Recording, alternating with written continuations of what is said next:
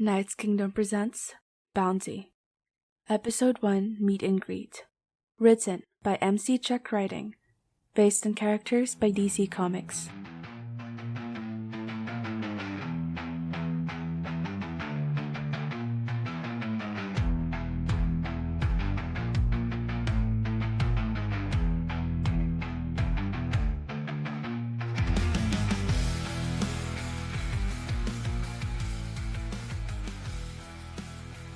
It's a peaceful night. A 60-year-old Slade Wilson is sitting on his couch, drinking a glass of expensive whiskey.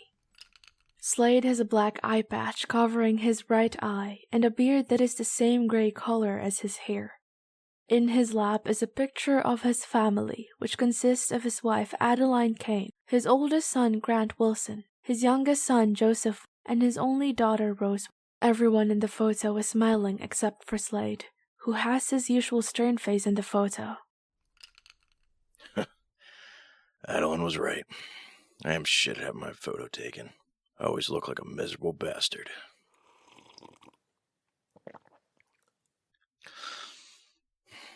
Then again, I probably look the exact same way now. Hell, probably worse. Slade finishes off his glass of whiskey and stands up from the couch. He carefully sets the picture on the end table next to the couch. Think I'm gonna call it a night. Need my beauty sleep, of course. Slade stares at the photo sadly one last time. Adeline, Rose, Jericho, good night. I hope you're all doing well. Grant, I'm sorry. I miss you so much. There isn't a day that goes by where I don't wish I could trade my life for yours. You turned out to be too much like your reckless old man, and it got you killed. To make matters worse, it seems like Rose is becoming more like me as well. Don't worry, though. Unlike the two of us, she has her mother's smarts. She'll be okay. I love you all, and see you tomorrow. Slade rests his hand on the photo for a second, before walking away to go to bed for the night.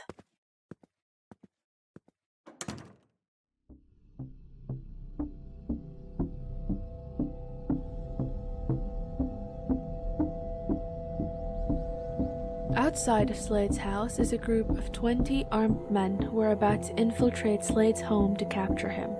All of the armed men are wearing bulletproof vests along with other protective gear.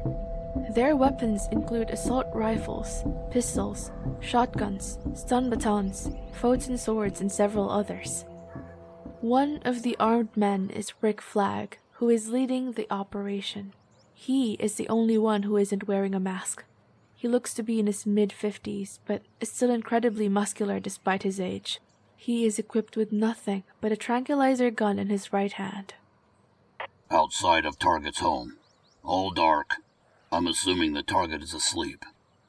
Do we really need 20 men for this? It's just one man, who's even older than my geriatric ass. And here I am, wondering if 20, including your geriatric ass, is enough.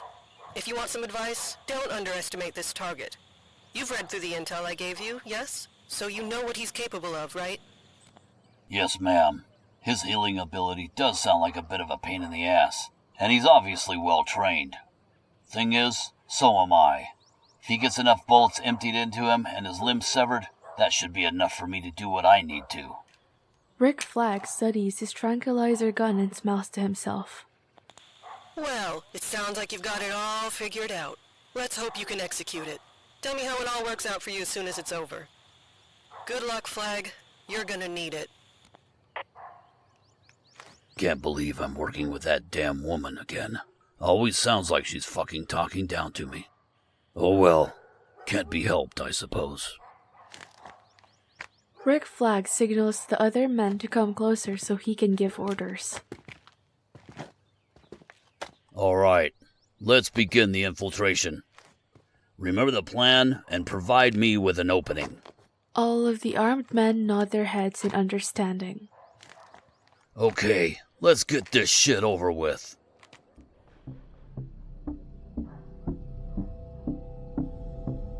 The lock on Slade's front door is broken. An armed man with a shotgun quietly pushes the front door open. He checks to make sure the coast is clear, and then he signals to the others to enter the building alongside him. 19 armed men make their way silently into the house, with Rick Flag being the last person to enter the home. Bastard's not in here. Start checking the other rooms. Lord knows there's enough of them in this big fucking house. The armed men split up to search the various rooms around the house. 4 armed men enter the armory that's inside of Slade's house, weapons at the ready. They search the room thoroughly before making 2 significant discoveries. 1, that there seems to be an empty armor stand, where armor should be hanging off of, and 2, various weapons are missing from the wall that's full of them. This includes a bowstaff, 2 submachine guns, a sword, and some grenades. Fuck. The bastard must know we're here. We have to warn the others before...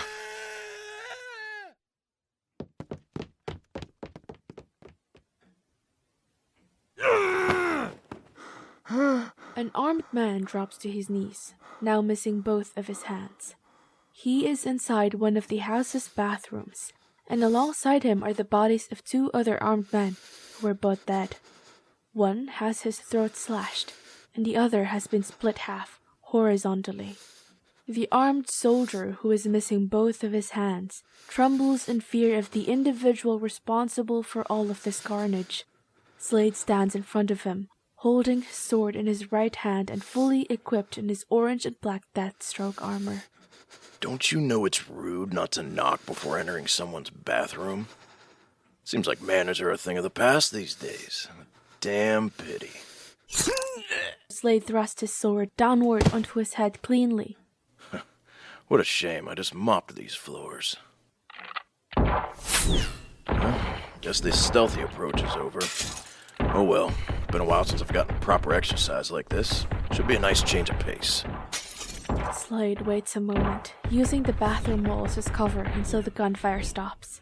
He can hear sets of footsteps approaching him. The grip on his sword tightens. As soon as the footsteps are close enough, he lunges out of the bathroom and immediately slashes one of the armed men's throats, blood spraying everywhere. He follows this up by decapitating another armed man and stabbing his sword into a 3rd armed man. More bullets begin to get fired at Slade. With his sword still in one of the armed men, he uses the body as a shield to protect him from the bullets. Bullets blast through the armed man that's being used as a shield. Slade dashes towards the other armed men who are firing at him. Once he's close enough, he kicks the armed man he has been using as a shield towards the others who are firing at him. The body falls into a couple of the men, disrupting the gunfire. Slade slices one of the men across both of his eyes horizontally, blinding him in the process. He screams in agony and falls to his knees, holding his eyes in pain. Slade finishes him off with a roundhouse kick that has so much force behind it that it twists the man's head all of the way around, killing him. Slade stabs his sword into another armed man's throat. In the corner of Slade's eye, he can see Rick Flag aiming what looks like a tranquilizer gun at him while he's distracted. A tranquilizer dart is fired at Slade. Son of a bitch. 2 other men sneak up to Slade and stun him from behind with their stun batons, causing Slade to feel a strong enough electric shock which results in him dropping his sword. Slade recovers while Rick Flag reloads his weapon. Slade quickly grabs the other man as Rick Flag finishes reloading another tranquilizer dart. Slade uses the armed man as a shield and the dart pierces into the bulletproof vest that he's wearing. Remember to wear protection, huh? Slade rips off the armed man's protective helmet and mask, equips one of his submachine guns with his free hands, and fires the weapon directly at the armed man's face, shredding his entire head until it's nothing but loosely tied flesh, bones, and eyeballs. Slade tosses the corpse to the side and points the submachine gun at Rick Flag, who has already reloaded. Before he can shoot Rick Flag, the remaining 9 armed men all make their way into the living room of the house, pointing their guns and melee weapons at Slade. Slade lowers his submachine gun, causing Rick Flag to smile. What's the matter? Thinking about surrendering? Slade returns his submachine gun to its holster. gets on his hands and knees and places his hands behind his head, surrendering. Some of the men approach Slade cautiously. Rick Flag is still aiming his tranquilizer gun at Slade. As soon as the men are close enough to him, Slade coughs, startling everyone in the room, which is enough time for him to pull a pin on a grenade and throw it at the armed men who are right by him. Slade rolls out of the way as more bullets are fired at him. The grenade goes off brutally, dismembering and killing 4 more armed men, leaving 6 left, including Rick Flag. Slade equips both of his submachine guns and begins firing back at the armed men, managing to kill 2 of them by aiming at their throats, which aren't protected by armored helmets and masks. As soon as he runs out of bullets, he throws the 2 submachine guns at 2 other armed men, whacking them both in the helmet, causing them to momentarily stop firing their weapons. Slade assembles his bowstaff and charges them. He uppercuts one of the armed men with the bowstaff, knocking the man's head completely off of his body. He then thrusts the bowstaff with so much power into another armed man's head that it manages to smash the helmet he's wearing and crush his skull, flattening it to the point that the man's eyeballs bulge out of it. One last armed man manages to stun Slade with a stun baton, causing him to freeze, and Rick Flag fires his tranquilizer gun. This time, the tranquilizer dart stabs Slade right in his neck that isn't protected. Slade thrusts his bowstaff through the armed man's skull, stabbing it right through his helmet. Slade collapses onto the floor unconscious, leaving Rick Flag as the only survivor. Definitely not the cleanest operation. Seems like 20 was barely enough. Fucking hell.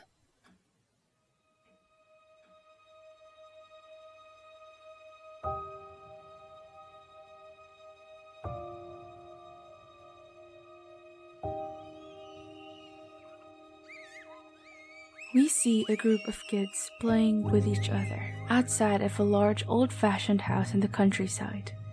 Sitting in a rocker on the front porch of the house is Slade Wilson and his wife, Adeline. You sure you don't want to play with them? I think I'll pass this time. Besides, looks like they're all having fun. I don't want to interrupt.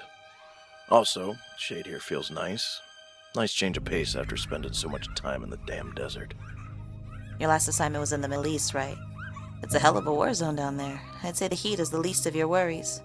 The smile Adeline has on her face from watching her kids play disappears. You head back out tomorrow, right? It feels like we all see less and less of you every year. I know. Hopefully, after a couple more assignments, things will slow down a little. This isn't the first time I've heard you promise such a thing. Have you given any more thought to retiring?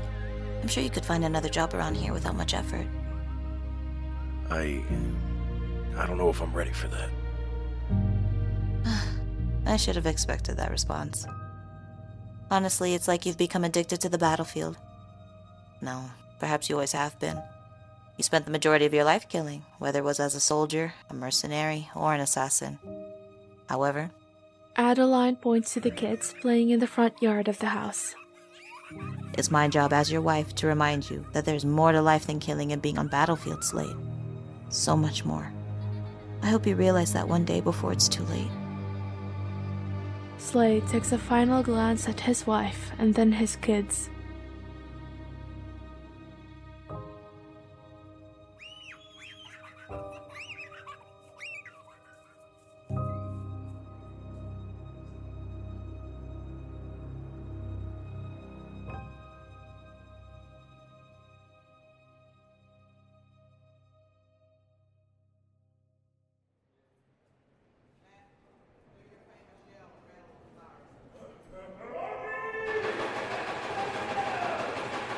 Slade opens his one good eye, waking up inside of a prison cell. He is no longer wearing his Deathstroke armor, but rather an orange prison jumpsuit. In addition to this, he is wearing a collar of some kind. Slade attempts to pull it off, but can't. Seems like I was too late, huh, Adeline? Mr. Lawson, there's someone who wants to speak with you. Already? Can an old man have a second to wake up?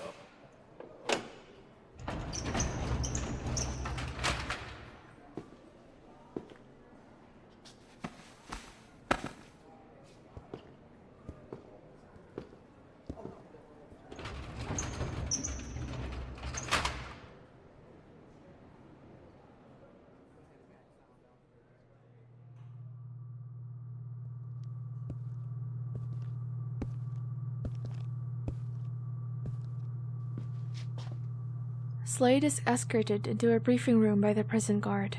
The briefing room is shaped like a lecture hall you would find at a college. Rows of seats are inside of the room. However, only the very first row has people seated in them. 3 people to be exact. Deadshot, Bloodsport, and Vigilante. Slade doesn't recognize any of them. None of the 3 are wearing their combat armor. Instead, the same orange prison jumpsuit as Slade. Slade reads the name on the back of one of the orange prison jumpsuits, and it reads, Belle Rêve Prison. Louisiana, huh? Seems like I'm a long way from home. Did I say Kuntok? Slade turns around to face the guard, menacingly. Didn't anyone teach you to always treat your elders with respect? The prison guard backs up. Slade sits in the chair next to Vigilante. So, how many did they send after you, old-timer? Didn't really keep count, to be honest. Maybe around 20 or so. Why? Only 20? Shit, you must not be that big of a deal. Me, on the other hand, you should have seen it. Sent damn near 100 armed men to take me down. Is that right? Fuck yeah! I took down almost all the fuckers, too. They barely got me, let me tell you. They got real lucky. I'm sure they did. Calling me old man is a bit disrespectful, don't you think? I'd prefer it if you call me by my name. And that would be? Slade. And you are? Vigilante nudges Deadshot, who's sitting on the other side of him. Did you hear this motherfucker? He asked me what my name is. Like, he doesn't already know it. That's crazy. It's understandable, though. I mean, the poor old bastard doesn't even know how to turn on TV. It's cool, it's cool. Listen, limp dick. Next time you touch me, I'll break your masturbating hand. How would you know which one that is? I'll take a guess and hope I'm right. You want to take that chance? Someone's having the time of their fucking month. Vigilante then turns his attention back to Slade. Right, anyway, to answer your question, Grant, I mean Slade. My name is Vigilante, one of the most badass motherfuckers. No. The most badass motherfucker on this planet. Kind of guy girls throw their panties at, the kind of guy that makes other guys proud for being cuckolded. That kind of motherfucker, you understand? I didn't understand a word you just said. Nice to meet you, Vigilante. Oh, man's got fucking jokes. Great. What are you laughing at? Shit, I don't even know your name. Name's Deadshot. I shake your hand, but I don't know where either of them have been. What? Funny seeing you here, Deadshot. Did you finally miss a shot, or did you simply piss off the wrong people to end up in this shithole? Like I ever missed a shot. That's like you leaving a job unfinished, Deathstroke. Hold the fuck up. You two know each other? You could say that the two of us and Mr. Bloodsport over there are in the same line of business. Hell, if you could even call it a business. The fuck? Totally feel left out here. To answer your question, Slade, I'm not entirely sure why I'm back in this place, but I have a sneaking suspicion that we're about to find out. Being back in this prison can't be good. That's for damn sure. Plus, there's these collars around our necks. I'm no science whiz, but I imagine it's some kind of bomb or something. A bomb? Is that some kind of joke? You two have been here before? Yeah, we've been here a few times, actually. Each time, we worked under the same damn woman. If you can even call her a woman. Bitch is like a calculative and emotionless robot. Shit, for all we know, she could be. I assure you that I'm no robot, Mr. Trent. All 4 of the men turn around and notice a woman with a scowl on her face, entering the briefing room, holding an iPad. She walks past the 3 and stands in front of a large monitor that automatically turns on. Images of Deathstroke, Vigilante, Deadshot, and Bloodsport flash on the monitor that the woman is standing in front of. The woman's name is Amanda Waller. Also, I do feel emotions. Would you like to guess what emotion that is, Mr. Trent? Shit. Knowing your miserable ass, I'm assuming you're pissed. We have a winner! Very good, Mr. Trent. Would you like a cookie? Unfortunately, we're fresh out of them. Just like I'm fresh out of fucking patience. So do me a favor and kindly shut the fuck up until I'm done speaking. many times have I gotta work with this booty old bitch? I know we have some familiar faces here today, but I see that we have some new ones as well. In that case, I'll introduce myself. My name is Amanda Waller. Considering I hold all 4 of your lives in my hands, I would do my best to remember that name. Now, on to you 4. Images of Deathstroke flash into the screen, including ones of him performing missions as Deathstroke and him hanging out with his family as Slade Wilson. First up, we have Slade Wilson, aka Deathstroke. Former soldier, former mercenary, former assassin, etc. Not only is he a skilled combatant, but his self-regeneration ability makes him damn near impossible to kill. Such compliments mean so much coming from a woman of your stature. Although his self-regeneration ability, overall stamina, combat abilities, and everything that makes him a killing machine have all decreased in age. Isn't that correct, Mr. Wilson? It seems like not even you can escape from old age. None of us can. Still, even though you might not be at your peak, there's no questioning that you're still a one-man army, capable of taking on 20 highly skilled men. Ah, so there were 20. Does that answer your question? Vigilante, was it? Shit. 20 is nothing. Don't get so big-headed because this bitch is jerking you off so much. All of the pictures of Deathstroke and Slade Wilson disappear from the monitor and are replaced by pictures of Vigilante, both with his costume on and off. In that case, let's move on to Vigilante next. Damn straight! Y'all better be paying attention. This is when the shit gets good. I would strongly advise that you never fucking interrupt me again. Is that understood? Vigilante salutes Waller jokingly and doesn't speak. Vigilante, whose real name is Adrian Chase. College graduate and, shockingly, seems to be smart enough to graduate from one of the top law schools in the country. You're fucking with me, right? This dipshit's a lawyer? What did I just say about interrupting me? Right. Don't get your fucking panties in a twist, if a beast like you even wears them. However, it would be more appropriate to say former lawyer, considering the dipshit was fired from his law firm. Now, he's much more interested in taking the law into his own hands. Similar to Mr. Wilson, he's incredibly skilled as a mercenary, with expert martial arts skills, marksmanship, and agility. Everything out of his damn mouth may be a joke, but his skill set as a mercenary sure as hell isn't. Well, you skipped over some things, including my tragic past, but overall, not bad, Amanda. Not bad at all. I'm pretty sure all of us here have some sort of fucked up past. No one wants to hear that bullshit. I don't know about that. Mine is a real tearjerker, asshole. Speaking of tragic pasts, let's move on to Bloodsport next, shall we? Images of Bloodsport are pulled up on the monitor behind Waller. The images show Bloodsport's time as a soldier, a hired gun that worked under Lex Luthor, his time in a psychiatric hospital, and his brother. Bloodsport, aka Robert Dubois, a former soldier who lost his brother Michael Dubois in the Vietnam War. His brother took his place after Robert decided to evade the draft out of initial fear of the Vietnam War. Isn't that right, Mr. Dubois? Bloodsport remains silent, but stares at Waller with gold eyes. I guess you couldn't live with the guilt. Probably thought it should have been you who died on the battlefield and not your brother. It truly pulls on my heartstrings. Didn't take long for you to end up in the psych ward before finally entering your own battlefield. Although your battlefield was Metropolis, and rather than enemy soldiers, your targets were innocent civilians, and even the Man of Steel himself. However, even with tech given to you by everyone's favorite bald asshole of a billionaire, Lex Luthor, you couldn't kill Superman. That didn't stop you from leaving one hell of a trail of bodies behind, though. Mowing down innocent civilians while claiming they couldn't possibly understand what it was like to fight in a war is definitely not the best look. Still, this was all quite a while ago, and I couldn't give less of a shit about any of it. Just wanted you other 3 to know the type of psychopathic pretend warmonger you're going to be working with, or against for that matter. No, what's most interesting about you, Mr. Dubois, is that extra-dimensional weapon of his. Extra-dimensional? Sounds like bullshit to me.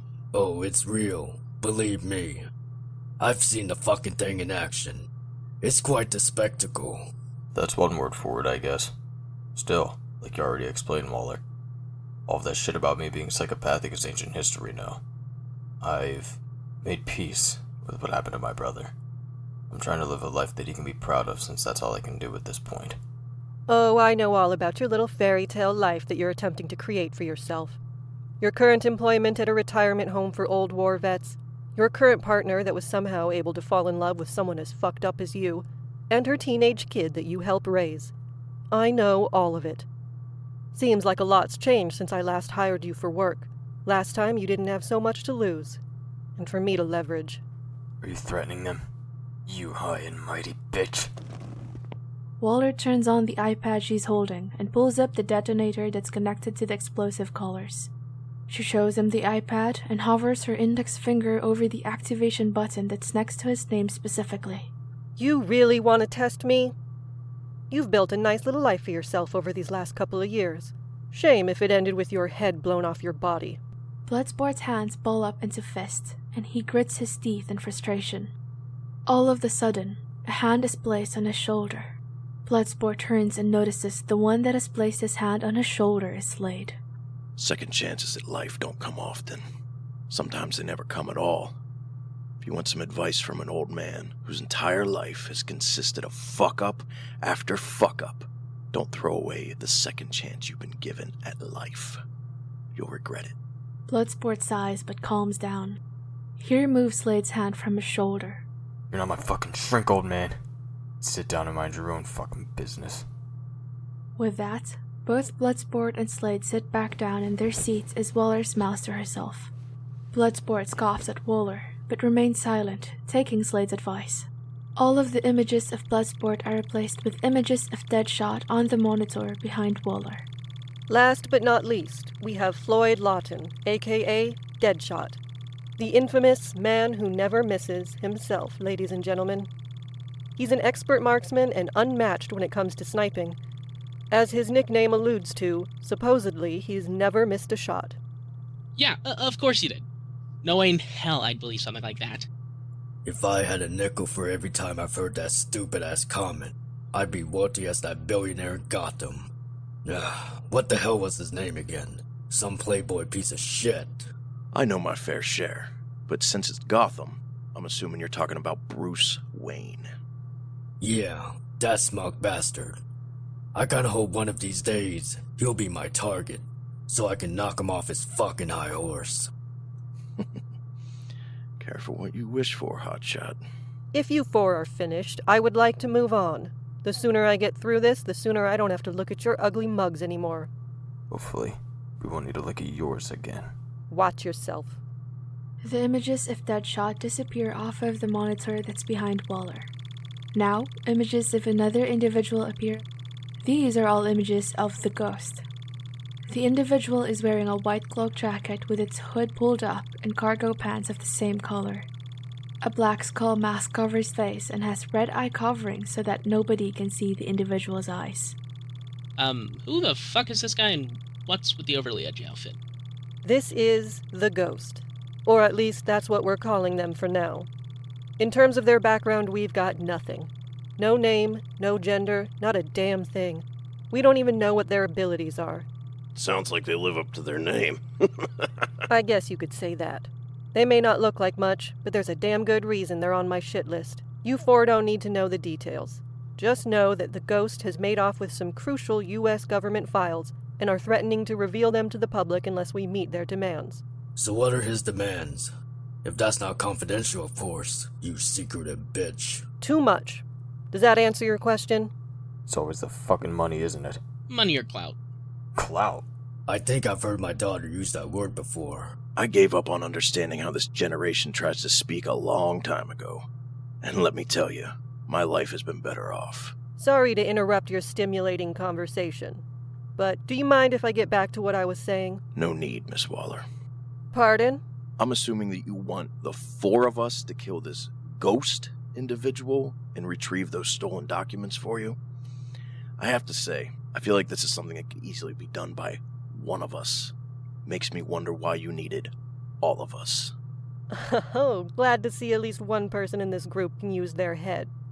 However, you're only half right with that assumption, Wilson. Slade raises an eyebrow in suspicion. You all may have already noticed the little collars around your necks, and it should be obvious that they are explosive and capable of blowing your heads off of your bodies. I also shouldn't have to explain who has the detonators for the collars. That much should be obvious, right? Cocky bitch, aren't you? Especially considering you're in a room with 4 killers right now, with nothing more than a few guards with guns to protect you from us. Anyways, the previous times that Deadshot and Bloodsport were recruited by me, they teamed up with other criminal scum to do missions. This method was getting tiresome, in my opinion, so I decided to try something a little different this time around. Different how? Exactly. Waller smiles. The 4 of you in this room will not be working as a team for this mission. Rather, you can view this mission as a competition of sorts. Competition? You 4 gentlemen will all hunt down the ghost, kill him, retrieve the stolen documents, and bring them back to me personally. However, only the one who brings me back the documents will have their collar removed. The other 3, well, won't have such a happy ending. The fuck does that mean? You crazy bitch. Are you saying that only one of us is going to make it out of this fucked up situation alive? That is exactly what I'm saying. I appreciate you summarizing it so well for me. You can't do that. It's bullshit. Oh, I can't, Are you going to stop me, Mr. Chase? Me? Why the hell would someone of my caliber even need to scoop down so low when I'm sure these other 3 are just as pissed off as I am? In fact, I'm sure the 3 of them are coming up with a plan to kill your ass right now. Sorry to disappoint, Junior, but there's some shit we can do as long as we have these collars around our neck. Plus, I kinda like the sound of this mission so far. Don't have to work with others who will just slow me down. Come on, man. Yeah, no shit. If all I have to do is kill someone and steal some documents, then this is no different from any other job that I take. Plus, since I'm going up against you 3, this could be a fun challenge. It's been a while since these old bones have been assigned a mission. I'm gonna get rusty if I don't put them to use once in a while. May the best assassin win, gentlemen. Are the 3 of you fucking serious?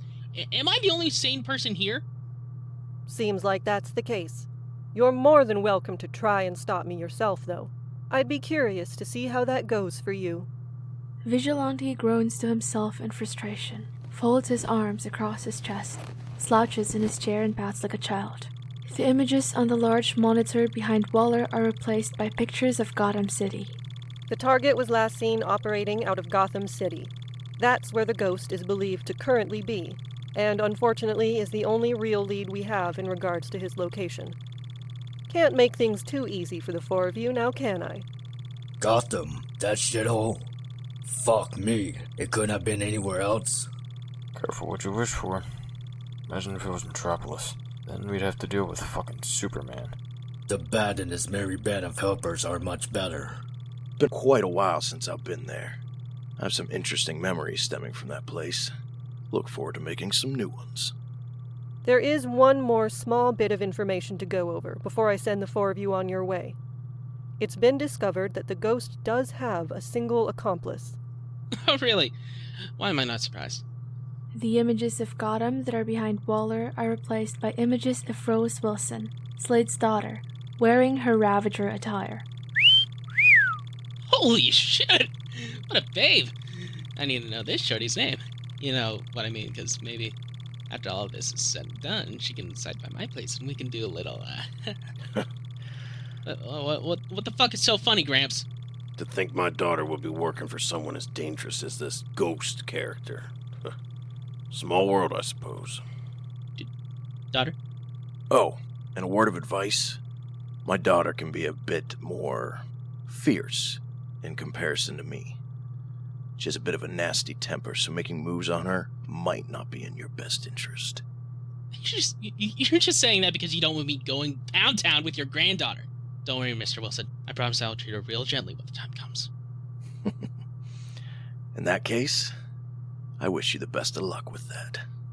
So, are you finally done talking now, you pompous bitch? Or do we have to hear more of your beautiful voice? Thankfully, that's all I have to say. The rest is up to you 4.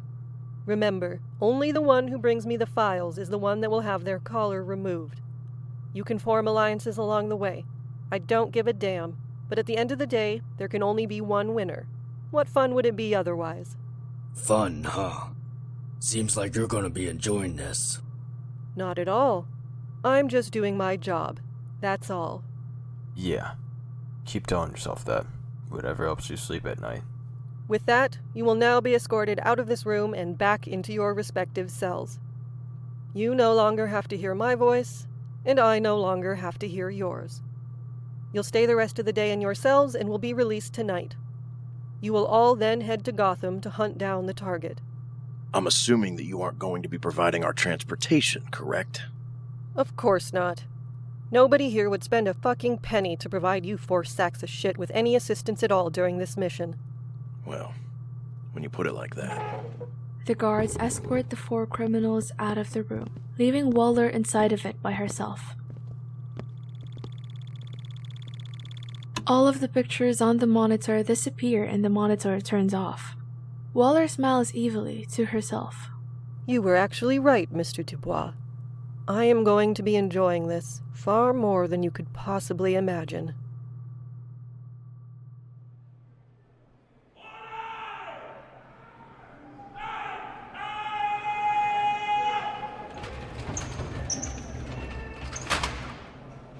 Slade sits on the edge of his prison cell mattress as the door to his cell is shut and locked by a guard. Makes me fucking sick every time that we have to work with people like you. Is that so? Accepting help from the likes of you. I don't know what Miss Waller is thinking half the damn time.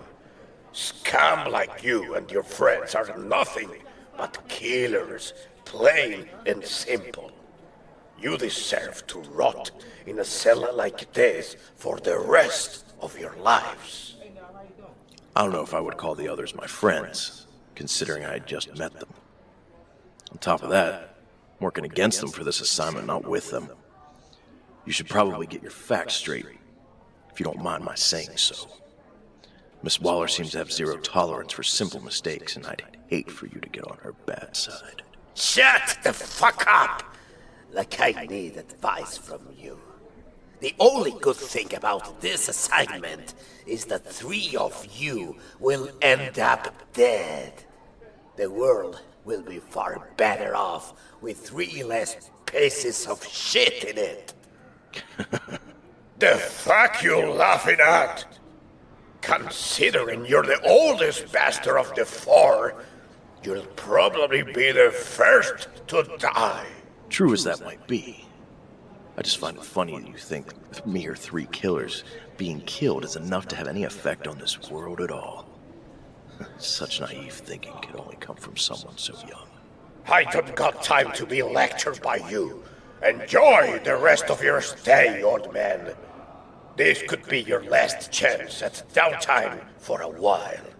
The guard leaves and Slade lays on his prison mattress, staring at the ceiling.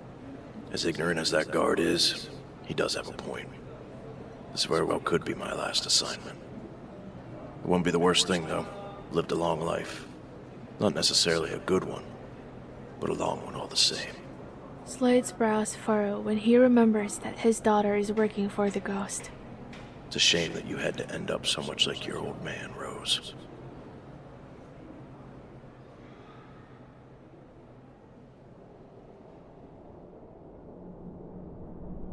The scene begins with the Ghost standing inside of a rundown, abandoned building in Gotham City. They look through a shattered window at the vast city below them. The Ghost sighs and turns around to face the person who has just shown up to meet up at the abandoned building.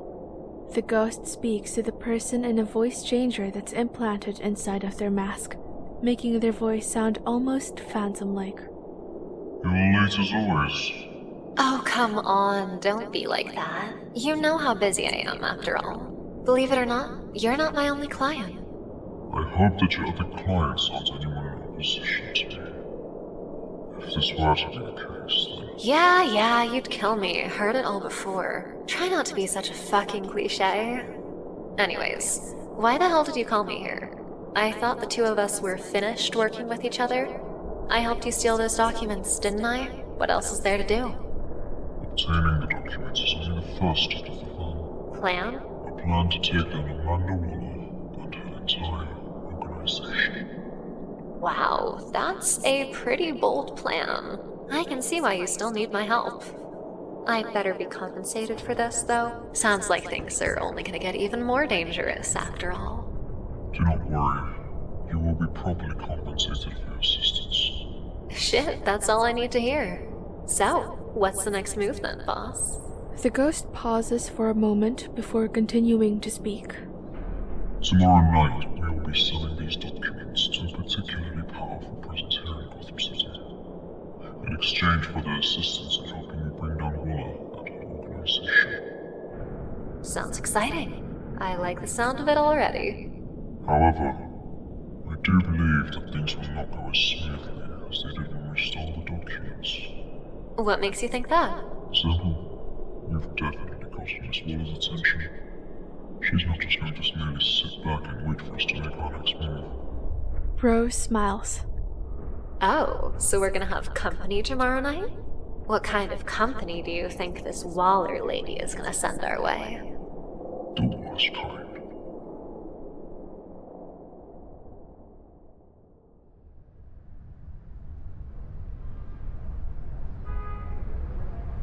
This scene takes place on the rooftop in Gotham City.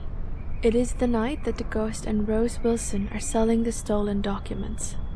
Looking down at the brightly lit Gotham City is Red Hood, wearing his red helmet with white eye visors in his usual combat attire. He sighs to himself, bored.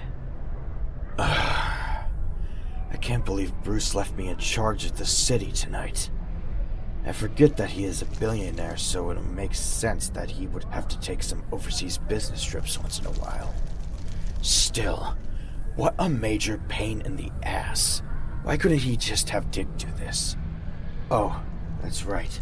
He's too busy trying to tap that alien girl's ass and fucking around with his Titan buddies. Who am I kidding? I can't blame him.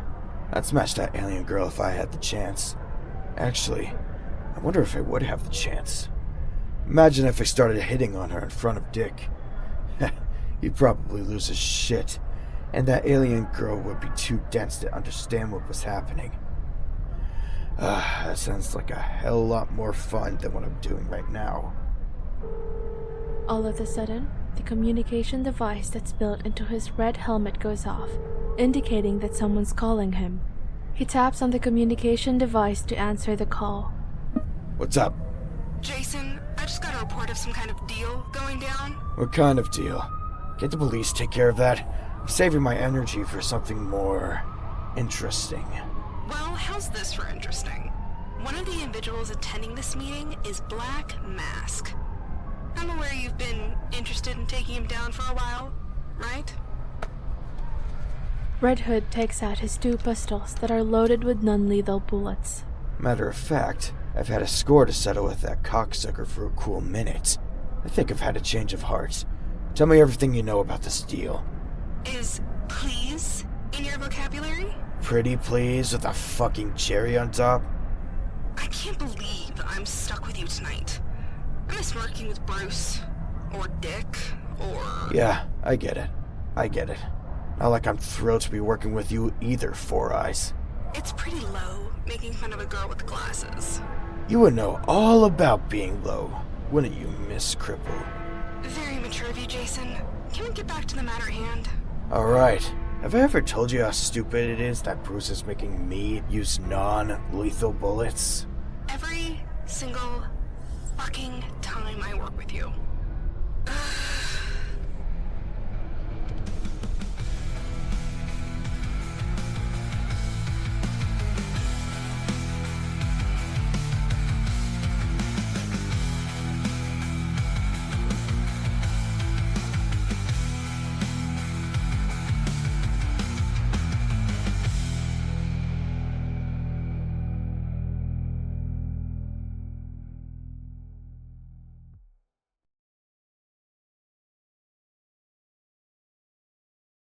Knight's Kingdom presents Bounty, Episode 2, Shit Show. Written by MC Chuck Writing. Based on characters by DC Comics.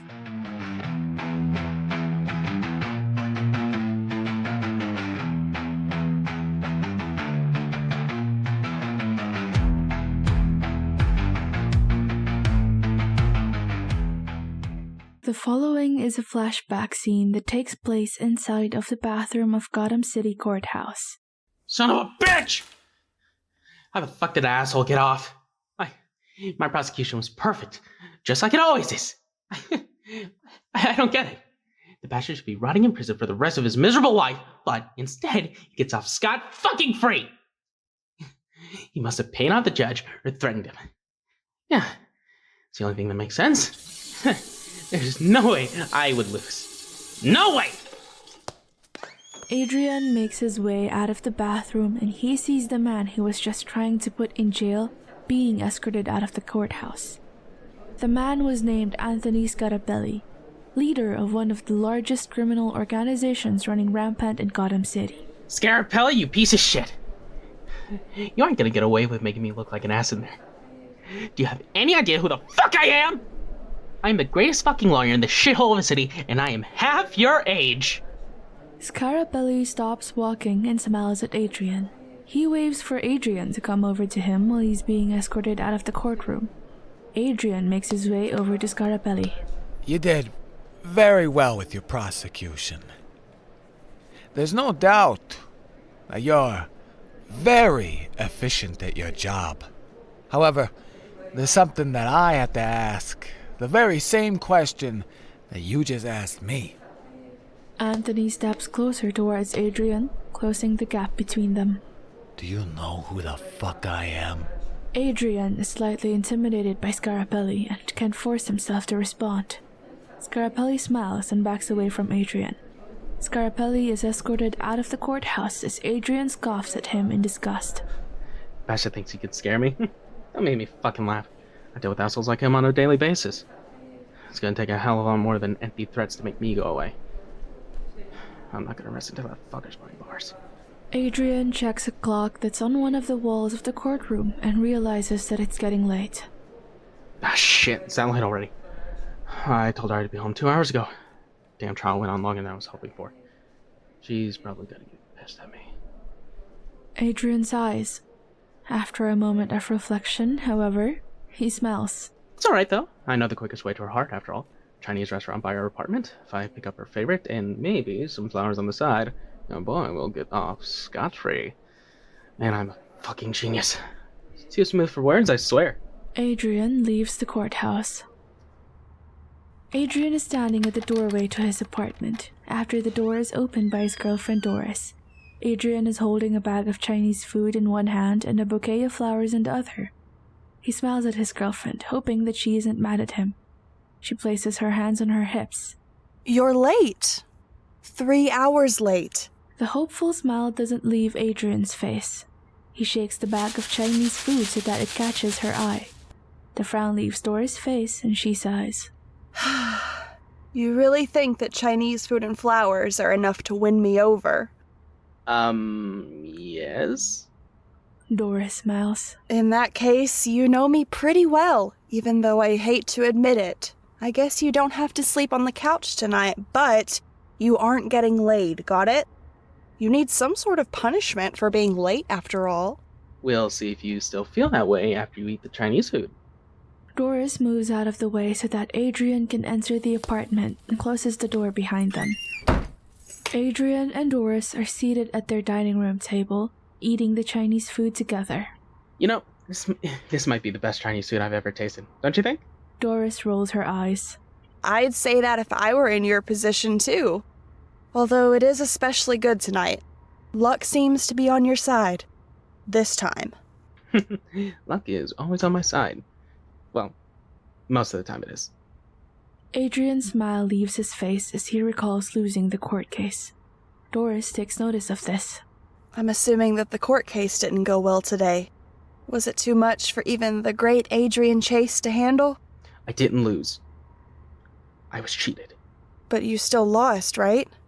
Adrian frowns. Yeah, I lost. fucking BS. Smug bastard walking out of the courthouse all confident, threatening me. Threatening you? Adrian's eyes widen as he realizes what he has just let slip. It's nothing to worry about. I get threatened all the time at my job. Comes with the territory, especially when you're a lawyer of my caliber. Doris smiles. Well, despite losing, it doesn't seem like that confidence is going anywhere. That's good, because it was one of the reasons that I fell in love with you. Really? I'd be interested in hearing the other reasons. Want to start listing them off? I would not mind at all. Yeah, I'm sure you wouldn't. If your head gets any bigger, it might explode, so I think I'll... Huh? See that? Divine intervention, if you ask me. Stopped you from saying something that's the furthest from the truth. Doris rolls her eyes in annoyance. I don't suppose you're going to get up to answer the door, are you? You're more of a people person than I am. I'll let you handle it. Don't worry, though. I won't eat any of your Chinese food. I promise. You better not if you enjoy living. Doris scoots her chair back and gets up from the dining table. She makes her way towards the door to the apartment. She opens the door to answer it. At the same time, Adrian is taking a bite of his Chinese food, not paying attention to Doris. Her scream, followed by the sound of a barrage of gunshots, causes him to drop his fork that still has food onto the plate. In a panic, he stands up and spins around to catch a glimpse of Doris, now full of bullet holes, falling to the floor. No one is at the doorway, indicating that the visitor is already gone. Adrian dashes past Doris' body to check to see if the visitor was still in the hallway of the apartment floor. Unfortunately, no one is in the hallway, meaning that the visitor has escaped. Fuck! No, what the fuck? Adrian spins around, switching his attention to Doris, who's lying on the floor in a pool of her own blood that's a result of all of the bullet holes in her upper body. Adrian quickly kneels down next to Doris and can feel himself beginning to panic, his body uncontrollably shaking. He realizes how bad his Doris's wounds are. I don't know what the fuck to do. I'll call 911, and I'm sure once they get here, they can help. I mean, that's your job, right? To help when something this massively fucked happens! As soon as Adrian is done talking, he notices that Doris is no longer breathing. Her empty eyes are staring into the distance, and blood is dripping out of her mouth. Not knowing what else to do, Adrian desperately shakes his girlfriend's body in an attempt to resuscitate her, not being able to come to terms with the fact that it's too late. Oh, no. Fuck! Wait, please. Don't go, Doris. I love you. Just come back to me, please. Adrian shouts at the top of his lungs in anger and heartbreak over the loss of his girlfriend, with tears coming out of his eyes and rolling down his cheeks.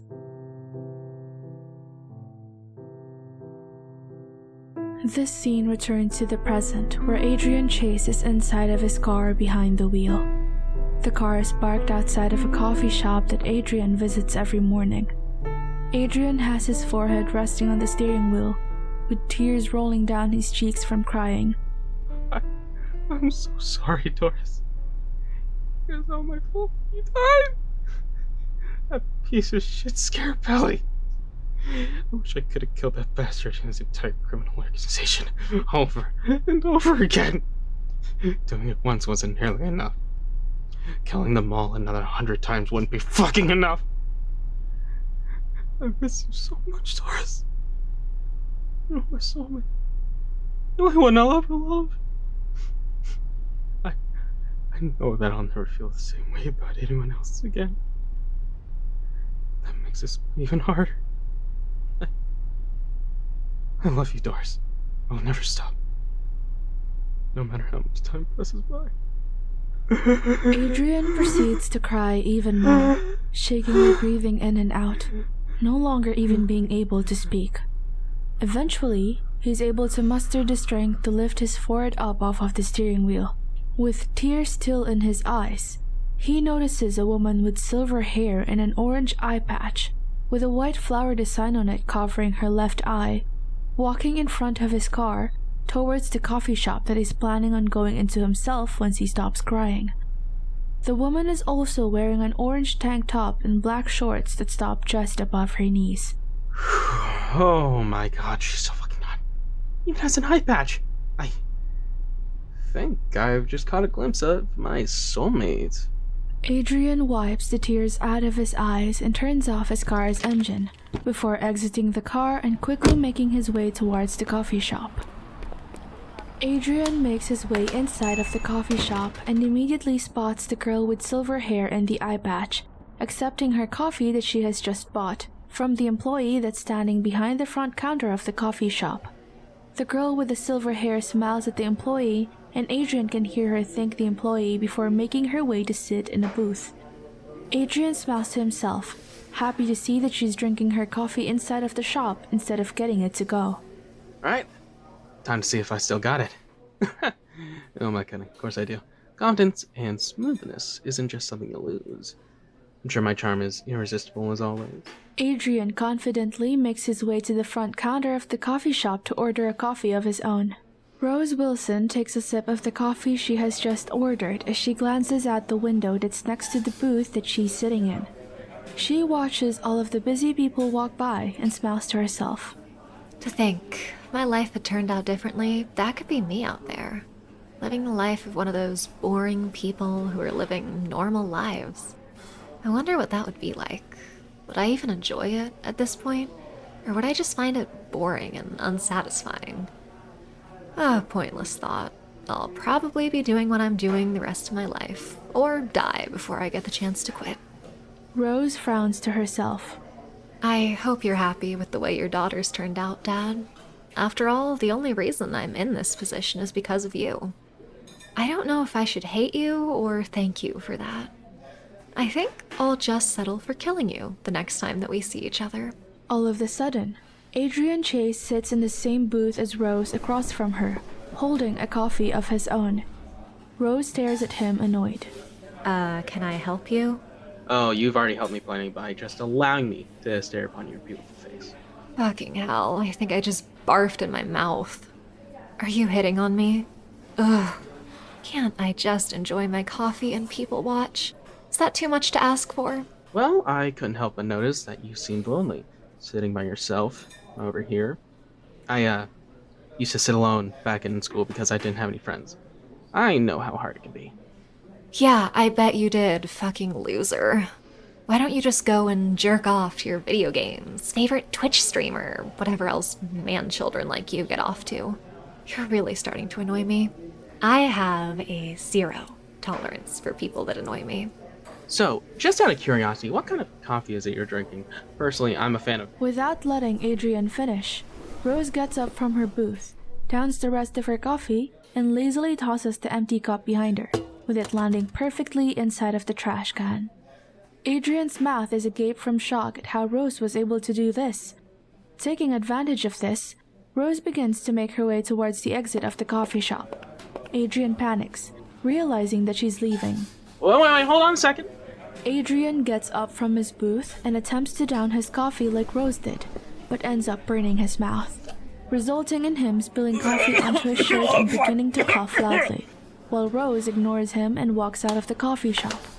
Adrian makes his way out of the coffee shop, still coughing from the attempt at downing his coffee just like Rose did. He glances around and notices Rose walking away from the coffee shop on the sidewalk. What? Playing hard to get, huh? I respect that. Although I have to say, the way you downed that coffee just made me fall in love with you even more. I can't give up. I swear on the body of my dead girlfriend. Adrian quickly makes his way down the steps in front of the coffee shop and hurries after Rose, who is still walking away from the coffee shop. It doesn't take long for Adrian to catch up to her and begin walking beside her.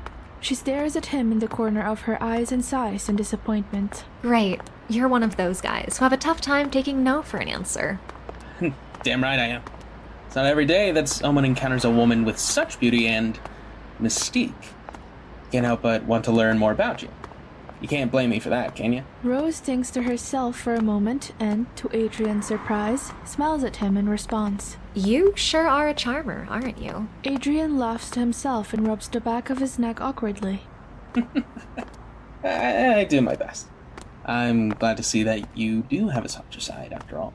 Let me guess. You think that I'm some kind of stone-cold badass because of the eye patch, right? Well, I didn't mean like that. It's just that... It's fine. I get that a lot, actually.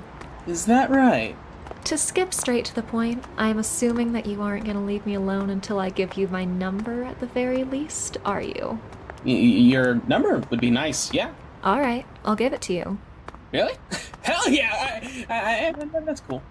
Rose holds up her index finger at Adrian's face. On one condition. You have to catch me first. Rose runs off, catching Adrian completely off guard. Not knowing what else to do, he runs after her.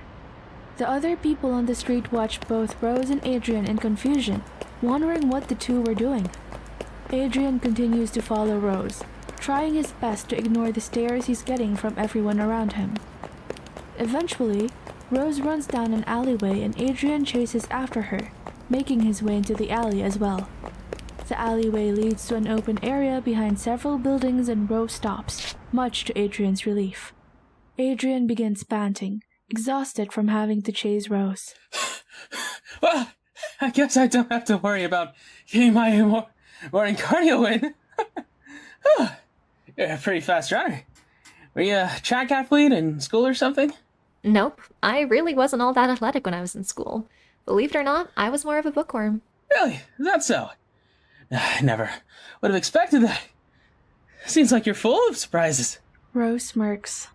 Oh, you have no idea. Adrian notices a change in Rose's demeanor and becomes a bit scared, finally realizing that he's alone with her in an abandoned alley. Mind if we get out of here and maybe go somewhere a bit less... Before he can finish his sentence, he feels something sharp penetrate his nether regions. He looks down in horror as a blade on the tip of one of Rose's shoes has stabbed him in his nether regions. His entire body begins to tremble and eventually, he lets out an extremely feminine scream. An evil smile remains on Rose's face. You really should have just taken no for an answer. You see, I'm the type of girl who really hates guys who can't take a fucking hint. Rose rips the blade out of Adrian's crotch, and as a result, he falls to his knees, pathetically holding his bloody nether regions with both of his hands in an attempt to stop the bleeding. At this point, Adrian has tears in his eyes. His lips begin to tremble as he musters his last remaining words. Doris? Please protect me from this fucking harpy! Rose roundhouse kicks Adrian in the side of the head with the same blade and it stabs right into his skull. Adrian's eyes roll into the back of his head, and as soon as Rose rips the blade out of his head, he falls onto the ground dead. Rose sheathes the blade on one of her shoes, licks a couple of her fingers, and attempts to scrub the blood off of her shoe. Unfortunately, this isn't enough to get all of the blood off of the shoe. She sighs in disappointment. Damn it, these were new and really fucking cute too. Can't believe I wasted them on such a now dickless dumbass. Oh well, at least I don't have to deal with him anymore. She looks at Adrian's corpse and smiles to herself. Well, if there's one thing I can say my dad did do for me, he taught me how to protect myself from scum like him. I guess I should thank him for that. Before I kill him, that is. Rose walks away, leaving Adrian's dead body in the alley alone. The body lies in a pool of blood that makes the shape of a heart, and the way Adrian's body is angled, it makes the image look like a broken heart. Tear marks can still be seen on Adrian's face, and his hands are still on his bloodied crotch. Inside of a room full of computers that are monitoring the GPS locations of Deathstroke, Vigilante, Deadshot, and Bloodsport, in addition to their vital signs, the guard who is monitoring them calls over Amanda Waller, who is in the room as well. Amanda Waller walks over to the guard, who has a concerned look on his face. Amanda Waller leans over his shoulder and studies the computer monitor that the guard is looking at. Is something the matter? Well, you see, all of the vital signs for Vigilante have just, well, they're all at zero now. Meaning the dumbass is already fucking dead? Well, to put it simply, yes. I knew he was a fucking dipshit, but to think he would get himself killed this early. Seems however low my expectations were for him, they just weren't low enough. Still, this means that we're already down to 3. That's a bit troublesome. Plus, I don't like the number 3. It's a stupid fucking number. Really? Why's that? Waller scowls at the guard, and the guard gulps nervously. I mean, yeah, the number 3 is just the worst number ever. I can't stand it as well. So, should I send Flag into action? That would make 4. No, Flag is occupied at the moment. Is there anyone else we can send to shake things up a little? Doesn't even have to be anyone noteworthy. Let me see. The guard pulls up another tab on the computer and begins searching the prison's database for other potential criminals they could send into action. The guard begins to look through all of the names that pull up until Amanda Waller tells him to stop. She points to a picture of one of the criminals with an amused look on her face. This one could be amusing. The guard looks at her questionably. Really, miss? This one? I know you say that it doesn't have to be anyone noteworthy, but still, I think this one might be a bit too... Are you questioning me? Oh, well, no, of course not. I'm sure you have your reasons. I'll put in a request to have him exported as soon as possible. You should be ready for action within the next hour. That's great to hear. I appreciate it. Amanda Waller leans back away from the monitor and begins to walk away.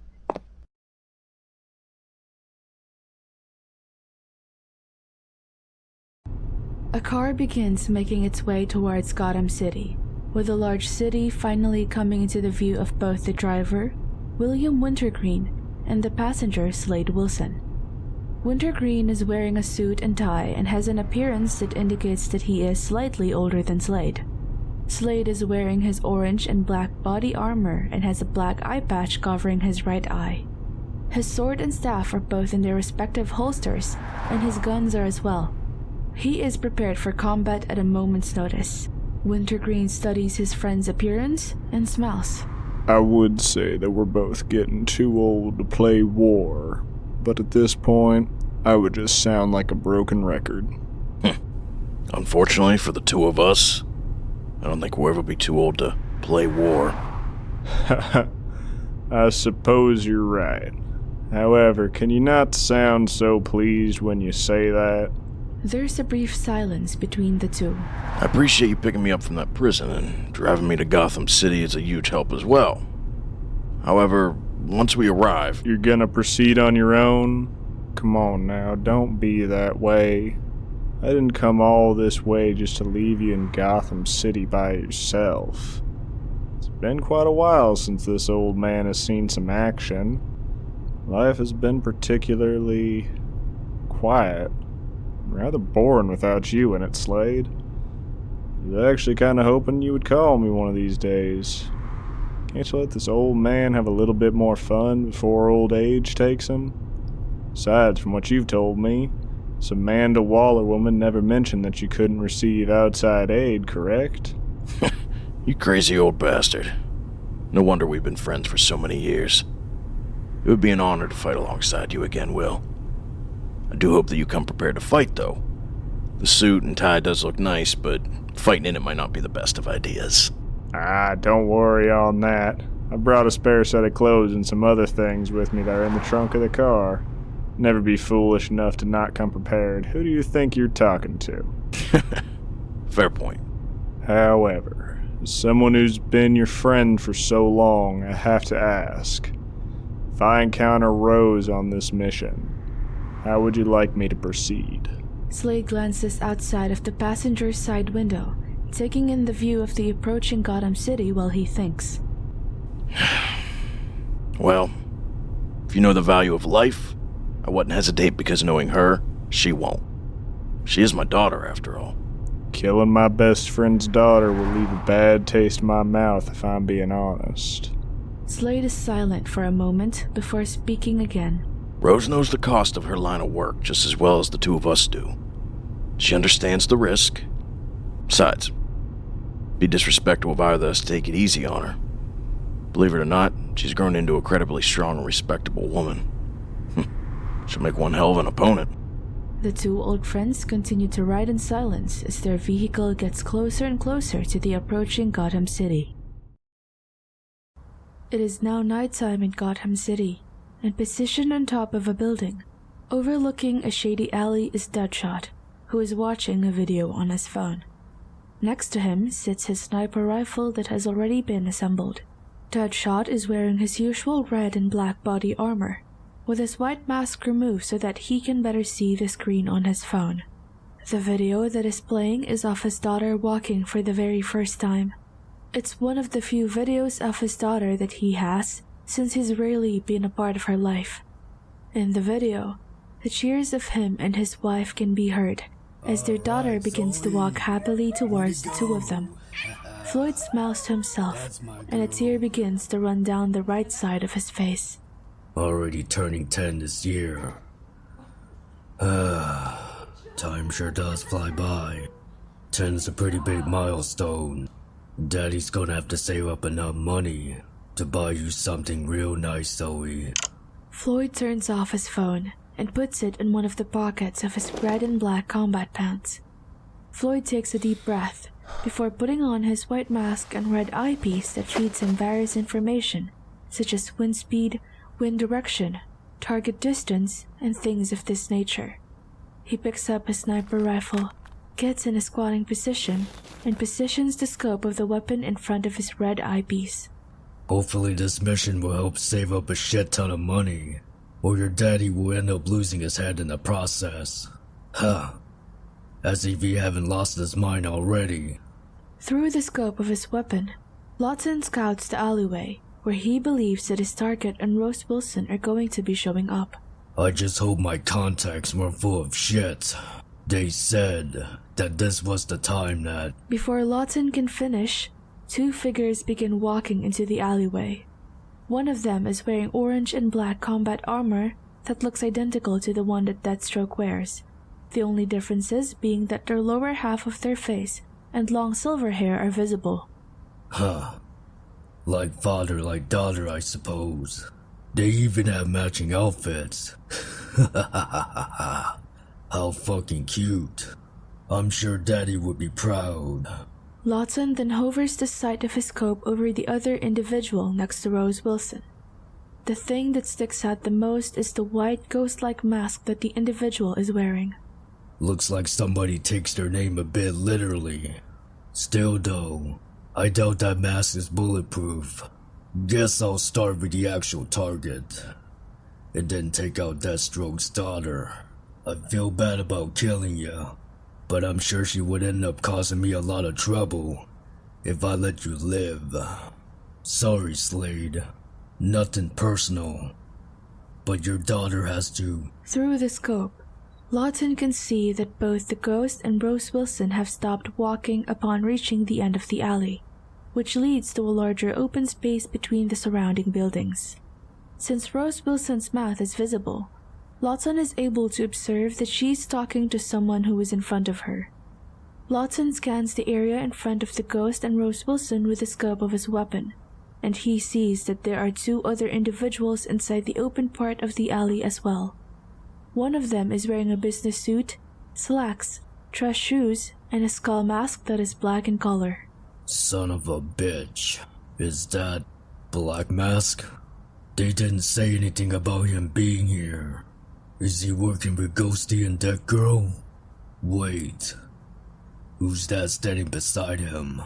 Lawton zooms in his scope on the individual who is standing next to Black Mask. Lawton identifies that the individual is male, bald, wearing a suit that is similar to Black Mask's but in opposite color, has nasty scars covering his face in addition to the top of his bald head, and is juggling something in his right hand. Lawton zooms the scope on the object that the individual is juggling, and realizes that it's a large butcher's knife.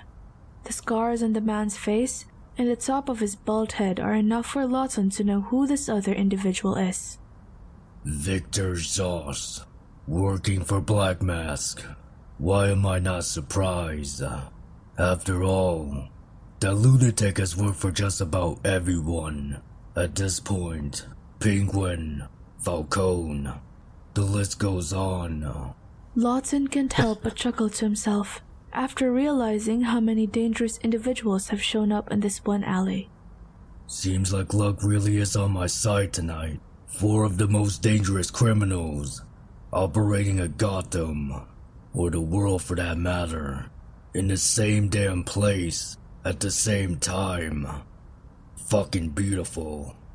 Killing the ghost and Deathstroke's daughter will help me get this stupid collar off, and killing the other two will surely result in a nice little bonus. Haha! Good news, Zoe. You're gonna have a really kick-ass 10th birthday. Daddy's about to make sure of that. Lawton centers the reticle of his scope over the ghost's head and wraps his finger around the trigger. Damn! You can sure get a nice-ass view of the whole city from up here, huh? That's definitely convenient, especially from a sniper like you. I guess I shouldn't have expected anything less from you. Are you still a crack shot? Bring it! Lawton rolls out of the way, dodging a rain of ballistic non-lethal bullets, drops his sniper rifle, and aims his wrist gun at Red Hood, who is standing in front of him, pointing his two pistols at him. Thanks a lot, asshole. Thanks to you, all 4 of those bastards down there are alerted to my presence. Non-lethal rounds. You've changed. Seems like you've been spending too much time with the bat lately. Speaking of which, I'm surprised you're here instead of him. Is he taking a vacation or something? Yeah, something like that.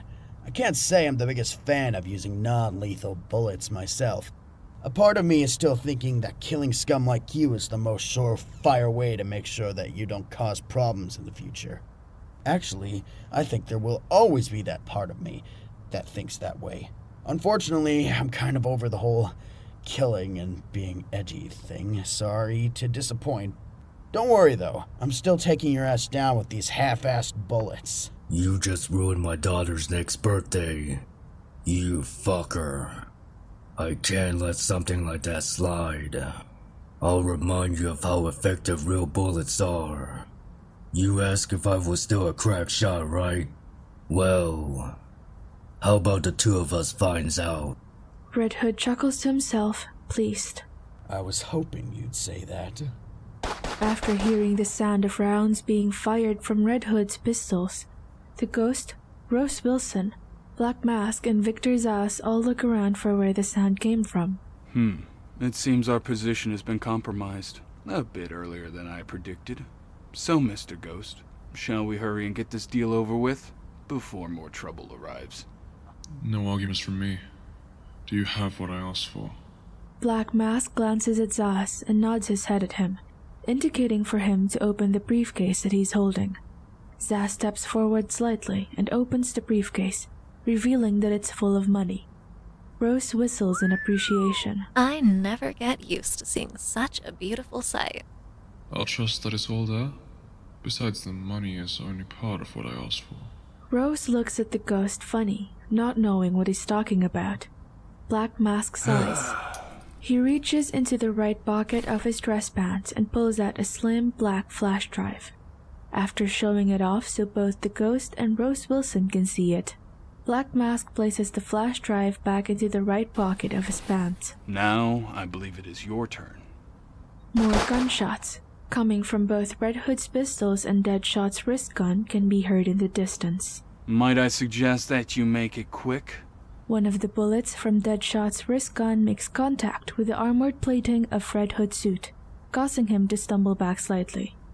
Red Hood smiles under the red helmet that he's wearing. Well done!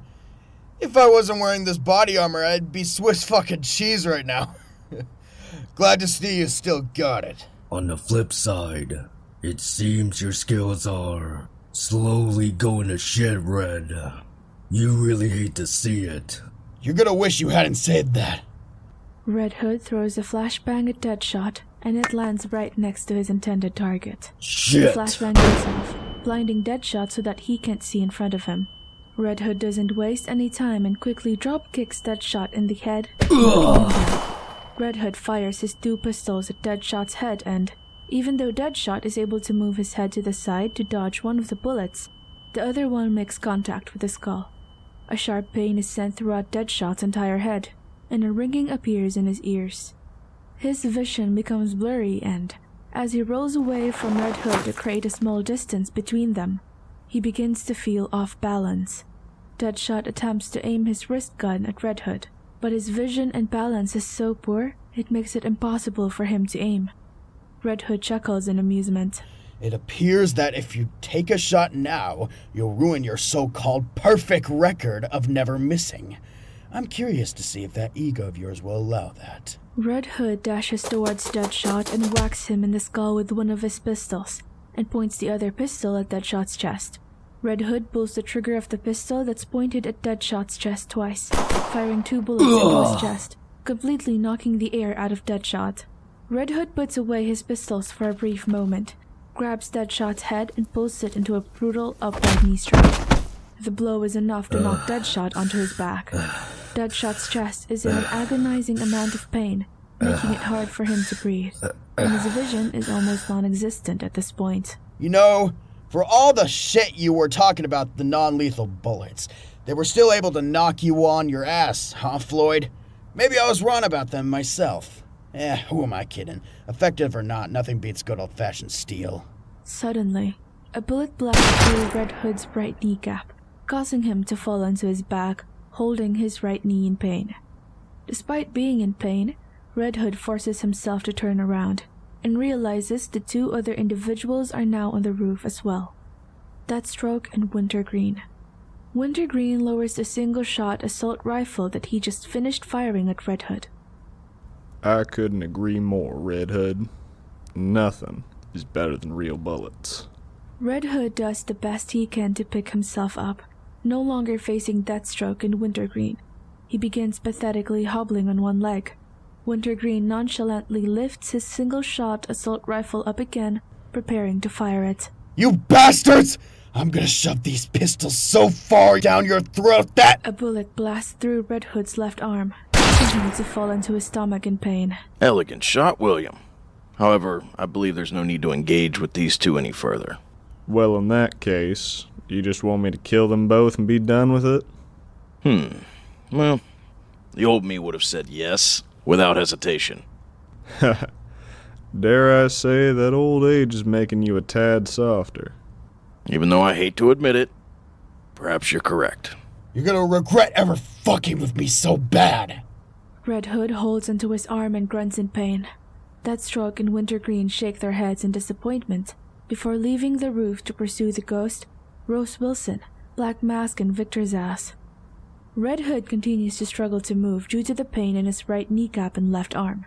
He taps his earpiece that's attached to his helmet, and a sound can be heard before the call is answered.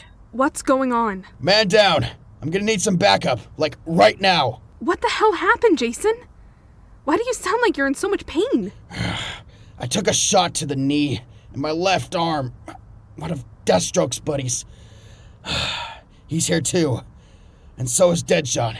Black Mask intently studies the documents that he has just been handed by Rose, after she was instructed to do so by the Ghost.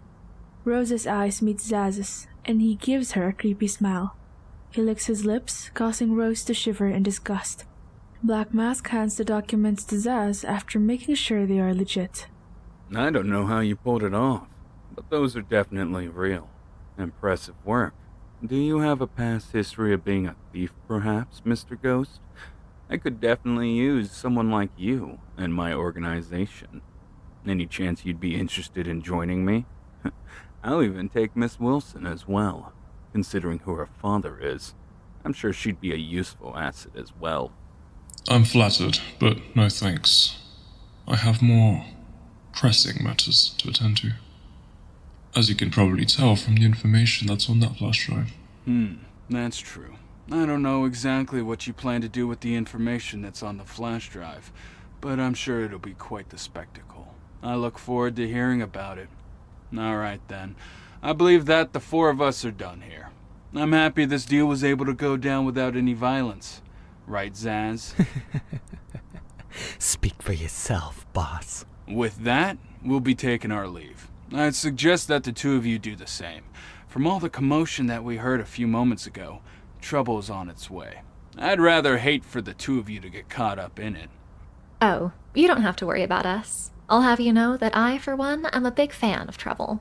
I'm sure you are. How delightful. As all 4 criminals begin making their way out of the alley, an individual dramatically slides to the entrance of the alley, blocking the criminal's path. Well, here we go. The individual is dressed in an all-black skin-tight suit with a logo of a crown that's gold in color on his chest. He has some kind of storage tank on his back that is connected to the machine gun-like weapon in his hand. The individual begins to laugh to himself in amusement. It seems as though there are a lot of big names at this party. I'm a little hurt I wasn't invited. You have to be fucking kidding me. After all, don't you know that you can't have a party without condiments? What? The individual, who is revealed to be the Condiment King, points his condiments gun at the 4 criminals and fires a variety of condiments at them, including ketchup, mustard, mayonnaise, and a handful of others. The condiments splatter into all 4 of the criminals' attires, much to the Condiment King's enjoyment. He begins laughing to himself, pleased with ruining the criminals' attires with his condiments gun. The 4 criminals don't move an inch from the spots that they are standing in, not affected physically by the condiments in the slightest. Rose licks some of the condiments that's on her face and frowns. Motherfucker, it's gonna take forever to get all of this shit off my costume. Rose raises her katana at the Condiment King with an enraged look on her face. The Condiment King's body trembles in fear after hearing Rose's threat, but he tries his best to remain confident. You don't frighten me. A woman like you has no chance to defeat a king like me. Now it's time for me to show you what the Condiment King is truly capable of. Get ready, hussy, to feel the wrath. Before the Condiment King can finish his sentence, a powerful buckshot makes contact with his head, causing it to explode into a mess of blood, bones, teeth, eyeballs, and other gore. Blood spurts out of the neck of the headless Condiment King. The Condiment King's limp body falls into the ground, dead. Bloodsport walks past the corpse of the Condiment King, holding his primary weapon that's in its shotgun form. This weapon is made up of components that are all attached to the armor that he is wearing. He calls this his collapsible arsenal. He gives a side glance to the Condiment King's headless body that's lying in a pool of its own blood, and chuckles to himself, amused. Bloodsport then points his primary weapon that's in its shotgun form directly at the group of criminals in front of him. Sorry it took so long. The traffic in Gotham City is a real bitch. Don't worry though. Now that I'm here, the real fun can begin. Rose prepares herself for combat, still holding her katana. Zaz takes out a butcher's knife and smiles gleefully. Black Mask takes out a pistol, and the ghost takes a few steps backwards, not interested in conflict. This sight causes Bloodsport to smile sinisterly, while still aiming his weapon at the group of criminals.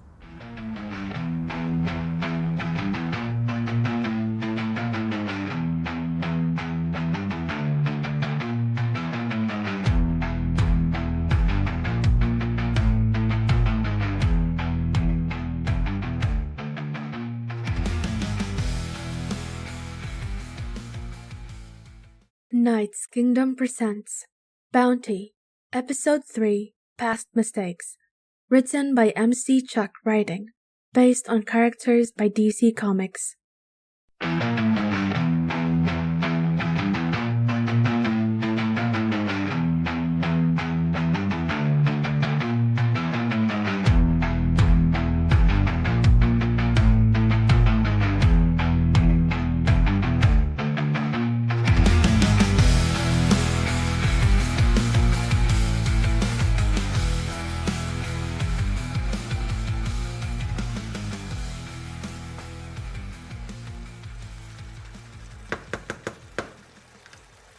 Twenty-year-old Robert Dubois lives alongside his girlfriend Jada and her child Luna in his apartment in Canada.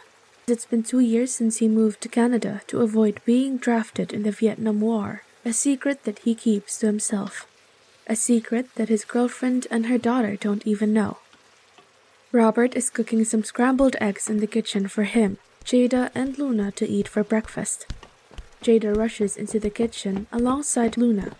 She has a pink backpack that has a princess design on it and is smiling brightly. Okay, I know you're excited for school, but don't forget you have to eat breakfast first. Do you remember why? Because breakfast is the most important meal of the day. Jada laughs to herself, and Robert can't help but smile at the response. That's right. Very good. It smells good in here, huh? What does it smell like? Luna smells the air and begins to jump up and down in excitement. Eggs? Robbie must be cooking eggs this morning. Yay, I love eggs. Rob, can I help, please? Darn it. I would love your help, but it seems like you're not quite tall enough to reach the stovetop. Unless... Robert puts his wooden spatula for the eggs in the pan. He bends down and picks up Luna and hoists her onto his shoulders so she can reach the top. Ha-ha! Look, Mommy, I'm so high up. I'm taller than Robbie now. I can see that. Just be careful, alright? Luna begins to help Robert cook the eggs, while Jada returns to her and Robert's bedroom to get something for work. Robert's phone vibrates in his pocket, and he takes out his phone and sees that the call is from his mother, who he hasn't talked to since moving to Canada. He hesitates for a moment and decides to answer it. He holds the cell phone up to his ear while Luna continues to help with cooking the eggs. Robert doesn't have the opportunity to speak before his mother begins shouting at him through the phone. After hearing what she has to say, Robert's entire body becomes as still as a statue. He loses all sense of sound, and the only noise he can hear is a dull ringing in his ears. All of a sudden, his body grows limp from the news and he stumbles to the side, losing his balance. Luna slips off of his shoulders, and her head hits the edge of the kitchen counter before the rest of her body lands onto the hard kitchen floor. Robert drops his cell phone, and it lands on the kitchen floor as well. He continues to lose his balance, barely able to remain standing. He catches a glimpse of Luna's unconscious body lying on the kitchen floor. A small gash of blood runs down the little girl's head. Jada enters the kitchen in a panic and screams in horror.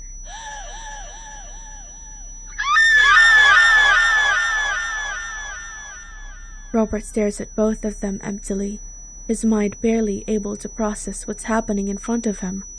Everything goes black.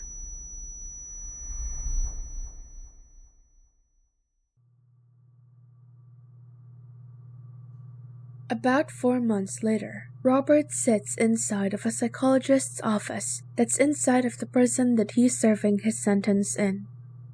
Robert is wearing an orange jumpsuit, and his psychologist is sitting in a recliner in front of him.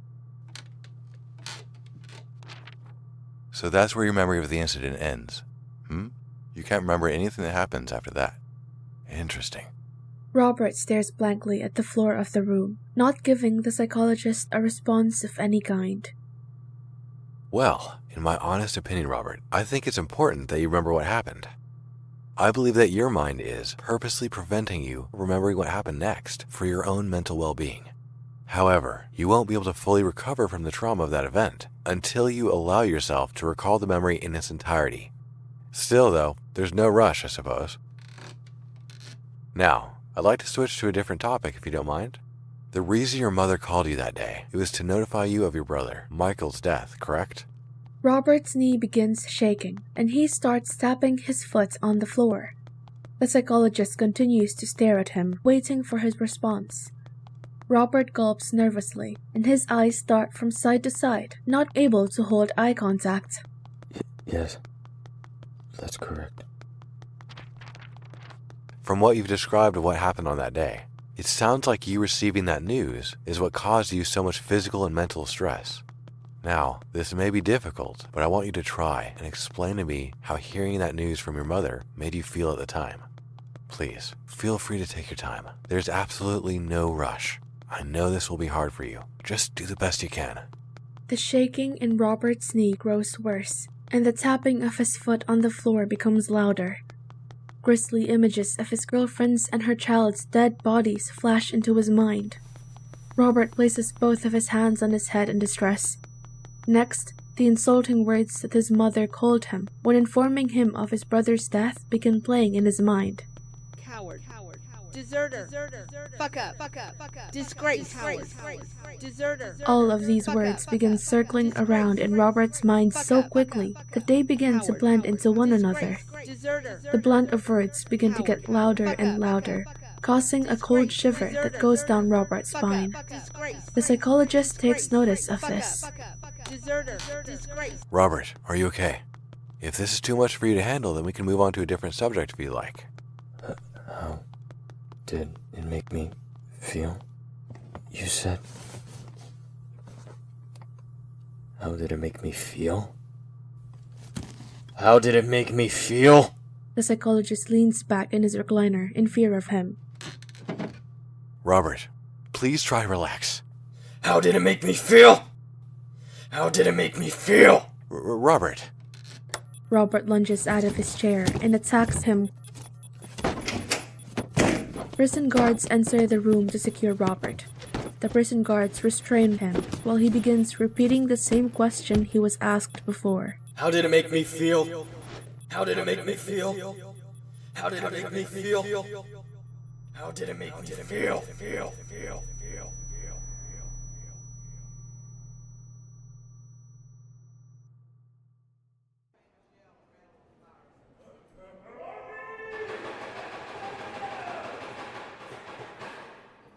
Robert sits on the edge of his prison mattress, staring emptily at the wall in front of him.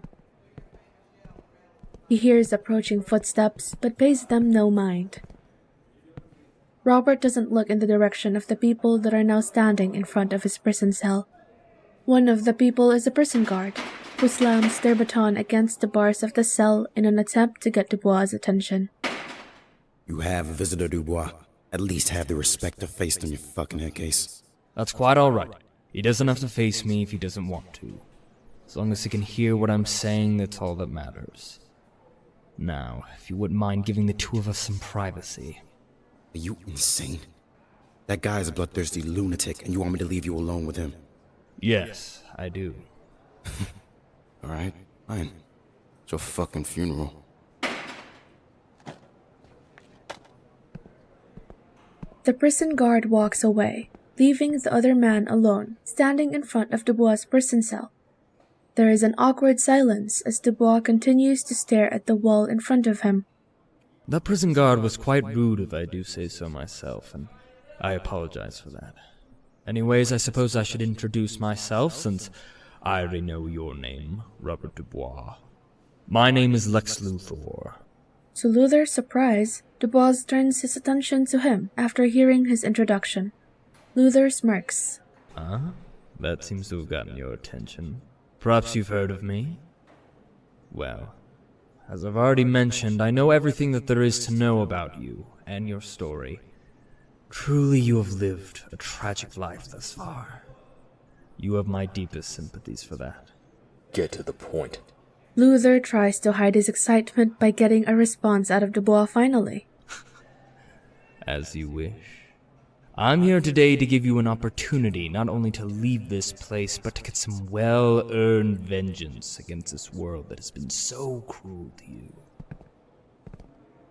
Luther walks up to the prison cell, bends down and slips a photo between the bars of the jail cell and lets it fall to the ground.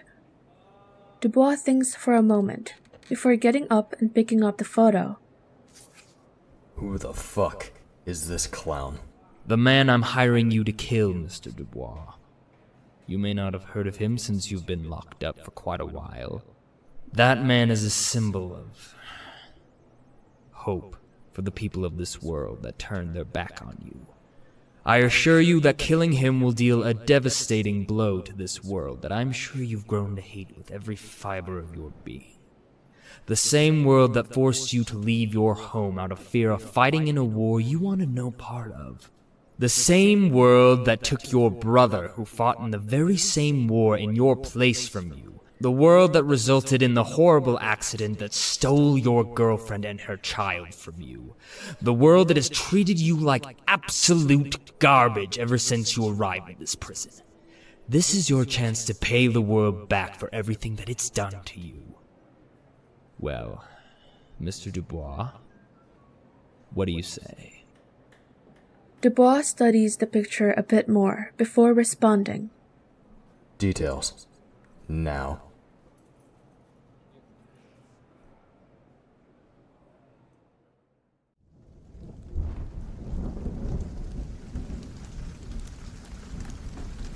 Bloodsport points his shotgun at the criminal standing in front of him. He fires his shotgun at Ravager, who rolls out of the way quickly, avoiding the shot. She dashes towards him as Dubois pumps his weapon in preparation for another shot. He aims the weapon at Rose again. Before he can get another shot off, she slashes her katana at him. Dubois blocks the strike with his primary weapon, which, to Rose's surprise, is able to block her strike. Dubois boots Rose in the stomach. She does a backward somersault and is able to recover from the strike instantaneously. Dubois points his primary weapon at Rose, but from the corner of his eye, he can see that Victor Zas is swinging a butcher's knife at his head. Dubois moves so that instead of his head, the butcher's knife stabs him in the shoulder. Dubois ignores the pain and rams his primary weapon into Zas' face, causing him to stumble. Dubois dashes towards Zaz before he has the chance to recover, and shoves the primary weapon into Zaz's mouth, with so much force that Zaz falls onto the ground back first. Dubois pulls the trigger with the primary weapon still in Zaz's mouth, resulting in Zaz's head exploding in a mixture of blood, gore, flesh, and bones. Dubois feels something sharp penetrate his side. Rose's katana. Several bullets make contact with his stomach, knocking him on his back. The combat armor that Dubois is wearing was able to protect him against all of the bullets, except for one, which managed to penetrate the armor and hit him in the bottom right corner of his stomach.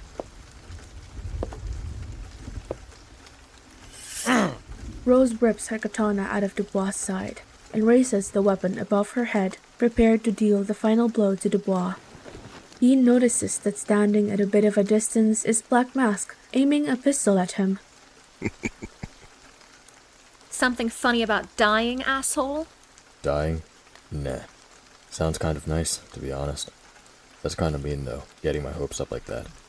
What do you mean? I've been wanting to die for so damn long. Hell, I've practically been praying for somebody to put me out of my fucking misery. The Man of Steel himself couldn't fucking answer my prayer. So what makes you think that you and Skullface over there can? Rose catches a glimpse of something shooting out of Dubois' gauntlet. She blocks the dart poison with her katana. This gives Dubois the opportunity that he needs.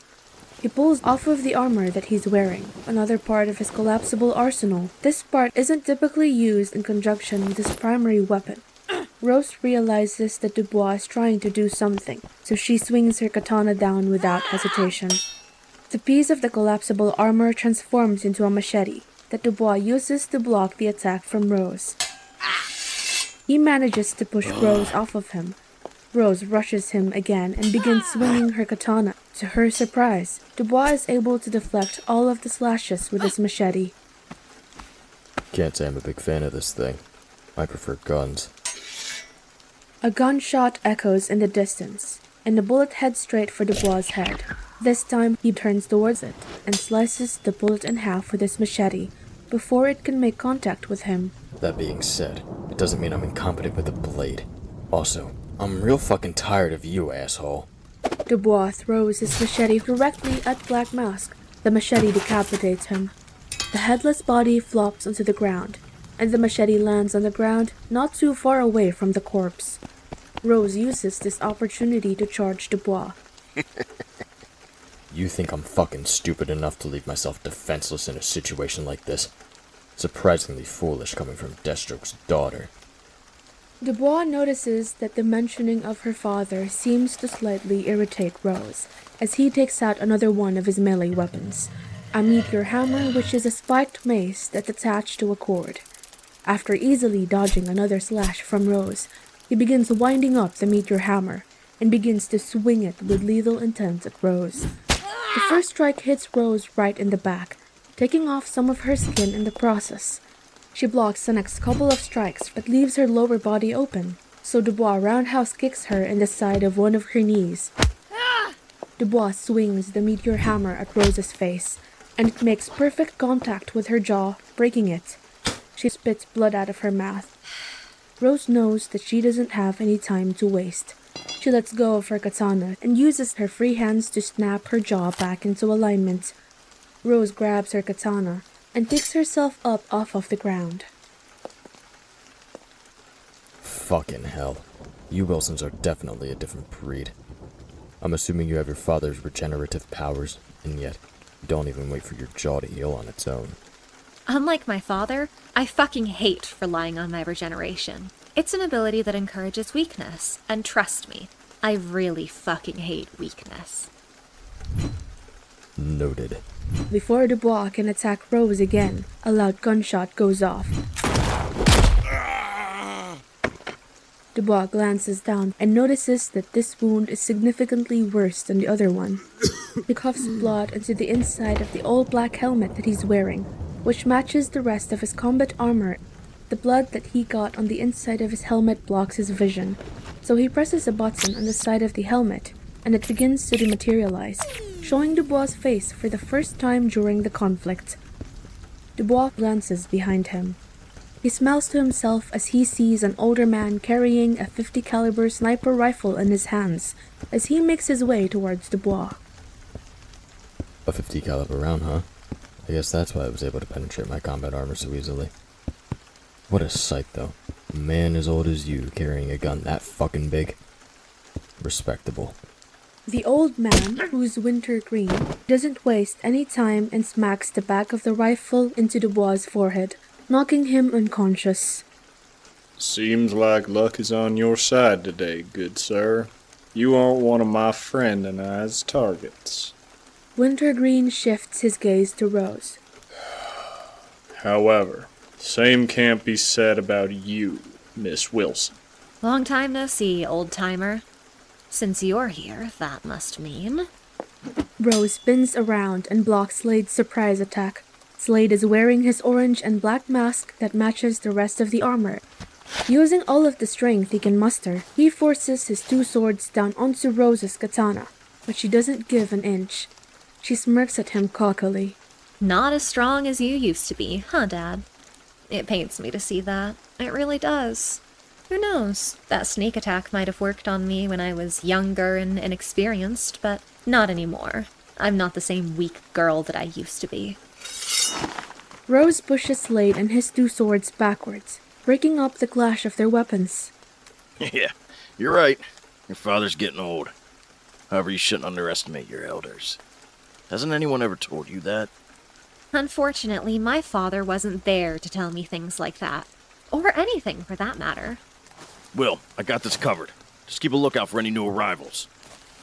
Doesn't sound like the most exhilarating task, but I suppose... Wintergreen senses danger and doesn't finish his sentence. He quickly drops his large .50 caliber sniper rifle and slides to the left, but still feels something sharp slash the right side of his torso. Seems like I spoke a bit too soon. The ghost deactivates his cloaking mechanism that turns him invisible, still holding the knife that has Wintergreen's blood on it. I have no interest in killing you, old man. If you leave now, you won't have to die. I see. Miss Wilson is not the only one who was never taught to respect their elders, it seems. Please, don't hold back on account of my age. You'll regret it if you do. If you insist. Oh, come now. Ain't that cheating? Wintergreen does his best to focus as much as he can on his hearing, but unfortunately, he can't hear a thing. All of a sudden, he feels something sharp penetrate the small of his back, but he uses this opportunity to grab the ghost's wrist and flip him over onto the ground below, which deactivates his cloaking device. Wintergreen pulls out the knife that was stabbed in the small of his back, ignoring the pain, and thrusts the blade towards the ghost's head. The ghost covers his face with his forearm, and the knife stabs into him, causing the ghost to grunt in pain. Meanwhile, Both Rose and Slade are slashing their respective weapons at one another. Neither of the two can land a strike on the other, and their attacks almost seem to be in unison. Rose's katana slashes both of Slade's kneecaps, causing him to fall to his knees. Without wasting a second, she slashes her katana at Slade's head in the hopes of decapitating him. Slade blocks the katana with his two swords. Rose smiles at him triumphantly. Yep, you're definitely not as strong as you used to be, Dad. Plus, it seems you really care for your friend. I can't help but wonder if you've gotten softer in your old age, too. Such a damn pity. Her katana gets closer and closer to Slade's neck.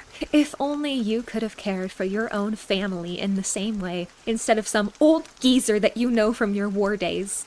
Maybe if you did, then Mom, Grant, Jericho, they would all still fucking be here. I know. You know. You fucking know. I tell myself the very same thing every single day. Believe me when I say this, Rose. Whatever awful things you say about me, no matter how harsh they may seem, are nothing compared to what I tell myself every damn day of my life. My life is one big regret. Although I've come to realize it's too late in my life to be bothered by having regrets. The only thing I can do at this point is to live life like I always have.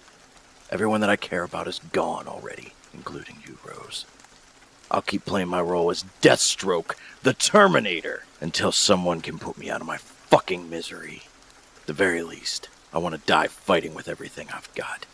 Otherwise, the deaths of the people that I care about most would be meaningless. To her surprise, Rose's katana begins getting pushed back towards her by Slade's two swords. You mentioned that it seems I've gotten weaker. You might be right about that. He begins to stand as the injuries on his kneecaps begin to heal. Even though that may be the case, I think another part of it is that I've been taking it easy on you, Rose. You're my daughter, after all. Seeing how strong you've gotten has only made me realize something. Going easy on you isn't showing you the respect you deserve. Slade begins twirling his two swords in his hands confidently. Rose grits her teeth in anger at hearing her father's words. Her grip on her own katana tightens. She leaps towards Slade and begins to slash her katana in a variety of directions and angles. Slade performs a leg sweep on Rose. He slashes his two blades downward, but Rose rolls out of the way quickly and lets out a blood-curdling scream, full of resentment as she dashes towards Slade again. Slade uses this to his advantage and tosses his two swords at Rose. Slade quickly assembles his bowstaff. He rams one end of his bowstaff into his daughter's ribs. Rose stumbles backwards. Slade smacks Rose across her face before delivering a brutal uppercut, causing a mixture of blood and teeth to come flying out of her mouth above her. Perhaps I am still stronger than you. At the same time, Wintergreen is still fighting the ghost, who is no longer using his camouflage ability and is still slashing at Wintergreen with his knife. Wintergreen skillfully dodges all of the attacks. I must say, you move quite well for your age. I try to make my physical condition a priority, so I appreciate you saying that. Movements are skillful as well. Seems like you've been trained well. Although if we keep going like this... All of a sudden, Wintergreen feels a sharp pain in his chest, causing him to stumble backwards. The ghost doesn't waste any time. He dashes at Wintergreen and stabs his knife in the old man's throat. Seems age catches up to us all in the end. William's eyes glance at Slade and he smiles. Thank you, Wilson, for allowing me to join you on final mission. I'm glad I get to die fighting like this alongside you. The ghost rips the knife out of Wintergreen's throat and then stabs the knife into the top of Wintergreen's head, killing him instantly. The ghost uses his camouflage to disappear as Wintergreen's lifeless body falls backwards and lands hard on the ground. Will! Rose sweeps her legs under Slade's, causing her father to land on the ground. She rolls away from Slade as her injuries begin to heal. This isn't over, Dad. Next time, you're gonna be the one who realizes your age.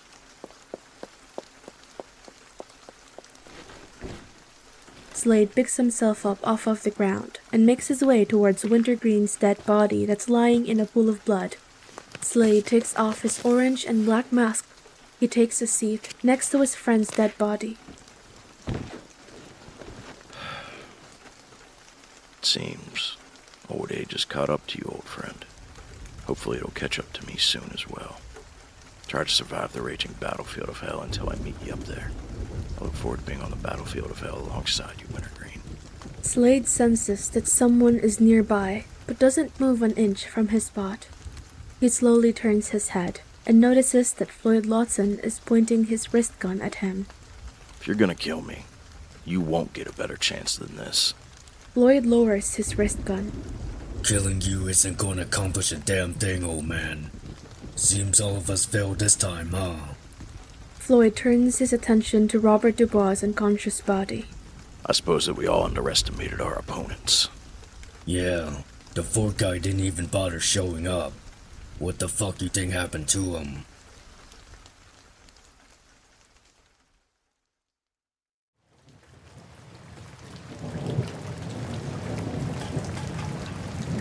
Meanwhile, in a Gotham City alley, a stray dog makes his way to the corpse of Adrian Chase, who's still lying on the ground from when Rose killed him. The stray dog sniffs Adrian's dead body before lifting his leg and peeing on it.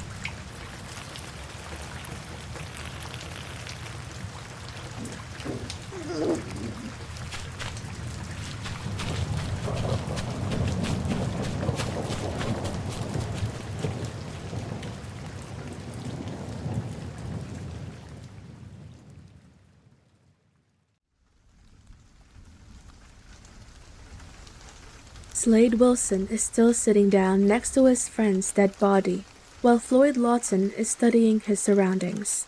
Seems like I missed quite the clusterfuck. Yeah, well, that's one way to describe it, I suppose. It's a shame that you didn't get a chance to be part of the said clusterfuck. I was taking a little breather after my fight with that cocky little shit, Red Hood. I kind of underestimate him too. Whatever happened to him? Don't know.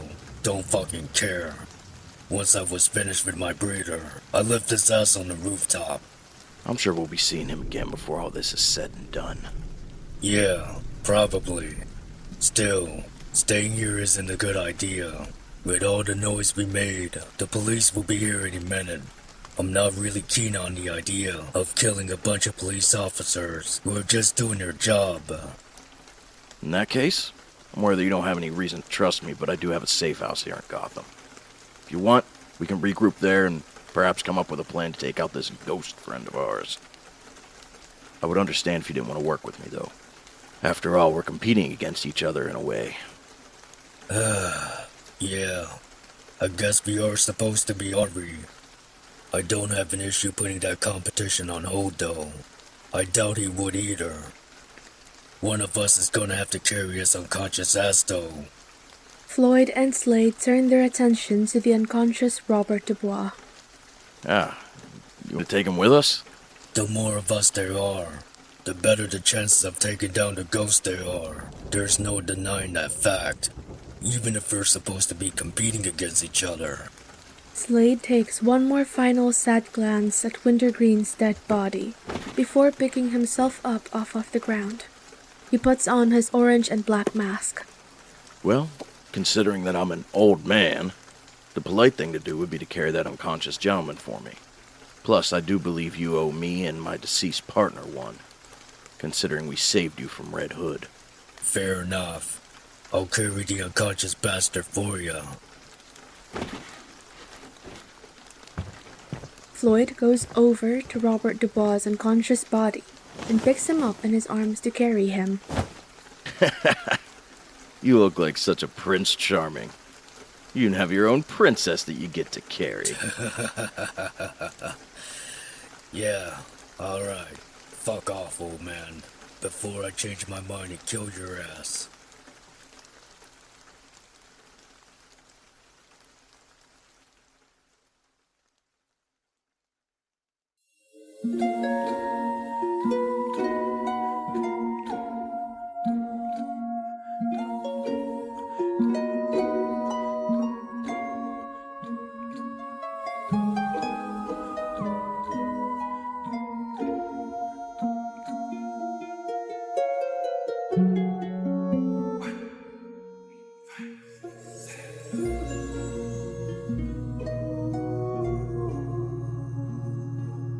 Meanwhile, back at Belrêve prison, Amanda Waller and a prison guard are sitting inside of a dark room, monitoring the activity of all the criminals who are pursuing the ghost. Amanda Waller begins laughing sinisterly at the fact that the Condiment King has already been killed. The prison guard sighs in disappointment.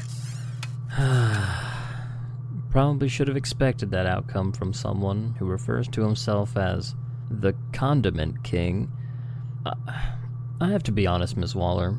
I'm not really sure what the point of sending him out there was. You couldn't have possibly expected much from him. Waller stops her laughing, but a smile still remains on her face. I expected him to be killed off immediately. In that regard, you could say that he lived up to my expectations in the end. This job is always so serious and demanding, so once in a while, you have to have a little bit of fun, right? Sending a man to his death is a little bit of fun? Waller rolls her eyes in disgust at the prison guard's concern and judgmental tone. Ugh, how did I get stuck with such a stick in the fucking mud? Besides, I didn't send a man to his death, I sent a criminal. A really stupid criminal, but a criminal nonetheless. I would never send an innocent person to their death for my amusement. I'm not a cold-hearted monster. Of course, ma'am. Although the time for fun and games is officially over. Meaning?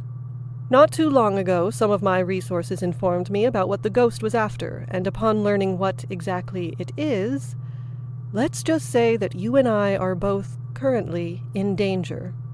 In danger? Isn't the prison safe, though? There are guards all over the place. Here, me included. Amanda laughs to herself at the prison guard's comment. I still might not know too much about the ghost, but I can assure you that mere prison guards aren't going to be enough to stop him. Although, him coming here works out nicely. Gives me an opportunity to kill the annoying bastard myself. If I'm the one who ends up killing them, then there's no point in letting the remaining 3 criminals with the explosive collars live, correct? Go ahead and contact Colonel Flagg. Tell him to form an elite squad, then instruct him to return here to Belrêve Prison immediately. Also, tell him to prepare himself for one hell of a battle. Yes, ma'am. Right away.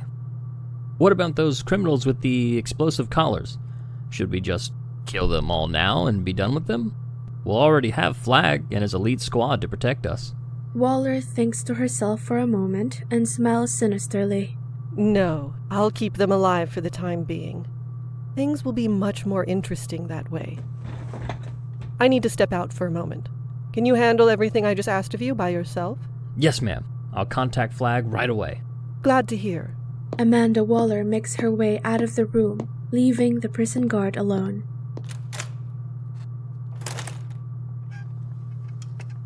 God, this woman is fucking crazy. She better not get me and everyone else here killed.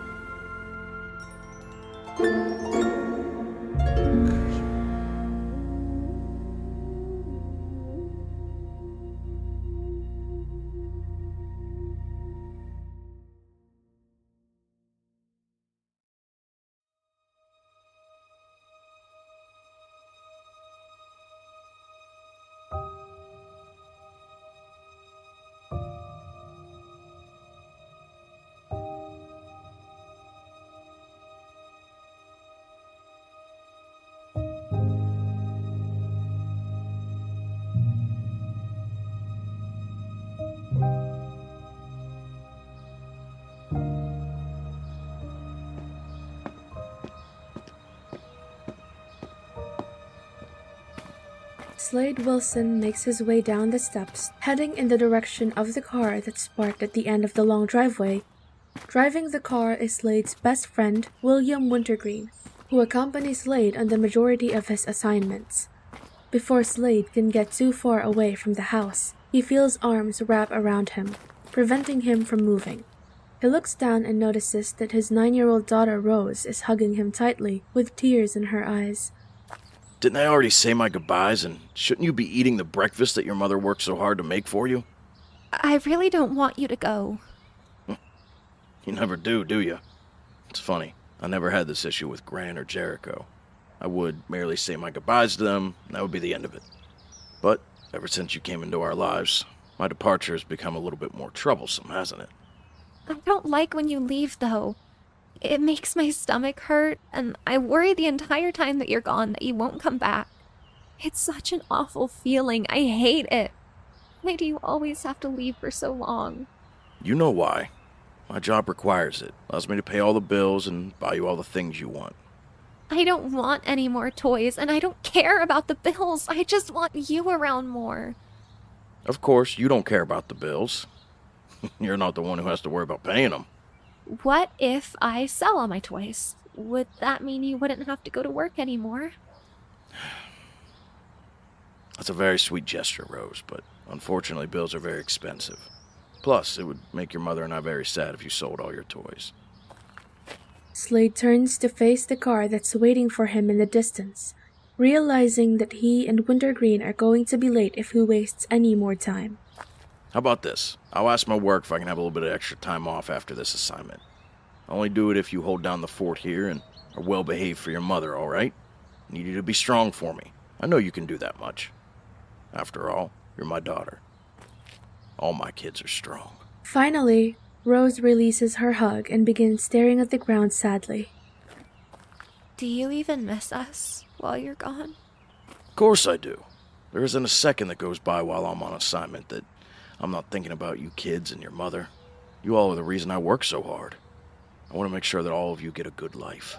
That's my responsibility as your father. Okay. Please be safe, Dad. I'll miss you. I love you. Rose rushes off back towards the house while Slade watches her. He smiles to himself as he feels a sense of pride for raising such a strong daughter. I love you too, Rose. For what it's worth, seeing one of my kids cry because of my departure makes me feel like I'm doing a good job of being a father. My kids and my wife are strong, Rose. Far stronger than I am. Actually, I have a feeling you might grow up to be the strongest, Rose.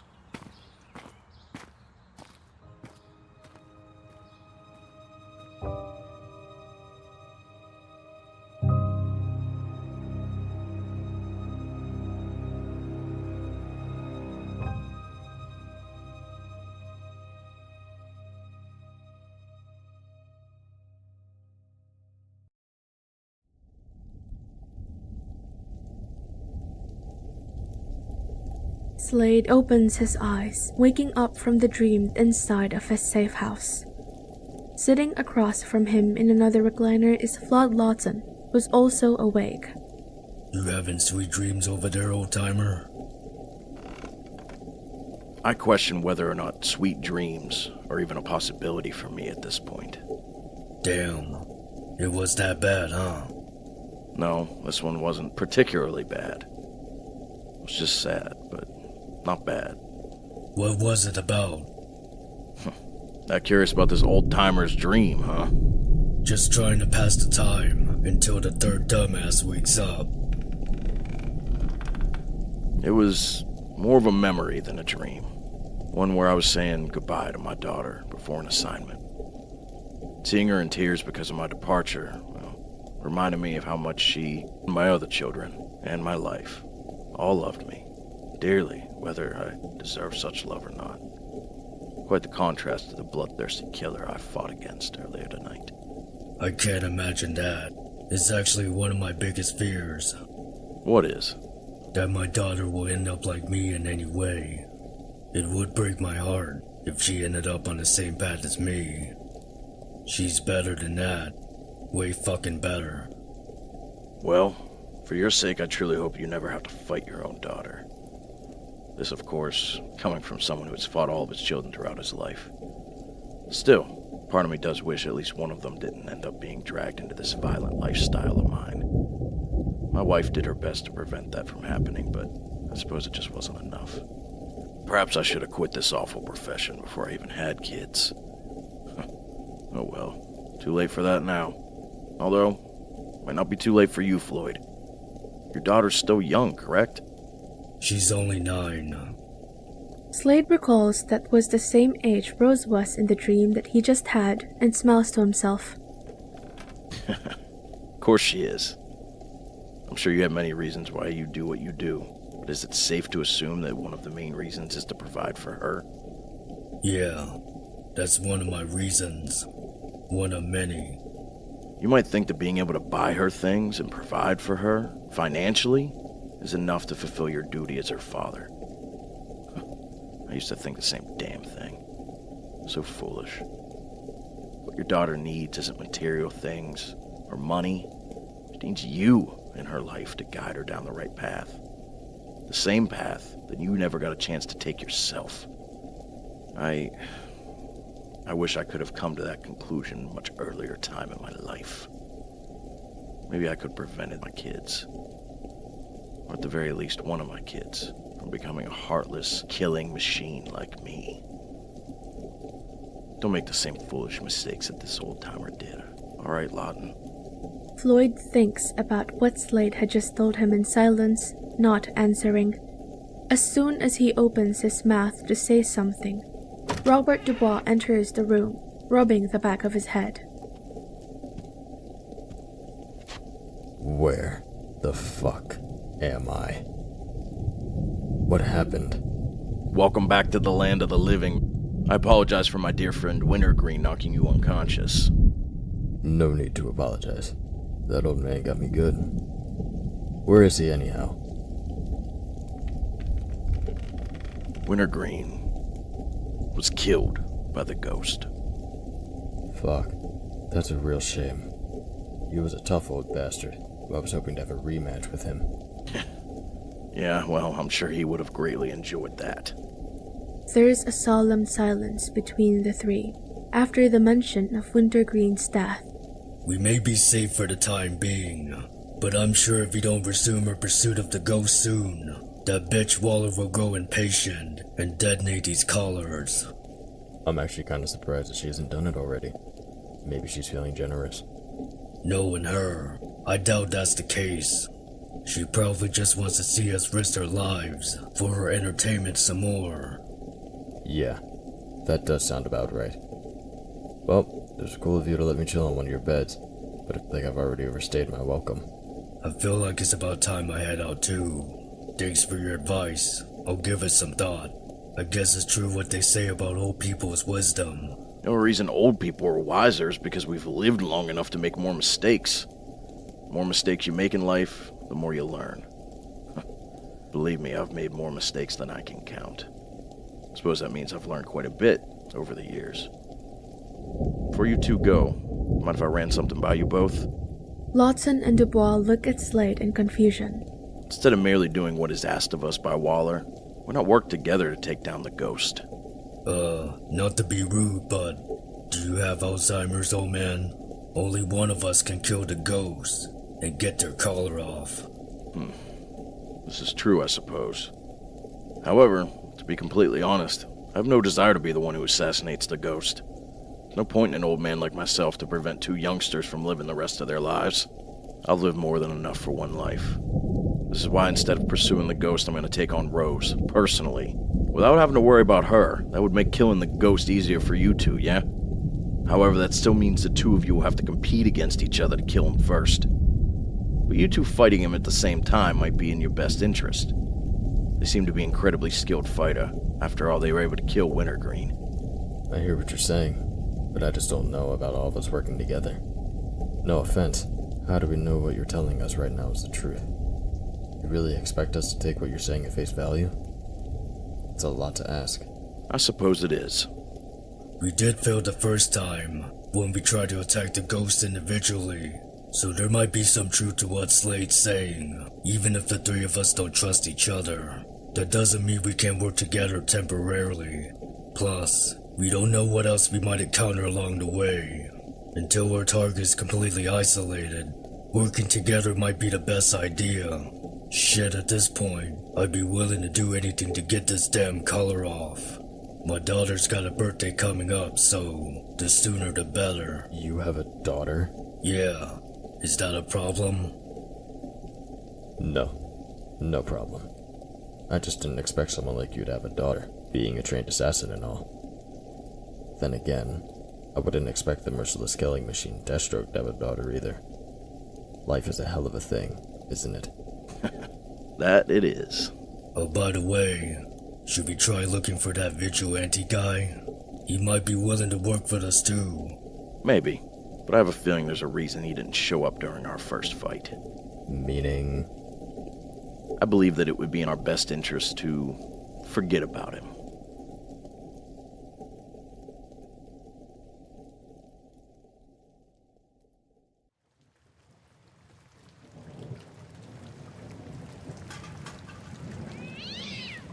Meanwhile, in a back alley in Gotham City, Adrian Chase's deceased body is still lying on the ground. A cat makes his way towards Chase's face and sniffs. The cat begins gagging until he throws up all over Chase's face before leaving.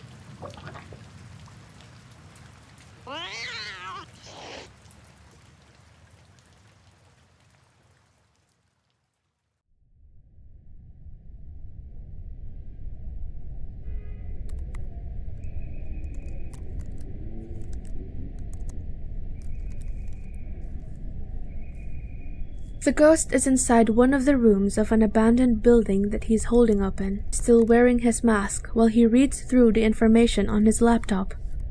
He's studying all of the information that's on the flash drive that he got from Black Mask. He hears footsteps walking into the room, but doesn't bother looking up. That was quite a mess, don't you think? Yeah, that's one word for it. It doesn't matter how much of a clusterfuck it was, though, right? You got what you were after. It's not like you cared who was killed in the process. Me included. Rose Wilson crosses her arms across her chest and leans against one of the walls of the room.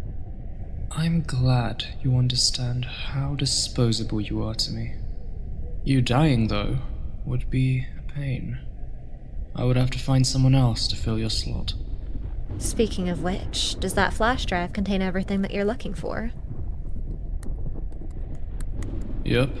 It contains blueprints of Amanda Waller's current position. Belle Reeve Prison. Once you have a good understanding of the prison's layout, we're gonna infiltrate the place to kill this woman, correct? Yes, that is the plan. Do you have any objections to that? Not at all. As long as I'm getting paid well, I don't give a shit how dangerous the job is. Although, I'm curious. I want to know why you want to kill this lady so badly. That is none of your concern. I hired you to assist me in killing her, not to ask questions. Ugh, fine. Just give me a call whenever you're ready to execute your next plan. Probably end up being a fucking mess, just like deal with Black Mask. I'm sure it'll end up being a fun time, though. Who knows? Maybe I'll see my dear old dad again. With that, Rose leaves the room. The ghost continues to study the blueprints of Belle Reeve Prison to get a better understanding of the prison's layout.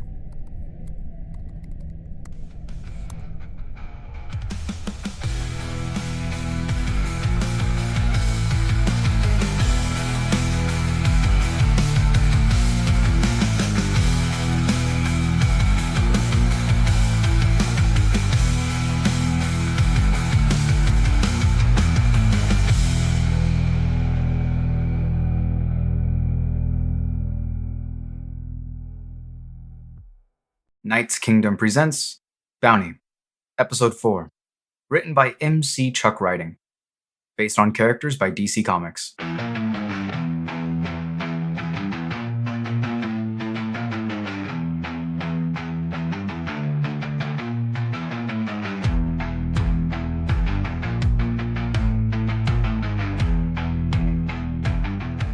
Floyd Lawton, who's wearing casual clothes, makes his way to the front door of the home that his wife and daughter are staying at. He's carrying a yellow envelope. He makes his way up the steps to the front door to the house. He looks at the yellow envelope that he's holding and sighs to himself. He squats down and places the yellow envelope on the doormat, beneath where he was standing. He stands back up and is about to press the doorbell button that's next to the front door, but pauses. He realizes that he might not get another chance to see his wife and daughter again.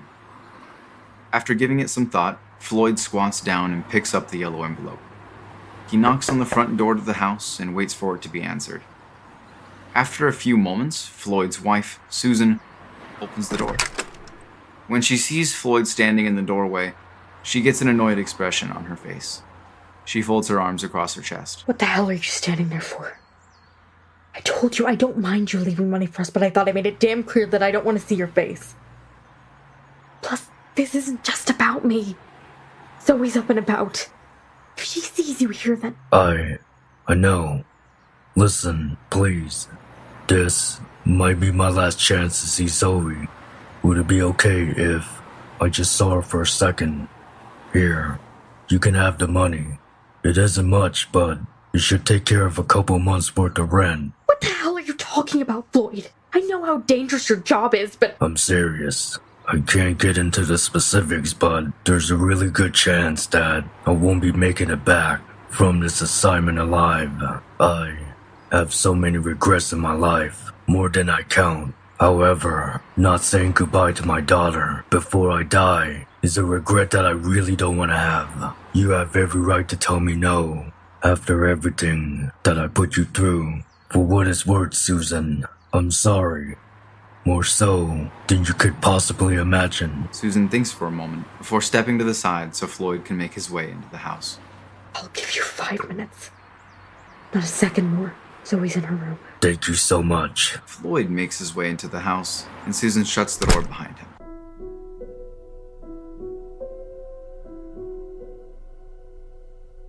Zoe Lawton, Floyd Lawton's 9-year-old daughter, is inside her room, playing video games that she got for her previous birthday. A knock on her door startles her, and she pauses the game that she's playing. Her bedroom door opens and her mother, Susan Lawton, makes her way into Zoe's room. Zoe notices the awkward smile on her mother's face. Mom, you have that weird look on your face. The one that you make when you have to tell me something that I won't like hearing? As observant as ever, Zoe. You have a visitor. Susan steps out of the way and Floyd makes his way into Zoe's room. Zoe doesn't move from her spot and just stares at her father awkwardly. Well, I'll let you two talk. Remember, Floyd, 5 minutes. Susan leaves so that Floyd is the only one in Zoe's room now. Well, wow, you look so different from the last time I saw you, Zoe. That's probably because you haven't seen me in so long. Floyd sighs nervously. Yeah, that's probably why.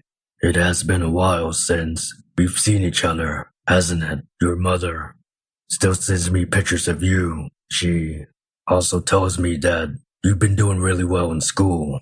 I'm glad you have your mother's smarts.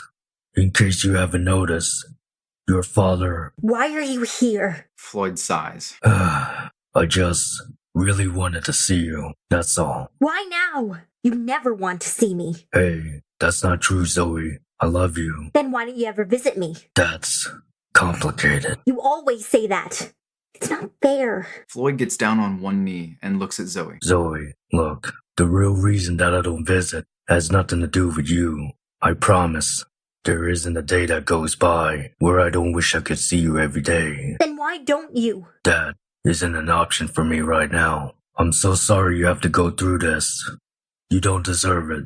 The truth is, your mother and I both decided that it would be for the best if I didn't visit until I changed jobs. My current job is very dangerous, Zoe. It pays well, so I'm able to take care of you and your mother financially, but it prevents me from being involved in your lives. That job sounds awful, and you know I don't care about the money. I'd rather have you around more instead of receiving expensive gifts from you. Can't you just quit that stupid job? Is your job more important to you than Mom?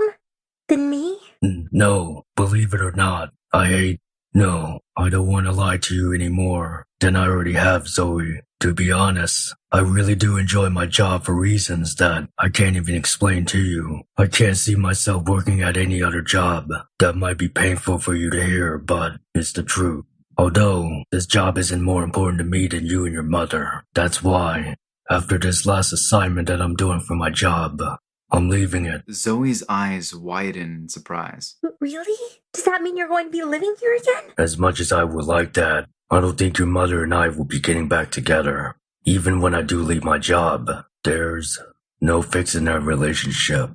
Still, when I quit my job, my main priority is going to be a better father to you, Zoe. I'll visit you as often as I can, and I'll find a normal job, even if I don't enjoy it as much. You'd give up the job you love just so you can visit me more? Of course, it's just a job. You're my daughter. You mean more to me than anything in this whole world. I don't expect you to forgive me for everything that I put you and your mother through during these last couple of years. I don't deserve that. Still, I really do want to be in your life more, Zoe. Is that alright with you? To Floyd's relief, Zoe smiles and nods her head yes. Floyd leans his way over to his daughter and hugs her tightly, like it's the last time he'll ever hug her.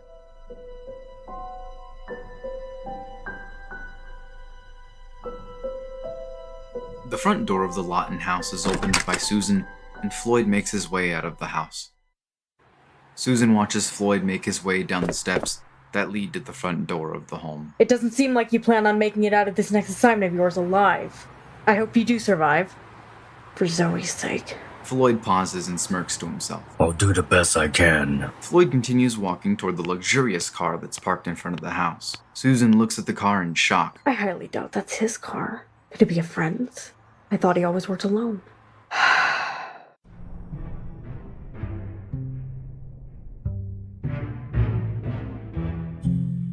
Floyd opens the passenger side door of the luxurious car and gets inside it. He shuts the door, and once he's inside, he sighs to himself. Sitting in the driver's seat is Slade. That's a hell of a sigh you just let out. How did it go? Well, I guess it went alright, based on the circumstances. Floyd and Slade notice that Zoe is now standing outside the front door of the Lawton home next to Susan. Zoe waves goodbye to the car with a sad smile on her face. Even though he doesn't know if she can see him, Floyd waves goodbye to her. Slade can't help but smile to himself. Floyd smiles as well. I just hope I get to keep my promise. For a brief moment, from Slade's point of view, instead of Zoe waving goodbye, he envisioned his own daughter Rose waving goodbye. The smile on Slade's face slowly disappeared. This is wholesome and everything, but how long are we planning on just sitting here? Slade starts up the car's engine and turns to face Robert, who is lying down on the back seats. Are there any stops that you would like me to make before we get started, Mr. Dubois? Robert thinks to himself for a moment, but shakes his head no. Nah, let's just get this shit over with. Yes, sir. Slade drives off away from the Lawton house.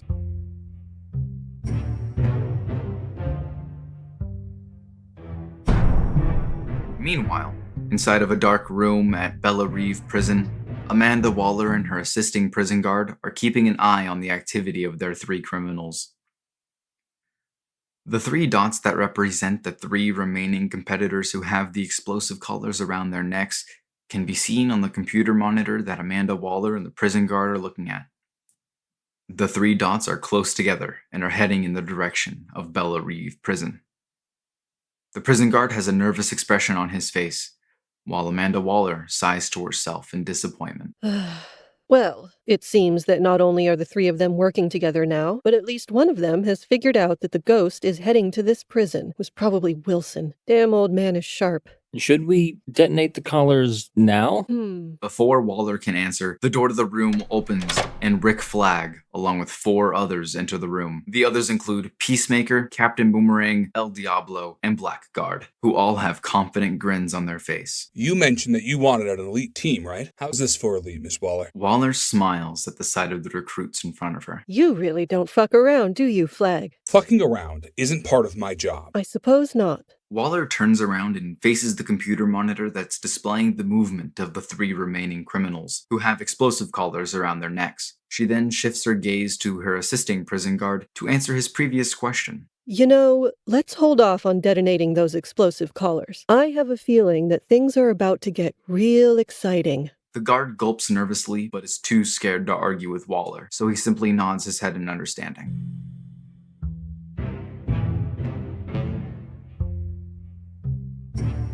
Rose Wilson is driving towards Bella Reeve prison by herself. She's wearing normal civilian clothes, while her weapon and suit are in the trunk of the car. I can't believe he wanted us to head to Belrev prison separately. I guess it kind of makes sense. Plus, I can't really see traveling with someone who refuses to take off their mask. Although, it makes me wonder how the hell he's gonna get to Belrev prison. That's not important. I'm sure he'll be there well before I arrive. In fact, I doubt he's gonna be the only one waiting for me. You're gonna be there too, aren't you, Dad? Rose sighs to herself, remembering how her father had gotten the best of her during their last fight. I underestimated your old ass during our last fight. I won't make the same mistake twice. If I see you again at Belrev prison, I'll make damn sure I kill you this time. I'll be doing the world a favor, in a way. The same world that I fucking hate so much. Still, there's no doubt this fucked up world will be a lot better off without Deathstroke the Terminator in it. Rose turns on the car radio and listens to the music that starts playing from it while continuing her drive to Bella Reeve prison. Inside the Batcave back in Gotham City, Red Hood is having his injuries treated by Barbara Gordon. She's already bandaged his left arm and is currently finishing up bandaging his right knee. Mind being a little more gentle? Barbara rolls her eyes in annoyance. You know, Robin never complains as much when I treat his injuries. Yeah, well, that kid enjoys feeling pain. Barbara finishes bandaging Jason's right knee, making sure that it's extra tight. Barbara wheels herself away from Jason towards the Bat computer and begins typing something into it. What is it? Black Mask was selling to that weird dude with the ghost mask. They were blueprints. Blueprints for what? Belrev. Belreeve prison, eh? In that case, it would be safe to say that some shit's probably going down there soon. I'm sure that I don't need me to tell you this, but you're not really in any shape to be fighting at the moment. Oh, don't tell me you're actually worried about little old me. No, I just don't want Bruce to give me shit about letting you go do something stupid, but at least trying to stop you. Although since I've already tried to stop you, feel free to go and do something stupid. Gladly. Jason gets up from the operating table and begins to hobble over to where his costume is.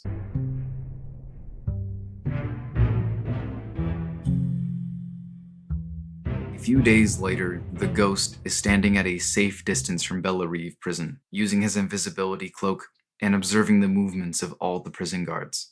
I think I'm beginning to get a good understanding of the outside prison guards' daily movements.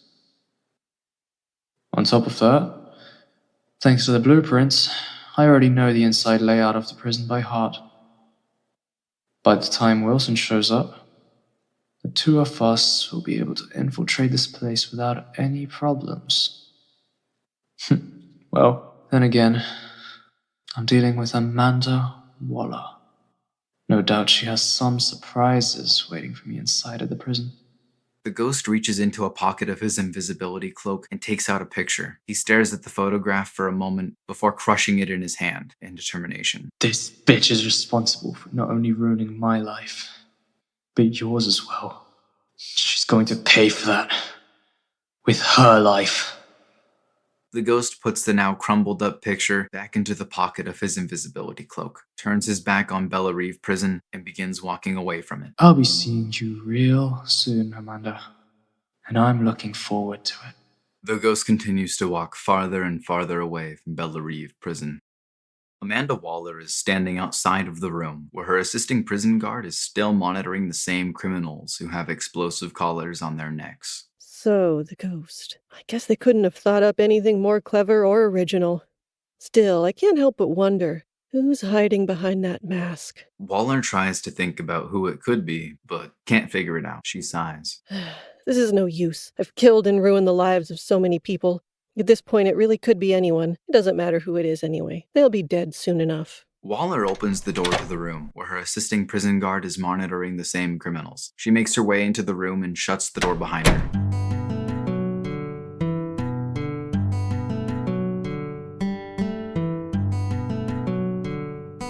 Amanda takes a moment to look at the picture of her husband, Joseph Waller, and her 5 children, Joe Jr. Waller, Demita Waller, Martin Waller, Jesse Waller, and Carita Waller.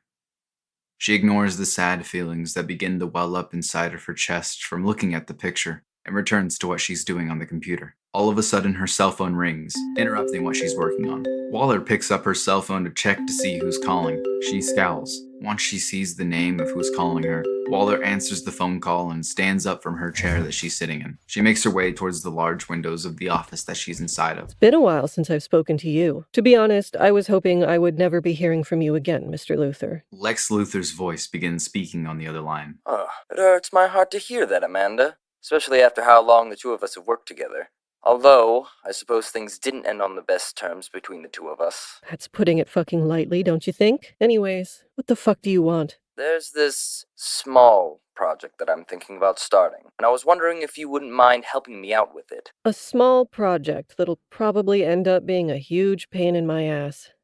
What the hell do you need from me? Well, it'll be a little hard to discuss the details of this project over the phone. Would it be possible for us to meet in person? Ugh. Can't you fucking bother someone else about this stupid project of yours? Oh, I believe you're going to be very interested in this project of mine, especially because it involves a man who's responsible for causing the both of us quite a bit of trouble. The Man of Steel himself. Waller thinks for a moment while taking a small glance at the picture of her family that's on her desk before responding. All right, Luthor, you've got my attention now. We can meet up in person to discuss further details of this project, but I hope, for your sake, that what you end up telling me doesn't disappoint me. Oh, I don't think it's going to disappoint you at all, Miss Waller. I'll talk to you again real soon. Lex Luthor hangs up on the other line, and Waller sighs to herself. She makes her way back towards the chair that she was sitting in before she was interrupted by Lex Luthor.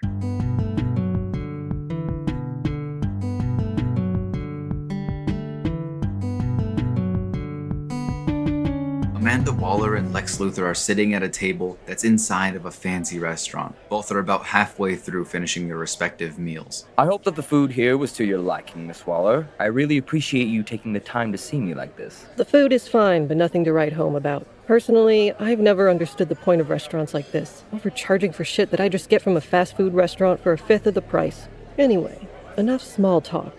What the hell did you want to speak to me about, Luthor? I don't want to be seen with you for any longer than I need to be. I'll try not to take offense. You can take it up the ass for all I care. Get on with it. Luthor cannot help but smile. Glad to see that you still got quite a mouth on you. I've come up with a way to take care of our Man of Steel problem.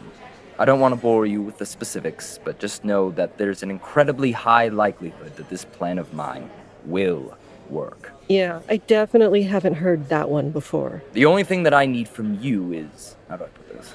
A test subject, if you will. And what exactly are you looking for in this test subject? It's simple, really. A strong feeling of hatred toward this awful world of ours and the people that inhabit it. In fact, I already have a potential candidate.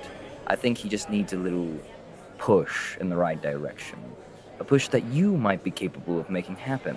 Lex Luthor takes a folder out of a briefcase that he has with him and hands it to Waller, who takes it after putting her fork down on her plate. Waller opens the folder and begins reading the documents that are inside of it to herself. I see. So that's how it is.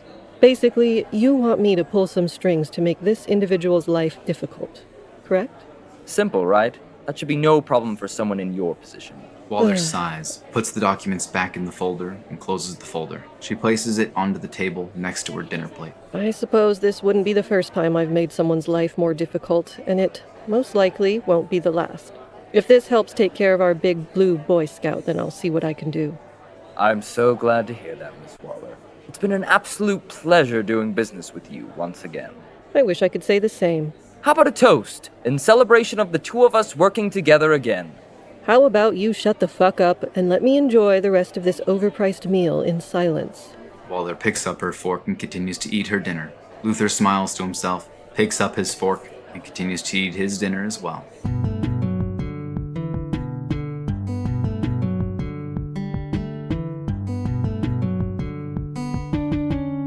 At a good distance away from Bellarive prison, the ghost is lying down on some grass, looking at the stars in the night sky. The ghost is not using his invisibility cloak, but is still wearing the ghost mask. He quickly sits up straight and takes out his pistol, pointing it in the direction of an intruder that he senses. Rose makes her way towards the ghost, wearing her orange and black combat suit. Doing a little stargazing, are we? It's a nice night for it, I suppose. The ghost lowers his pistol and puts it back in its holster. Rose sits on the grass next to the ghost. Rose looks up at the starry sky and can't help but smile to herself in remembrance. The ghost lays back on the grass and continues to stare at the starry sky. You know, my family and I used to go stargazing all the time back when I was a kid. We lived in the countryside, so we never had to worry about city lights obstructing the vision of the stars. We all had our complaints about living there, but the starry night sky was never one of them. Hell, even our dad would look up at the stars with the rest of us when he wasn't working. He said that looking at the stars helped him feel calmer. I didn't quite understand what he meant when I was younger, but now I think I do. It is calming. How about you? Did you grow up in the countryside too? Yeah. That was a really long time ago, though. Killers like you and me, we don't have time to be stargazing like this these days, do we? All we see in this world at this point in our lives is ugliness. We rarely have the chance to see the beauty in it. That's kind of depressing, but true. Still, it makes moments like this all the more important, I feel like. It's important to remember that this world isn't all ugliness, even for killers like us. The ghost doesn't respond and turns on his side, no longer facing the sky. Tomorrow morning, we will infiltrate the prison. Better get some sleep. I don't want you getting killed tomorrow. The likelihood of both of us dying is already high enough, as it is. Good pep talk. I didn't know ghosts slept. The ghost ignores Rose's joke and Rose sighs to herself in disappointment. Rose picks herself up off the grass and finds another spot to sleep at that isn't so close to the ghost. Once Rose finds a nice spot of grass, she lays down on it and stares at the night sky. She smiles to herself, remembering all the time she stargazed with her family. Moments later, Rose closes her eyes and falls asleep.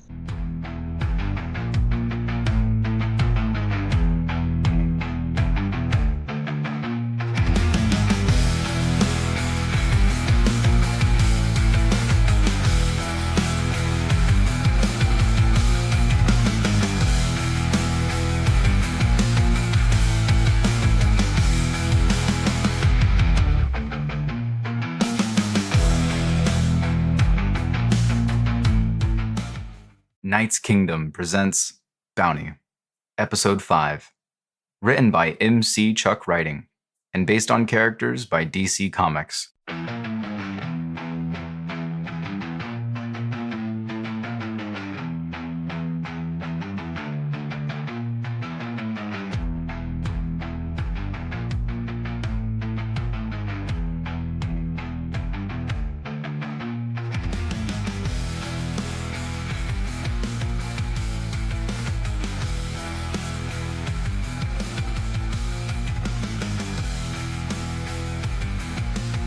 The Wilson family is outside their house in the countryside. Slade and Adeline are sitting on a rocker, gazing at the beautiful, starry sky.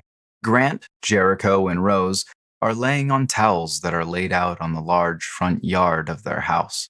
All three of Slade's children are staring at the stars in the night sky as well. No matter how many times we do this, it always feels strange to me. Slade glances over at his wife, who's sitting in the rocker next to him. Yeah, I feel the same way. The two of us have seen so much bloodshed and cruelty in this world.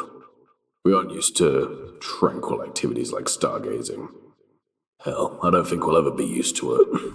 We've fought on so many battlefields around the world, under so many night skies like this, and yet I doubt either of us took a single glance up at the beautiful starry night sky. You're right about that. I was, personally, too focused on killing whatever was in front of me and trying to carry out my mission. Perhaps that's all the more reason the two of us need to enjoy moments like these. I think that the two of us have seen enough of the ugliness in this world. I, for one, wouldn't mind spending the rest of my life seeing the beauty in this world instead. Honestly, Slade, I hope one day you'll do the same. Adeline, Slade can't force himself to finish the sentence. Instead, he silently returns to looking at the sky. Adeline smiles at him sadly. She then turns her attention to the three children, who are watching the stars on the front yard of the home. At the very least, our kids are getting to see the beauty of the world at a young age. Hopefully they'll be able to go their whole lives without seeing the same ugliness of this world that the two of us have seen. Don't worry. We'll do everything we can to make sure that the kids never have to see those things. The very last thing I want is for our children to be exposed to the same stuff we have. If any of them turned out to be like me, it would break whatever's left of my heart. Oh, I don't know about that. You have your nice traits, Slade. I married you, after all. Are you saying that I have bad taste in men? You certainly have interesting taste in men. Slade holds Adeline's hand as the two continue to stargaze alongside their 3 children. Slade opens his eyes, waking up from the dream he just had. He's sitting in the passenger seat of the fancy car he owns, while Floyd is driving. Robert is asleep in the back seat. Floyd then notices that Slade is awake. You sleep well, old man? Slade smiles. I'm just happy that you haven't managed to wreck this car while I was asleep. Shit, this car is probably worth more than my entire life. Reckon it wouldn't sit right with me. Especially since you actually let me drive something this fancy. It wasn't an act of kindness, I'll assure you that. I just needed to rest, that's all. And Robert wasn't awake at the time. Actually, it seems like he still isn't awake. Yeah, he's been sleeping for what feels like forever back there. Every once in a while, he'll say or do something weird in his sleep. He must be having some pretty fucked up dreams. I don't really want to wake him up though. Yeah, waking him up will probably just cause him to be pissed with us. That's the last thing we need right now. Anyway, how close are we? We should be at the prison about an hour, I estimate. Then it seems like the time for rest is nearly over. I'm sure I don't need to tell you that this will probably get messy. You sure don't. I think saying it's going to get messy is a little bit of an understatement, but at least it'll be interesting. You know, I think this might be the first time I'm actually worried about making it out of a job alive. Usually, I couldn't give less of a shit if I tried. Slade chuckles to himself. Well, Mr. Lawton, I believe that's because you have someone very important to you waiting for you to come home safely, correct? Floyd smiles. Yeah, I guess I do. Slade sighs, sadly. Don't take that feeling for granted. To be honest, it's a feeling that I miss having. Dearly. Floyd looks at Slade sympathetically, but doesn't say anything. Floyd continues to drive towards Bellarive, while everyone in the car is silent and focused on what they're going to do once they arrive at the prison. Outside Bellarive prison, where several prison guards are doing their usual patrols, one of the prison guards, who's standing on top of a tall guard tower, is looking over the tower in the distance while holding his assault rifle. He yawns out of boredom. All of a sudden, the prison guard feels something slice his throat, and blood starts to spurt out of the wound. The prison guard drops the assault rifle and collapses onto the tall guard tower, dead. Meanwhile, 2 more guards who are standing at the front gate of the prison are watching for anything suspicious with assault rifles in hand. All of a sudden, one of the prison guards sees someone approaching the front gate from a small distance. The 2 prison guards point their assault rifles at the person. One of the prison guards radios for backup immediately, as the person continues to approach the front gate. In a couple of moments, 4 other prison guards join the 2, who are guarding the front gate of the prison. These 4 other prison guards are armed with assault rifles as well, and they instinctually point their weapons at the person approaching the prison. Stop approaching the prison, or we will shoot you on sight. The person who's approaching the prison continues to walk toward it without stopping. One of the prison guards aims his assault rifle at the person and fires the weapon. A bullet makes perfect contact with the person's chest, and they fall backwards onto the grass under them. The prison guard motions with his head for a couple of the other prison guards to check on the body. 2 prison guards make their way towards the person who was shot, while the other 4 prison guards stay back at the front gate of the prison. When the 2 of them arrive at the body, they realize that the person is in fact a woman, wearing a strange orange and black costume. One of the guards notices something strange. What the fuck? What is it? Where's the wound? Shouldn't there be a wound on this woman's chest? The other guard studies the woman's chest closely and realizes that even though there isn't a bloody wound on her chest, there is a small hole in the woman's costume in the chest area, in addition to a scar from a closed-up wound. It looks like there was a wound, but it's already healed? How the hell is that? A throwing knife strikes the guard's throat before he can finish his statement. The guard falls onto the grass, dead, while the other prison guard quickly points his assault rifle at the woman. But it's too late. The woman's katana slices the guard's head off, and it rolls onto the ground. The rest of the guard's body falls to the ground, dead. The woman, who's revealed to be Rose Wilson, sighs to herself. After having just seen 2 of their fellow prison guards executed, the other prison guards immediately point their weapons at her, prepared to shoot. However, before a single bullet is fired, one of the prison guards has his throat slit, causing the other prison guards to freeze momentarily in panic. Another prison guard is stabbed through the side of his head, killing him instantly. Fuck! What the hell is this? The prison guard is stabbed through the right eye before he can finish his statement, killing him. This leaves a single prison guard remaining, who begins frantically pointing his assault rifle in various directions, not knowing where to shoot. The last remaining prison guard begins firing his weapon, randomly hoping that he would hit the person responsible for the death of the other prison guards.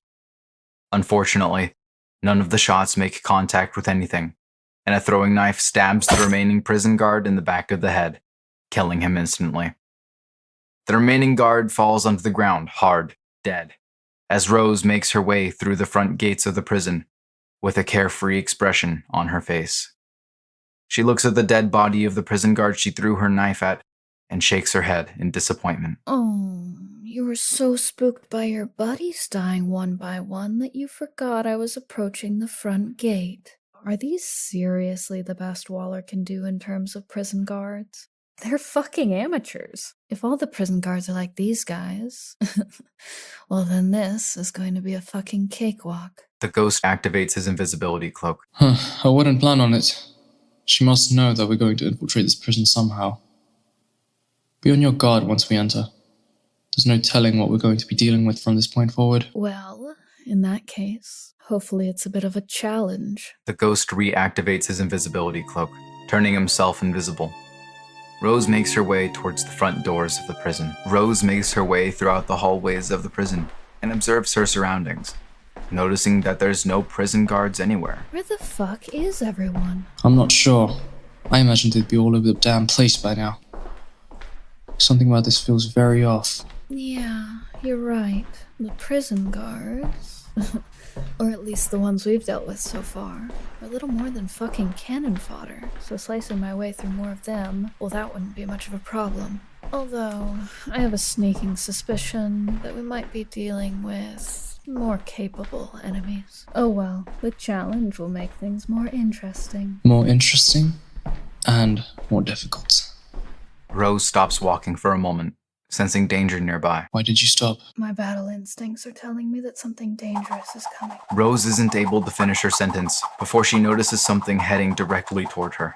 It's a boomerang made of a material that Rose doesn't recognize. Oh, shit! Rose draws her katana and attempts to block the boomerang, but, to her surprise, the boomerang smashes through her katana, breaking it. The boomerang slices the top of Rose's shoulder and makes its way past her. That fucking kid's toy broke my sword? Rose, behind you! Ugh, fuck, that's right. The thing's a damn boomerang, which means... Rose doesn't bother finishing her sentence, and instead ducks as the boomerang flies right over her head. The boomerang returns to the end of the hallway that Rose is in, where someone is standing.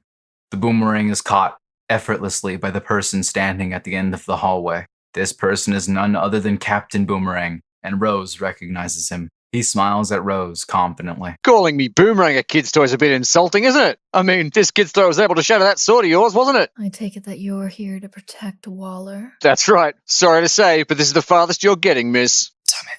I don't have time to deal with this clown. Rose smiles to herself. Then don't. Leave him to me. That fucker broke my sword, so I won't be satisfied until I break a few things of his as well. This dipshit doesn't even know you're here, so just waltz right by him. I'll join you when I'm finished dealing with his goofy ass. The ghost doesn't respond and thinks for a moment. Finally, he replies quietly. Fine. Just don't die. If this guy is able to kill you, you aren't worth what I'm paying you. With that, the ghost makes his way down the hallway and past the unsuspecting Captain Boomerang, who's grinning cockily at Rose. Having a little conversation with yourself, miss. You must be one of the crazy ones, huh?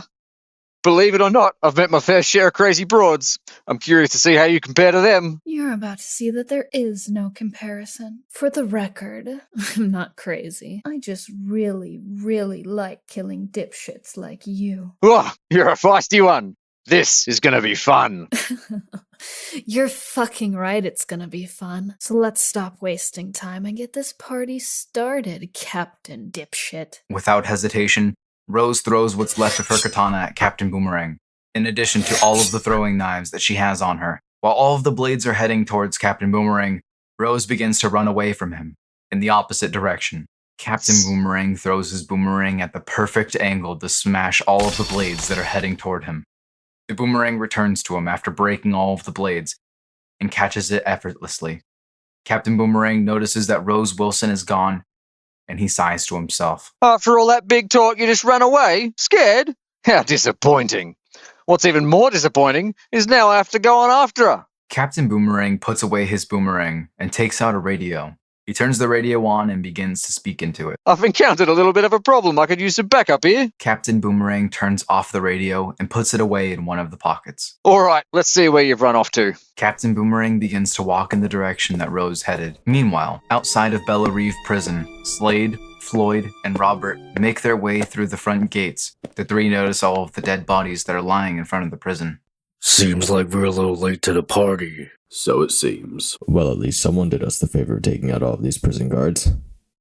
That's one less thing that we have to worry about. That's true, but something isn't sitting right with me. Care to elaborate? The number of prison guards that were patrolling the outside of this prison before they were killed, you would think that there would be more of them. Yeah, and you think that they would be a little bit better armed. I mean, all they had were normal-ass assault rifles. I worked with Waller before on more than one occasion. There's no way in hell she isn't better prepared for an attack than this. In that case, it is highly likely that the real danger is inside of the prison.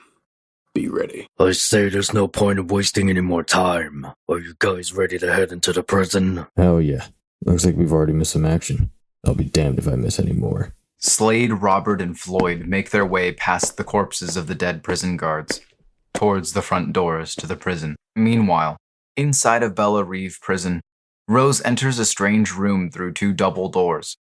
She frantically looks around the room and realizes that it's some kind of armory.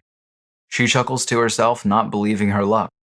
In the corner of the room, something catches her eye. Among all of the guns in the room, there was a single pair of sai being displayed in a display case and covered with glass so no one could get to them. Rose makes her way towards the display case and wastes little time in shattering the glass that's covering the pair of sai with her right fist. Rose stares at her bloodied right fist that's responsible for shattering the display case, and it begins healing instantaneously. Once her bloodied right fist is completely healed, she takes the two sai and holds one in each of her hands. She begins twirling the two long daggers around, getting a feel for them. She then notices the blades of the weapons seem to be made of the same type of material that Captain Boomerang's boomerang is made of. She smiles to herself in satisfaction. Well, with these, it'll sure to be a fair fight. Unfortunately, while her back is still turned to the double doors in the room, a boomerang knocks both of the doors open and heads directly towards Rose. Despite her back being turned, she senses the incoming danger and quickly turns around. Rose deflects the boomerang with one of her sais, and the boomerang begins heading back towards the double doors that led into the room.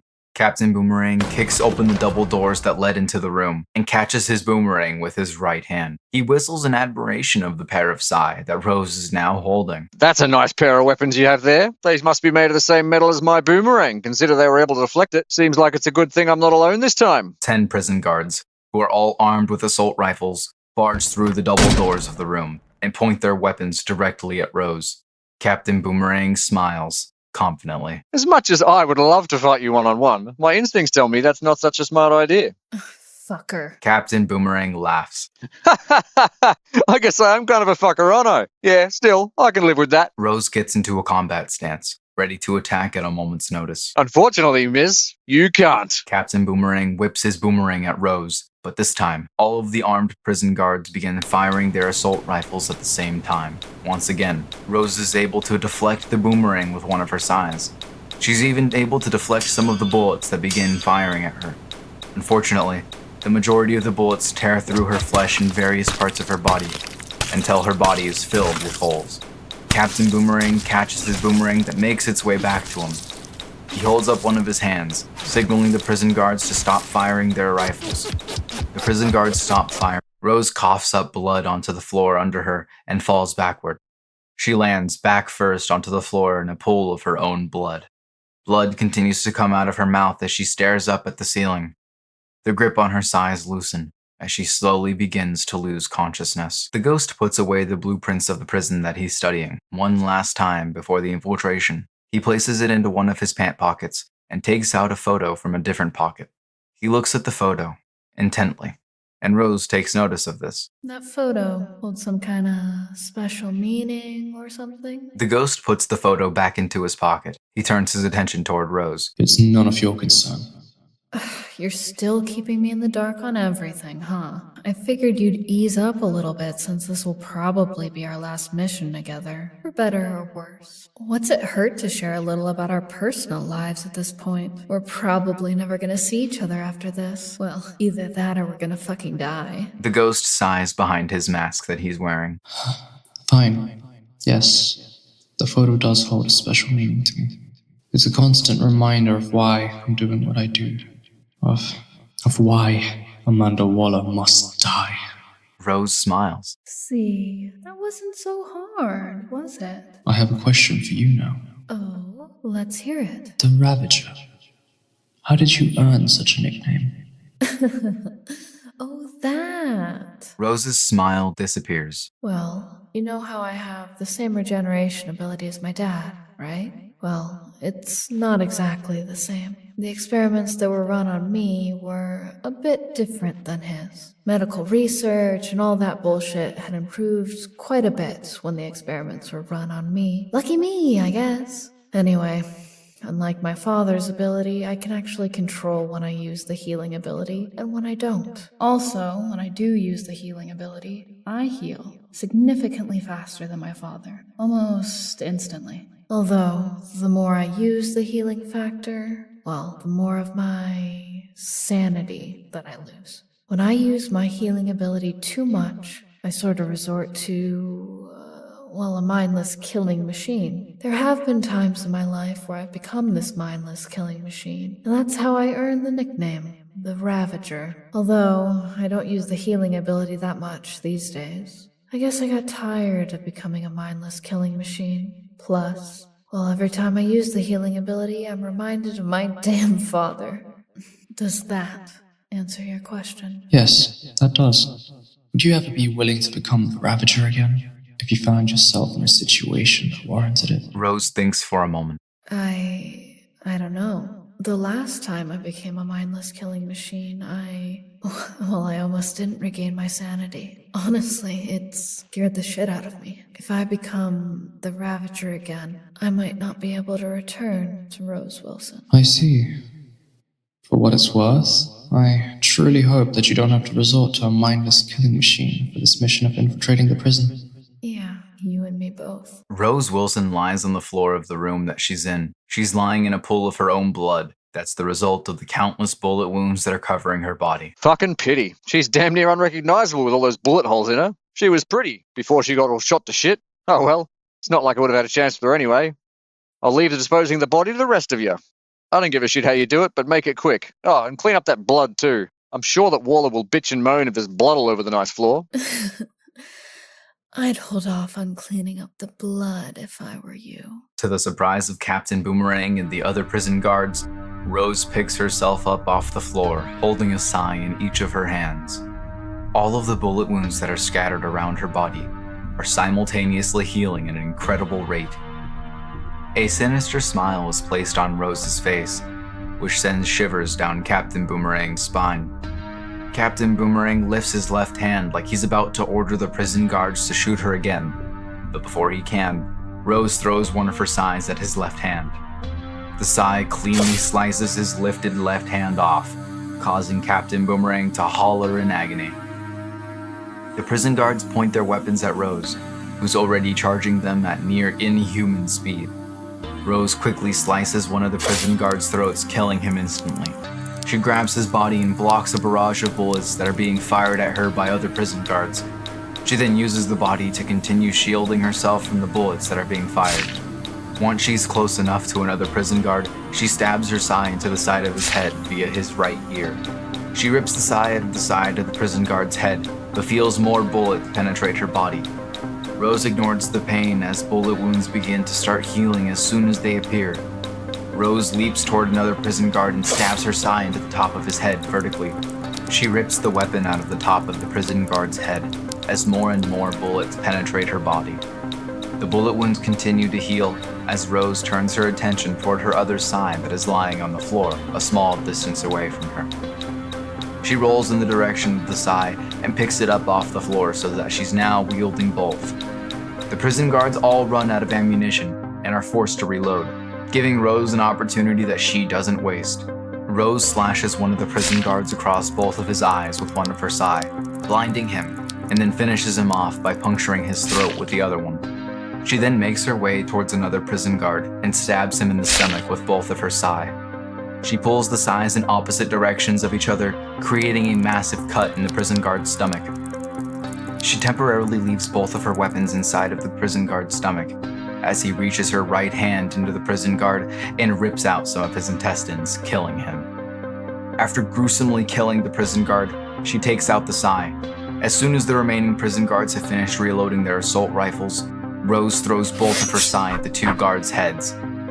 The sai stab the two prison guards directly into the head, killing them both instantly. Seconds after, Rose snaps another prison guard's neck with her bare hands, using an incredible amount of strength. A barrage of bullets penetrate Rose via her back, and she immediately turns her attention to the prison guard that's standing behind her. She rushes toward the prison guard while her body is penetrated by more and more bullets. Once she's close enough to the prison guard, she grabs him by the neck and rips out his throat with her bare hands, killing him. This leaves one guard left, who's firing his assault rifle at her. Before any of the bullets can make contact with her, she hides behind the body of the prison guard whose throat she just ripped out. The body shields Rose from all of the bullets, and Rose uses this opportunity to pick up the assault rifle that belonged to the prison guard, who's serving as her human shield. She holds her assault rifle with one hand while holding up the body that she's using with the other. Rose aims down the sights of the assault rifle and fires it at the remaining prison guard's head, causing it to be torn apart by the bullets that penetrated the remaining prison guard. Rose begins panting, exhausted from all of the killing, but doesn't get the chance to do so for long before a boomerang stabs her in the back of the head. Rose stumbles forward slightly, but doesn't lose her balance completely. She places her sai on the floor temporarily, grabs the boomerang with one of her hands, and rips it out the back of her head. The wound that was left by the boomerang begins to heal at an incredibly fast rate. Rose drops the bloody boomerang on the floor and picks up her sais. She turns around to face the person responsible for throwing the boomerang. Captain Boomerang is lying on the floor of the room, still bleeding profusely from where his left hand used to be. Rose makes her way toward him, still holding a sai in each of her hands. As soon as Rose is standing over him, she smiles at him, deviously. Oh, you're one crazy bitch. You ain't even fucking human. Never stood a chance against you, did I? Well, fuck me. You get it over with already. With pleasure. Rose raises her two sai over her head and thrusts them downwards towards Captain Boomerang's torso. Both of the sais penetrate his torso. Rose rips out the sai and proceeds to repeatedly stab Captain Boomerang in the torso with her sai, causing more and more blood to splatter onto her face. As Rose continues to stab Captain Boomerang's already deceased body, the smile never leaves her face. Slade, Floyd, and Robert are making their way down a hallway, keeping an eye out for any prison guards. No prison guards inside a prison either? This is definitely fucking weird. I'm getting a bit stir-crazy, to be honest. I was expecting this to be a bloodbath, not a fucking walk in the park. Let's not get hasty. I'm sure that all three of us will get our fair share of action by the time we're finished here. For the time being, let's just... Before Slade can finish his statement, footsteps can be heard coming from an intersecting hallway that's in front of the three. The footsteps are coming from the hallway that's branched towards the left. Slade, Floyd, and Robert all equip themselves with their weapons, preparing themselves to fight. The person responsible for the footsteps comes into view, and it's Rose Wilson, drenched in the blood of her enemies. She has a wicked smile on her face and is holding a sigh in each of her bloodied hands. Slade gulps nervously at the sight, immediately recognizing what's going on. Floyd and Robert turn their attention. This is very problematic, to say the least. I know she's your daughter, man, but we gotta fight her. I'm well aware, but that's not the issue. Upon making eye contact with her father, Rose's smile disappears, and she growls aggressively, almost like a beast of some kind. After letting out a loud battle cry, she dashes at her father without any hesitation. Slade steps in front of Floyd and Robert and blocks his daughter's sai with his sword. You two need to keep moving forward. I can handle this on my own. Oh man, we can help. Listen to me and do not argue. You two can't fight Rose while she's like this. If you do, you would both lose your lives. Just keep moving forward. Floyd and Robert shoot each other a glance. They both turn to face Slade and nod their heads in understanding. The two run past Slade and Rose, down the hallway, and both turn right at the intersecting hallway. Slade begins to feel an intense pressure coming down onto his sword, which begins to push him back. Slade grits his teeth, and he does his best to prevent himself from being pushed back by his daughter. I suppose that talking is out of the question, huh, Rose? Instead of responding to her father, Rose knees Slade in the gut and follows it up with an elbow strike to his jaw. This leaves him open for an attack. Rose stabs both of her sai into Slade's stomach, while Slade simultaneously slashes his daughter's throat with his sword in retaliation. Slade sighs to himself as he watches his daughter's throat wound begin to heal instantaneously. It seems it's just as I thought. You've lost control again, haven't you? No, I'm not even talking to my daughter at this point, am I? I'm talking to the Ravager. Rose still doesn't respond and rips her sai out of Slade's stomach. She wastes little time in beginning to slash both of the sai at him at incredible speed. Using impressive reflexes, Slade begins dodging all of the strikes and blocks some of them with his sword.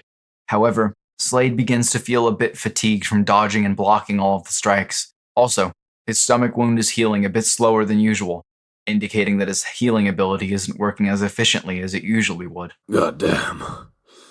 Seems as I am getting old. I guess I can't let those other two comments about my age get to me anymore. Rose leaps into the air, spins around, and lands a brutal spinning roundhouse kick on Slade's face, causing him to stumble backward. Slade spits blood onto the floor. Shit, if I tried that at my age, I'd break my back. Rose slashes her sai at Slade, and he blocks them both with his sword. Rose pulls back one of her sai while keeping Slade's sword busy with the other one. With one of her sais pulled back, she slashes Slade across his left forearm, from his hand all the way down to his elbow. The pain makes Slade stagger backward, and his grip on his sword loosens. Rose uses this to her advantage immediately. With the sai that's still pressed against Slade's sword, she shoves Slade's sword out of her way and thrusts her other sai downward onto the left side of Slade's throat. The weapon cuts through Slade's neck with ease. Blood begins to pour out of Slade's mouth as his daughter's sai is still stuck in his throat. Feeling incredibly weakened from the blow, Slade drops his sword and it lands on the floor under him. Using her other sai that isn't in his throat, Rose slashes the weapon horizontally at the right side of Slade's neck. The sai pierces the right side of Slade's neck. Now, both of Rose's sai are stuck in Slade's throat as a large amount of blood begins pouring out of Slade's mouth and his neck wounds. Not being able to stand anymore, Slade's knees give in and he falls onto them. He begins to struggle breathing. Slade looks up into his daughter's eyes that are filled with nothing but anger and resentment. I'm sorry, Rose.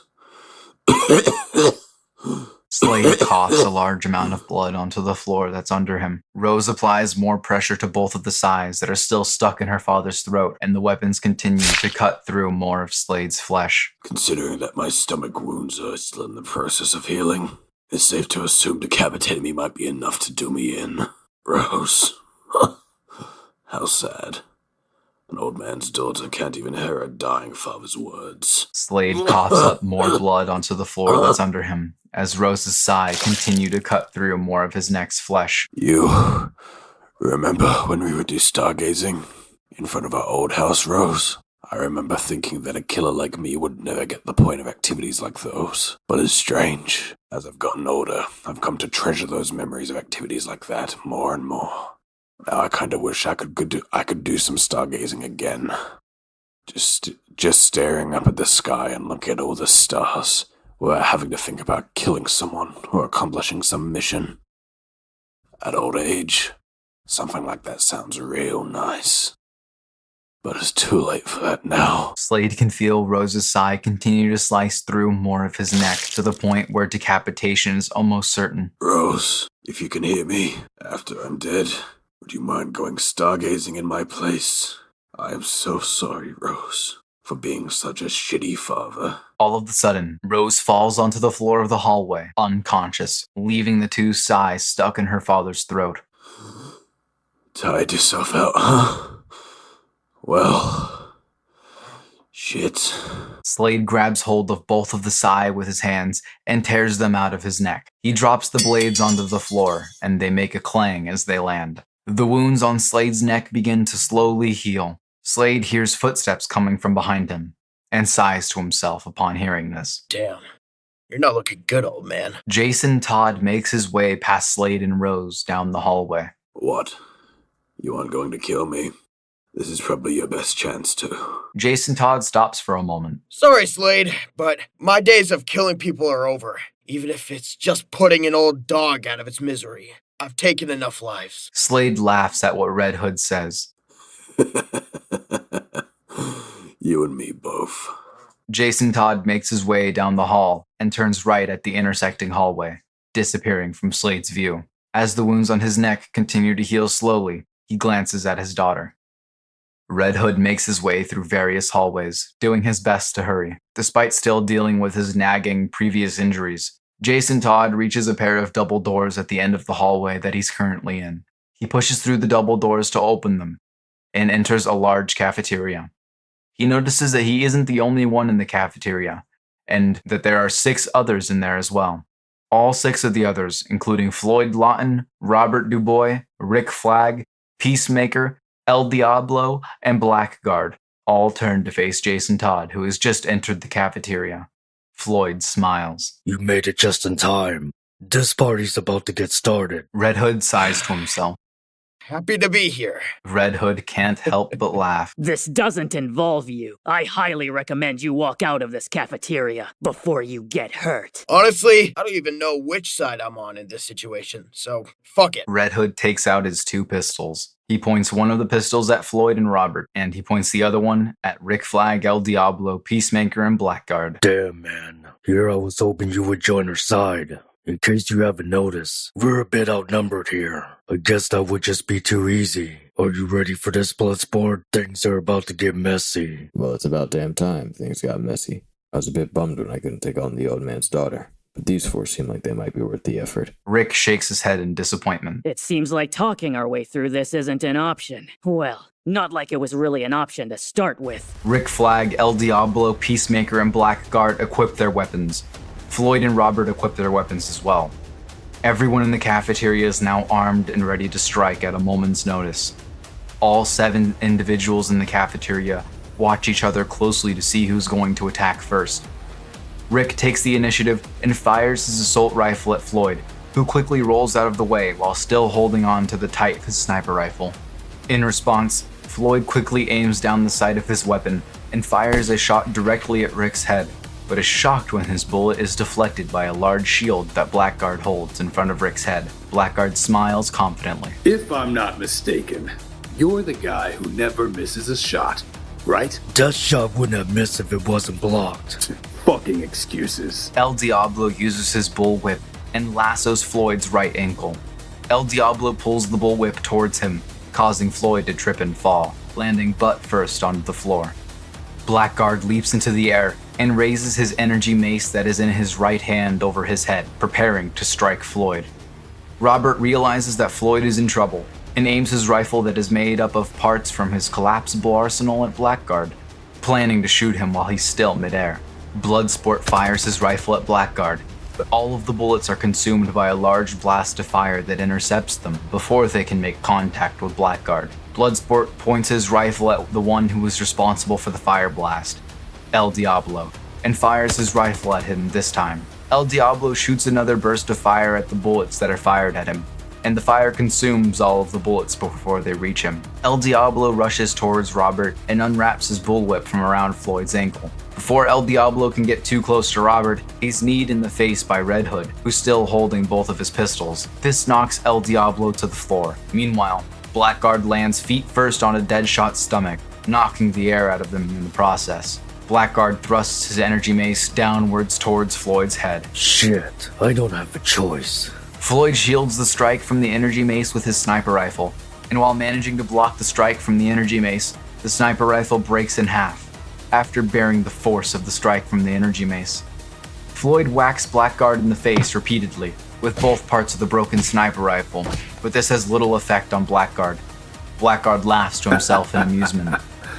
That tickled. Fair enough. Let's see if this tickles. Floyd then knees Blackguard in the crotch, causing Blackguard immense amount of pain. Floyd follows this up by booting Blackguard off of him. Floyd gets back up to his feet, but isn't allowed any time to catch his breath. Peacemaker points his modified and stainless Desert Eagle with its incredibly long barrel at Floyd's head. For the sake of this country's safety, I will. A ballistic round bounces off of Peacemaker's hand that is holding his modified eagle, causing Peacemaker to drop the weapon. Christopher, no one gives a shit about your fight for peace. Floyd knees Peacemaker in the crotch, but this time, his knee meets the metal cup that's protecting Peacemaker's crotch, and that is under the combat pants Peacemaker is wearing. Floyd holds his knee in agony, and Peacemaker smiles. Nice try, Deadshot.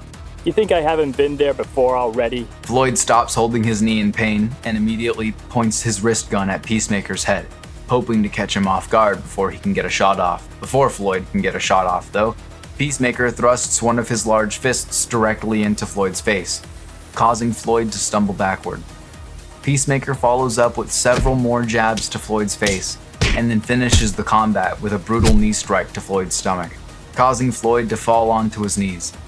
Peacemaker grabs the mask that Floyd's wearing with both of his hands and rips the mask in half, revealing Floyd's face.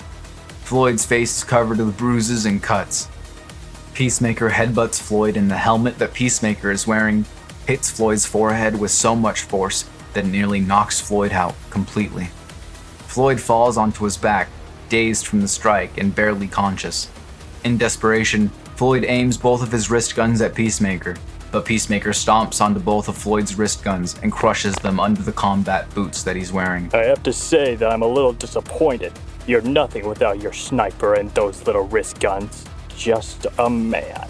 A man whose skull I could crush under my boot with ease. Yeah, well, fuck you and that goofy-ass helmet that you're wearing. Peacemaker scowls angrily. How dare you insult this helmet of peace? Peacemaker takes a deep breath and calms himself down. Then, he takes his helmet off and lifts it over his head. How about I show you how powerful this helmet of peace truly is, you piece of shit? Before Peacemaker can crush Floyd's head with the helmet, a non-lethal bullet hits him directly in the side of the head, causing him to lose his balance and drop his helmet. Peacemaker turns to face Red Hood, who fired the bullet. That hurt, asshole! Not as much as this. Peacemaker returns his attention to Floyd, who rams Peacemaker's helmet into Peacemaker's head. Peacemaker stumbles backwards, and Floyd stands back up, still holding Peacemaker's helmet. Floyd hits Peacemaker in the head with the helmet several more times, but is still unable to knock Peacemaker down. Peacemaker's face is covered in blood. By this point, but still manages to smile. See? That helmet is fucking badass, isn't it? A badass symbol of peace. Floyd proceeds to hit Peacemaker in the face with the helmet some more, not giving him a chance to finish his sentence. Floyd notices Peacemaker's Desert Eagle that's lying on the floor. He throws Peacemaker's helmet at Peacemaker's head, and it hits him directly in the forehead. Peacemaker still doesn't fall down. I can't fall down. I have to preserve peace, no matter. Floyd picks up Peacemaker's Desert Eagle, pointing it right at the Peacemaker's head. Floyd pulls the trigger, and a bullet fires right at Peacemaker's head. The bullet penetrates Peacemaker's forehead and exits the back of his head. Peacemaker falls backwards onto the floor. Rest in peace, motherfucker. Floyd lowers Peacemaker's pistol. He takes a moment to catch his breath. Then he turns his attention to the other combat that's taking place around him. Red Hood is facing off against Rick Flag, while Bloodsport is facing El Diablo and Blackguard in a 2v1 fight. Floyd sighs to himself, realizing that he should help out Robert, and that he doesn't have time to catch his breath any longer. Floyd dashes down the three, aims Peacemaker's Desert Eagle at Blackguard, and fires the weapon. Blackguard manages to see this in the corner of his eye and blocks the bullet with his shield. However, Robert uses this opportunity to slash the side of Blackguard's neck with his sword that's made from the parts he got from his collapsible arsenal. Blackguard hops backward, creating distance between him and Robert, but Robert continues swinging his sword at Blackguard. Blackguard blocks the sword strikes with both his shield that's in one hand and the energy mace that's in the other. Since Robert is preoccupied with Blackguard, Floyd decides to focus his attack on El Diablo. Floyd fires several bullets at El Diablo with his Desert Eagle. In response, El Diablo creates a wall of fire in front of him that ends up shielding him from the bullets. When will your top asses learn that your bullets aren't gonna work on me? To his surprise, Floyd leaps over the firewall that El Diablo has created and throws the Desert Eagle at him. El Diablo quickly destroys the weapon with a burst of fire, but while Floyd is still in midair, he spins and roundhouse kicks El Diablo in the jaw, sending him to the floor. El Diablo spits the blood from his mouth angrily. El Diablo raises his hand, about to shoot a blast of fire at Floyd, but before he can, Floyd knees El Diablo in the nose, breaking his nose. El Diablo falls onto his back and holds his nose in agony. He then equips his bullwhip and whips it at Floyd's head.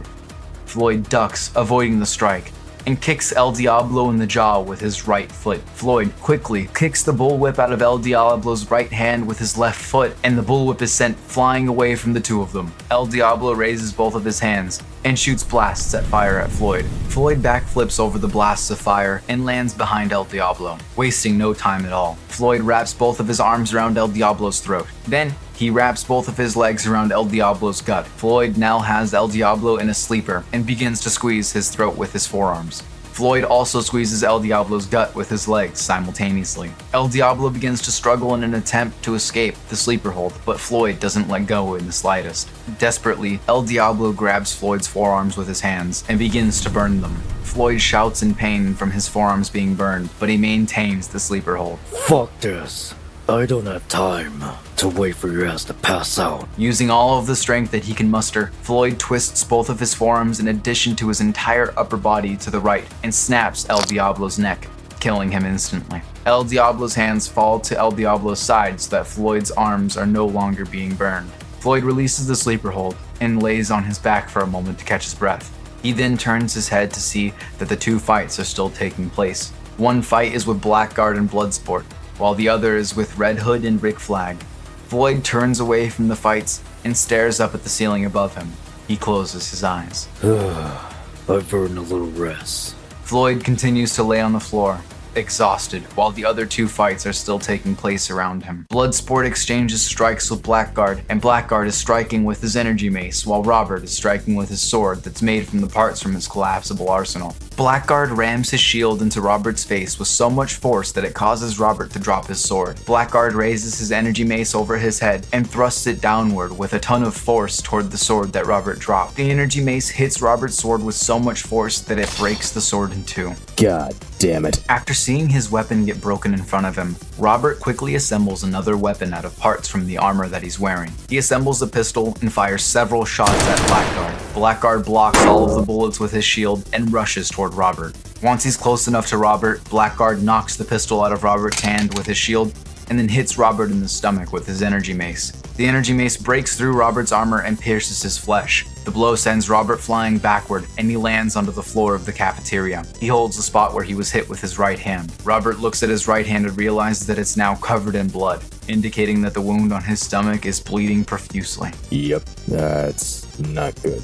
Robert notices that Blackguard is making his way toward him, looking to finish Robert off. Robert ignores the pain from his wound and stands back up. Blood from Robert's wound drips onto the floor of the cafeteria. You know, I had a feeling that today might be the day I die, but I don't feel like going to a fucking nobody like you. This nobody is beating your ass in a fight and about to fucking kill you, asshole. Robert begins assembling another weapon with pieces from the armor he's wearing. After seeing what weapon Robert has created using his collapsible armament, Blackguard stops making his way toward Robert. The weapon that Robert has just assembled is an energy rifle that uses similar energy that's inside of Blackguard's mace as an ammunition. What the fuck is that? Robert smiles confidently. It was stupid of you to think that I could only make normal weapons. I fought my fair share of superpowered assholes in my life, so now I always have some special weapons handy. Whatever, it will make a difference. Blackguard charges Robert as he raises his energy rifle. Robert holds the trigger of the energy rifle with his trigger finger, and the sound of the energy rifle charging up can be heard. Robert waits for Blackguard to get closer to him, and continues to let his rifle charge up. Eventually, Blackguard is right in front of Robert, and Blackguard lifts his energy mace over his head, prepared to strike Robert in the head with the energy mace. Robert aims his energy rifle at Blackguard's hand that is holding the energy mace. Robert's trigger finger lets go of the energy rifle, and a large blast of energy shoots out of the energy rifle. The large blast of energy completely disintegrates Blackguard's right arm in gruesome fashion. The energy mace falls to the floor, and Blackguard falls to his knees, hollering in pain. Blackguard drops his shield onto the floor and holds the spot where his right arm used to be attached in horror. Blood is spurting out of the spot where Blackguard's right arm was attached. Robert aims his energy rifle at the lower part of Blackguard's face and holds the trigger of the weapon with his trigger finger. The energy rifle begins charging up.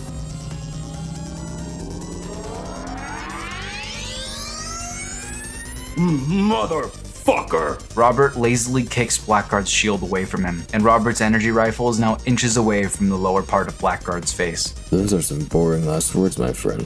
Such a shame. Robert's trigger finger then lets go of the trigger of the energy rifle, and another large blast of energy shoots from the rifle. The large blast of energy completely disintegrates the lower part of Blackguard's face, killing him. Blackguard's lifeless body flops onto the floor of the cafeteria, and Robert then lowers his energy rifle and takes a moment to check his surroundings. Red Hood is still fighting Rick Flag, while Floyd Lawton is taking a rest on the floor of the cafeteria. Robert laughs to himself. Deadshot's got the right idea. Robert disassembles his energy rifle, places the parts back onto his armor, and decides to lay onto the floor of the cafeteria to rest himself. Jason begins to pant, feeling exhausted from his fight with Rick Flag. He checks his surroundings and notices that Floyd Lawton and Robert Dubois are lying on the floor of the cafeteria, resting. After everything we've been through, your scumbags aren't gonna help me? Rick looks around and notices that all of the other members of his special task force have been killed. He sighs to himself in disappointment. Fucking amateurs. I know that most of them were just criminals, but to think they would all be killed this easily. I guess I shouldn't have expected so much from them. Then how about you do us a favor, soldier boy, and retreat? You have to realize that you're pretty much fucked right now. Think about it. Even if you kill me, you still have to deal with those other two assholes. And plus, I don't think I'm going down that easily. Rick laughs to himself in amusement. You know, I respect that attitude of yours. Rick drops the stun baton that he's been using onto the floor, and drops his other weapons onto the floor as well. What do you say? Shall we finish this fight with just our fists? Jason laughs. That sounds like some overly macho bullshit if you ask me. But it does sound kind of fun. You're on. Jason drops all of his weapons, including the dagger that he's holding in his right hand, onto the floor. Jason raises his fists while Rick does the same. Jason steps forward and throws a punch right at Rick's face with his left fist. Rick blocks the punch with his left forearm and uppercuts Jason with his right fist, causing Jason to clumsily step backward. Rick unleashes a quick barrage of jabs with both of his fists into Jason's stomach, before finishing the combo with a brutal elbow strike to Jason's jaw. After being hit in the jaw with Rick's right elbow, Jason is even more dazed. Not giving Jason the chance to recover, Rick slides past Jason, wraps both of his arms around Jason's waist, and suplexes him onto the floor. Rick wastes no time and immediately gets Jason into an arm lock submission hold. Jason's right arm that's in the arm lock submission hold begins getting twisted, and Jason feels a horrible pain in his right arm. Jason struggles and manages to get out of the submission hold. After getting out, the first thing he does is backflips away from Rick, creating some distance between the two. Rick smiles to himself, confidently. I hate to break it to you, but it seems like your hand-to-hand combat skills have gotten pretty rusty. Well, shucks, I'm so embarrassed. However, my hand-to-hand combat skills haven't regressed in the slightest. Yeah, keep talking your shit. This fight isn't over yet. Oh, I'm glad to hear that. It would be a damn shame if this fight of ours grew boring. Damn straight it would be. Let's stop with all this talking and get back to fighting, shall we? That's the spirit. Rick leaps high into the air and thrusts his left elbow downward towards Jason's head. Jason holds up his forearms to block the strike. Jason's forearms do block him from the elbow strike, but he feels a sharp pain shoot throughout his arms after the elbow strike, causing him to lower them. Rick throws a punch at Jason's face with his right fist, and Jason's leg sweeps Rick, causing Rick to fall onto his back. Jason attempts to roundhouse kick Rick in the face with his right foot, but Rick catches the foot with his left hand before the right foot makes contact with Rick's face. Jason hops into the air, using his left leg, twists his body, and kicks Rick into the face with his left foot. This knocks Rick onto the floor. Rick spits some blood onto the floor and smiles, despite his mouth looking bloody now. Before Rick has the chance to block, Jason dropkicks Rick in the face, sending Rick onto his back. Jason places his right knee on Rick's neck before Rick has the chance to get up and begins applying a pressure to Rick's neck with his right knee. Jason punches Rick in the face several times with his right fist until Rick's face is covered with blood. Jason places even more pressure on Rick's neck with his right knee. Rick spits blood onto Jason's mask so that Jason can't see well. Rick punches Jason in the right knee with his right fist, causing Jason to lean over slightly. Rick follows this up by punching Jason in the gut with his left fist, knocking the air out of Jason, and resulting in Jason falling onto his back.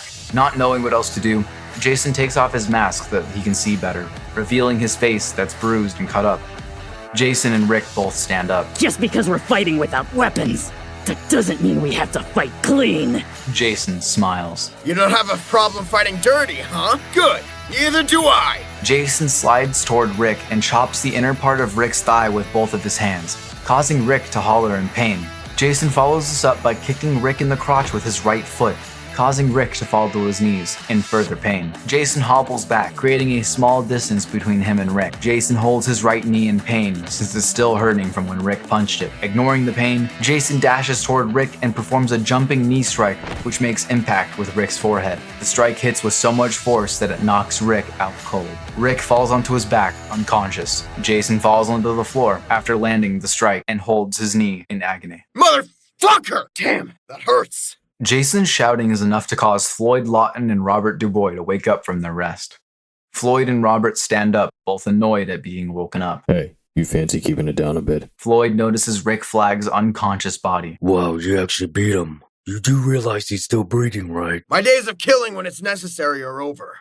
Is that so? Robert makes his way over to Rick Flag's unconscious body and assembles a weapon from pieces of his armor while he does so. By the time he arrives at Rick's unconscious body, Robert has assembled the pistol out of parts from his armor. He points that pistol at Rick's head and fires. A bullet blasts right through Rick's forehead, killing him instantly. What the fuck? Floyd makes his way over to where Robert is standing. Damn, you beat me to it. I didn't let him live so one of you two assholes could shoot him in the fucking head! He would have just come after us once he woke up. That'd be a serious pain in the ass.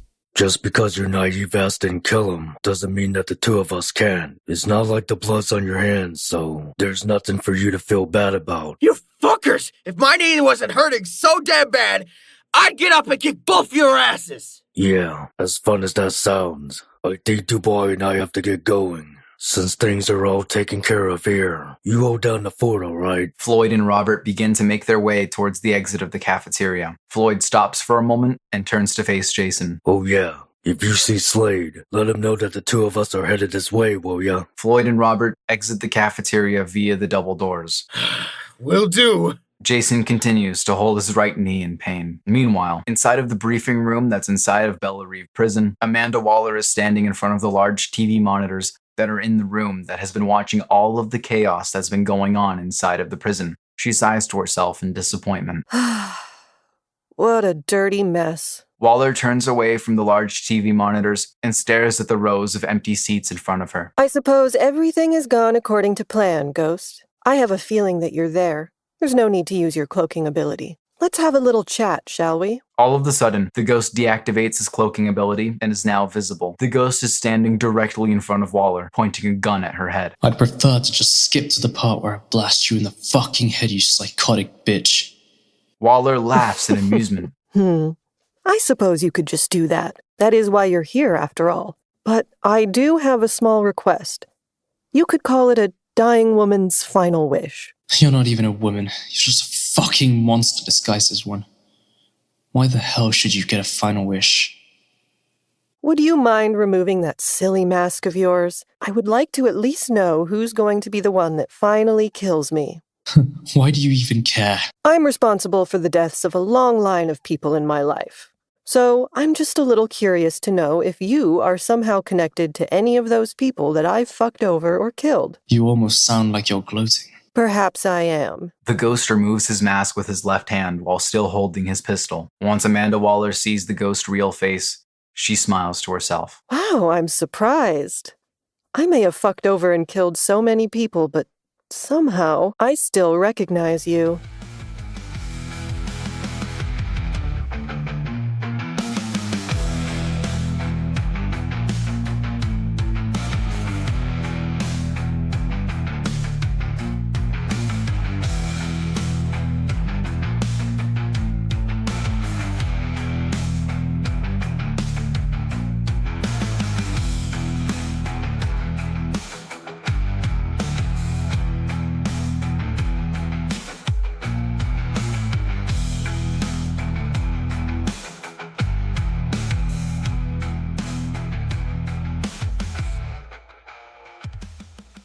Knight's Kingdom presents Bounty, Episode 6, Unmasked.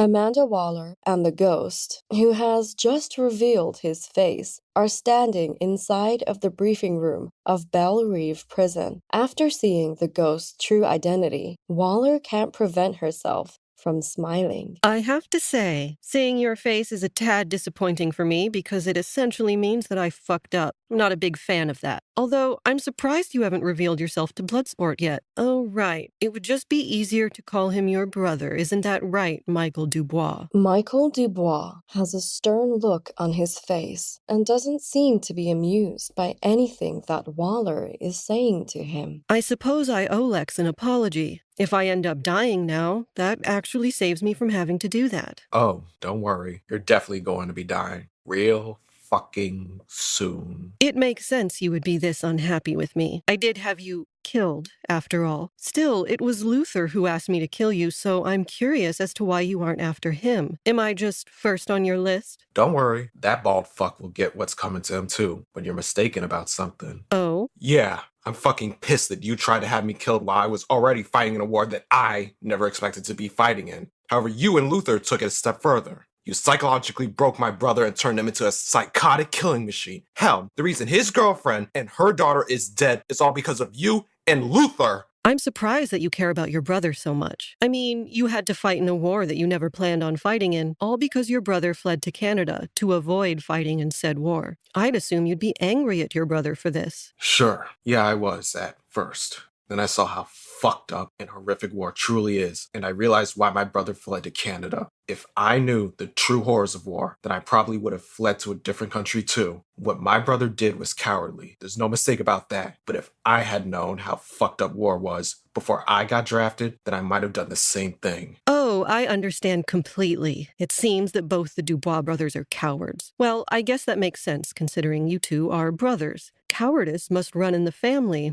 Michael's trigger finger wraps around the trigger of the pistol that he's pointing at Waller's head. You're lucky that I need you alive right now. Nothing would make me happier than to shut you up permanently. Oh, you need me alive? What for? The collars that you placed around my brother's neck and the necks of those others that are with him. I want you to deactivate them. If I refuse? You don't want to fucking find out. Trust me. Waller smiles in amusement. Slade Wilson makes his way into the cafeteria of the prison, carrying his unconscious daughter in his arms.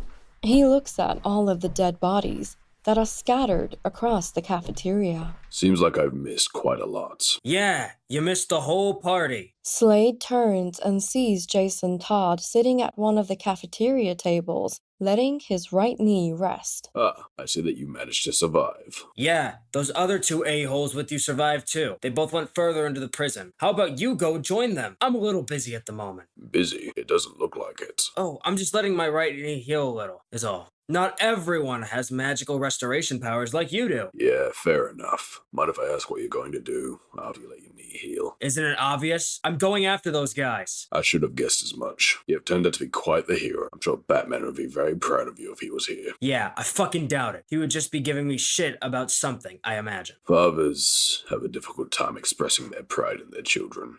It's just one of the many mistakes that I have made throughout my life. Even when a father doesn't say that he's proud of his children, that doesn't mean that he isn't. It just means that the father doesn't want to show a weaker side of himself to his children. That's a nice speech, old man. Slade, sadly, glances down at his daughter, who is still unconscious. There's no point in you going after those two, especially in the shape you're in right now. You'll just get yourself killed. So what? Not like anyone would fucking care if a bastard like me died. Actually, I can think of at least one. How about you do me a favor instead? Don't worry, it'll still allow you to play the part of the hero. Dude, what are you talking about? I would like you to take my daughter and leave this prison immediately. Why don't you take your own daughter and leave this prison? I can't leave those other two behind. I wouldn't feel right about doing that. A good father would probably carry his daughter out of this prison and leave the other two behind. Unfortunately, I'm not a good father. Despite that, I still love her and want her to survive. And if I can prevent another young person who has their whole life ahead of them to leave this prison as well, that wouldn't be such a bad thing. A real hero wouldn't listen to a criminal like you and would go after those other two without a second thought. I don't really consider myself a hero. I actually value my own life, and personally, I don't feel like dying today. I'm sure the Bat will be mad at me, but I'll do what you want. Only because it gives me an excuse to ditch this place. Can you stand and carry my daughter in your condition? Jason stands up from the cafeteria table that he's sitting at, makes his way over to Slade, and takes Slade's daughter from him. Jason is now carrying Slade's daughter, Rose Wilson, in his arms. Even though it probably means nothing to you. Thank you for doing this for me. Jason smiles, still not wearing his red hood mask that has blood all over it. Try not to get yourself killed, old man. Or do.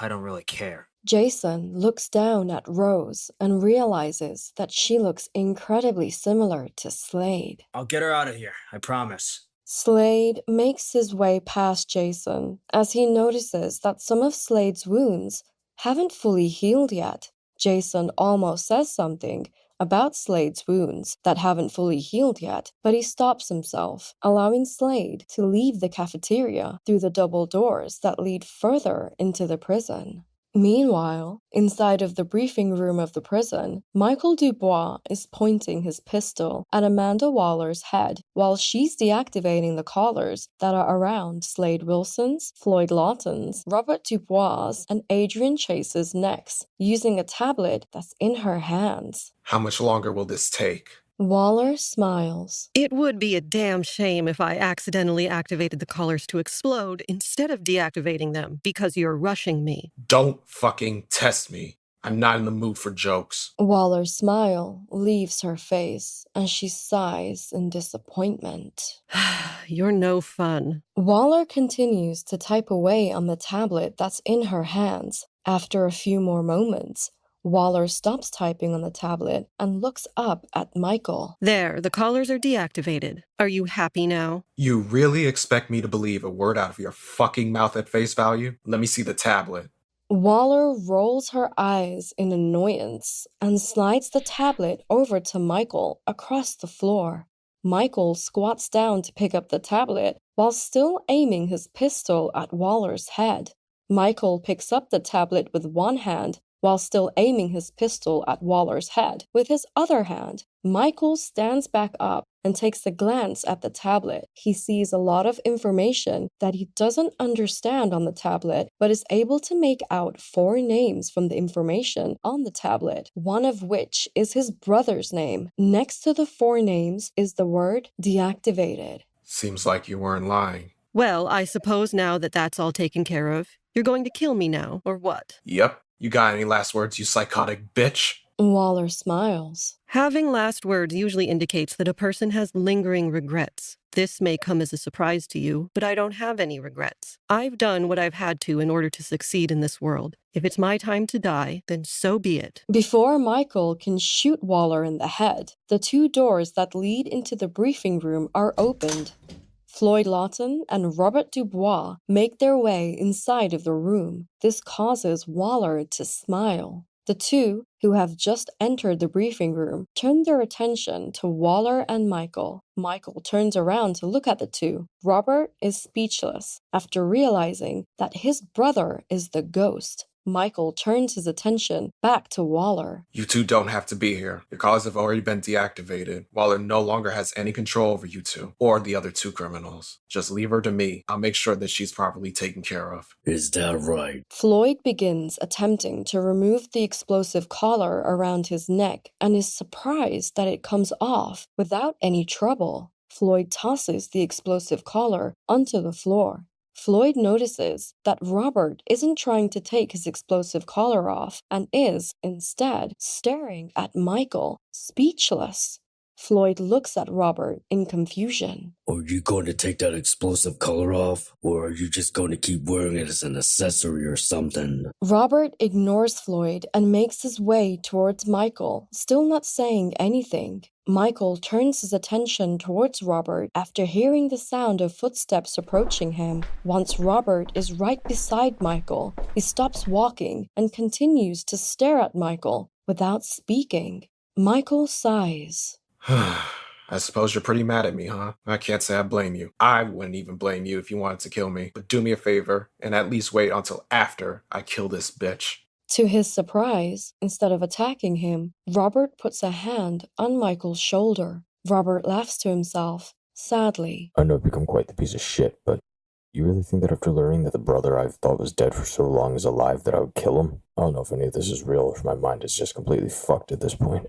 But if it is true, then I couldn't be any happier that you're alive, Michael. I'm so sorry I left for Canada. Michael smiles. Yeah, that was pretty fucked up of you. Floyd makes his way towards both of the Dubois brothers. He stops once he's right next to them. Based on what I just heard, you two are brothers? Who would have thought that such a heartfelt reunion would happen at a time like this? I hate to interrupt this touching reunion, but what exactly are we gonna do about the insane woman standing across from us? Floyd, Michael, and Robert all turn their attention towards Waller. I understand that you want to be the one to kill Waller, Michael, but you have to realize that you aren't the only one who wants to kill her. Yeah, I wouldn't mind killing her myself for all of the bullshit she puts me through. Are you dumbasses seriously arguing over who gets to kill Amanda? I'm hurt that you wouldn't include me in that discussion. Floyd, Michael, Robert, and Waller all turn to face Slade Wilson, who is making his way towards them, still extremely wounded. Floyd notices that Slade's wounds aren't healing quickly, but doesn't say anything. Shit, old-timer. I didn't even hear you come in. I may be an old-timer, but I'm still an assassin, and an assassin is supposed to move quiet, right? Are you alright, man? You look like shit. Yes, I'm fine. Honestly, I'm just happy that I was able to make it out of a fight with my daughter in one piece. Especially since she wasn't in her right mind. One piece, huh? Slade notices that Floyd is looking at all of the unhealed wounds on Slade's body. Slade smiles sadly. Well, mostly in one piece, I should say. Slade stops walking once he's standing beside Floyd, Robert, and Michael. Slade, Floyd, Robert, and Michael turn to face Waller, who, despite the situation she finds herself in, is smiling. We all finished then. The gang's all back together. I didn't want to interrupt. How considerate of you. I hate to disappoint all of you, but killing isn't going to solve anything. I'll just be replaced. Who knows? The person they replace me with could be an even shittier person than me. No matter which one of you ends up killing me, it won't change a fucking thing. None of you will get anything out of it. Yeah, you might be right about that, but you're wrong about one thing. And what's that? Robert smiles. It'll make us feel a hell of a lot better. Waller's expression changes to a scowl at Robert's comment. For a second there, I forgot who I was dealing with. You aren't heroes who want to take me down for the betterment of the world or anything like that. All you are just a bunch of scumbag criminals. You all just want to kill me because it'll make you feel better. How fucking stupid. Waller grins. That's okay, though. They should be arriving just about now. Robert, Michael, Floyd, and Slade all look at Waller in confusion. Who's They. What the hell are you talking about? Waller doesn't answer Michael's question and just continues to smile mischievously. Meanwhile, on a small hill that overlooks Belle Reef Prison, Jason Todd is carrying Rose Wilson while doing his best to ignore the pain in his right knee and the pain from his other injuries. I can't believe I got stuck carrying a fucking criminal to safety while letting a bunch of other criminals handle their own business. The pain that I'm feeling right now is nothing compared to the fucking headache that I'm going to get from hearing this bat's bitching.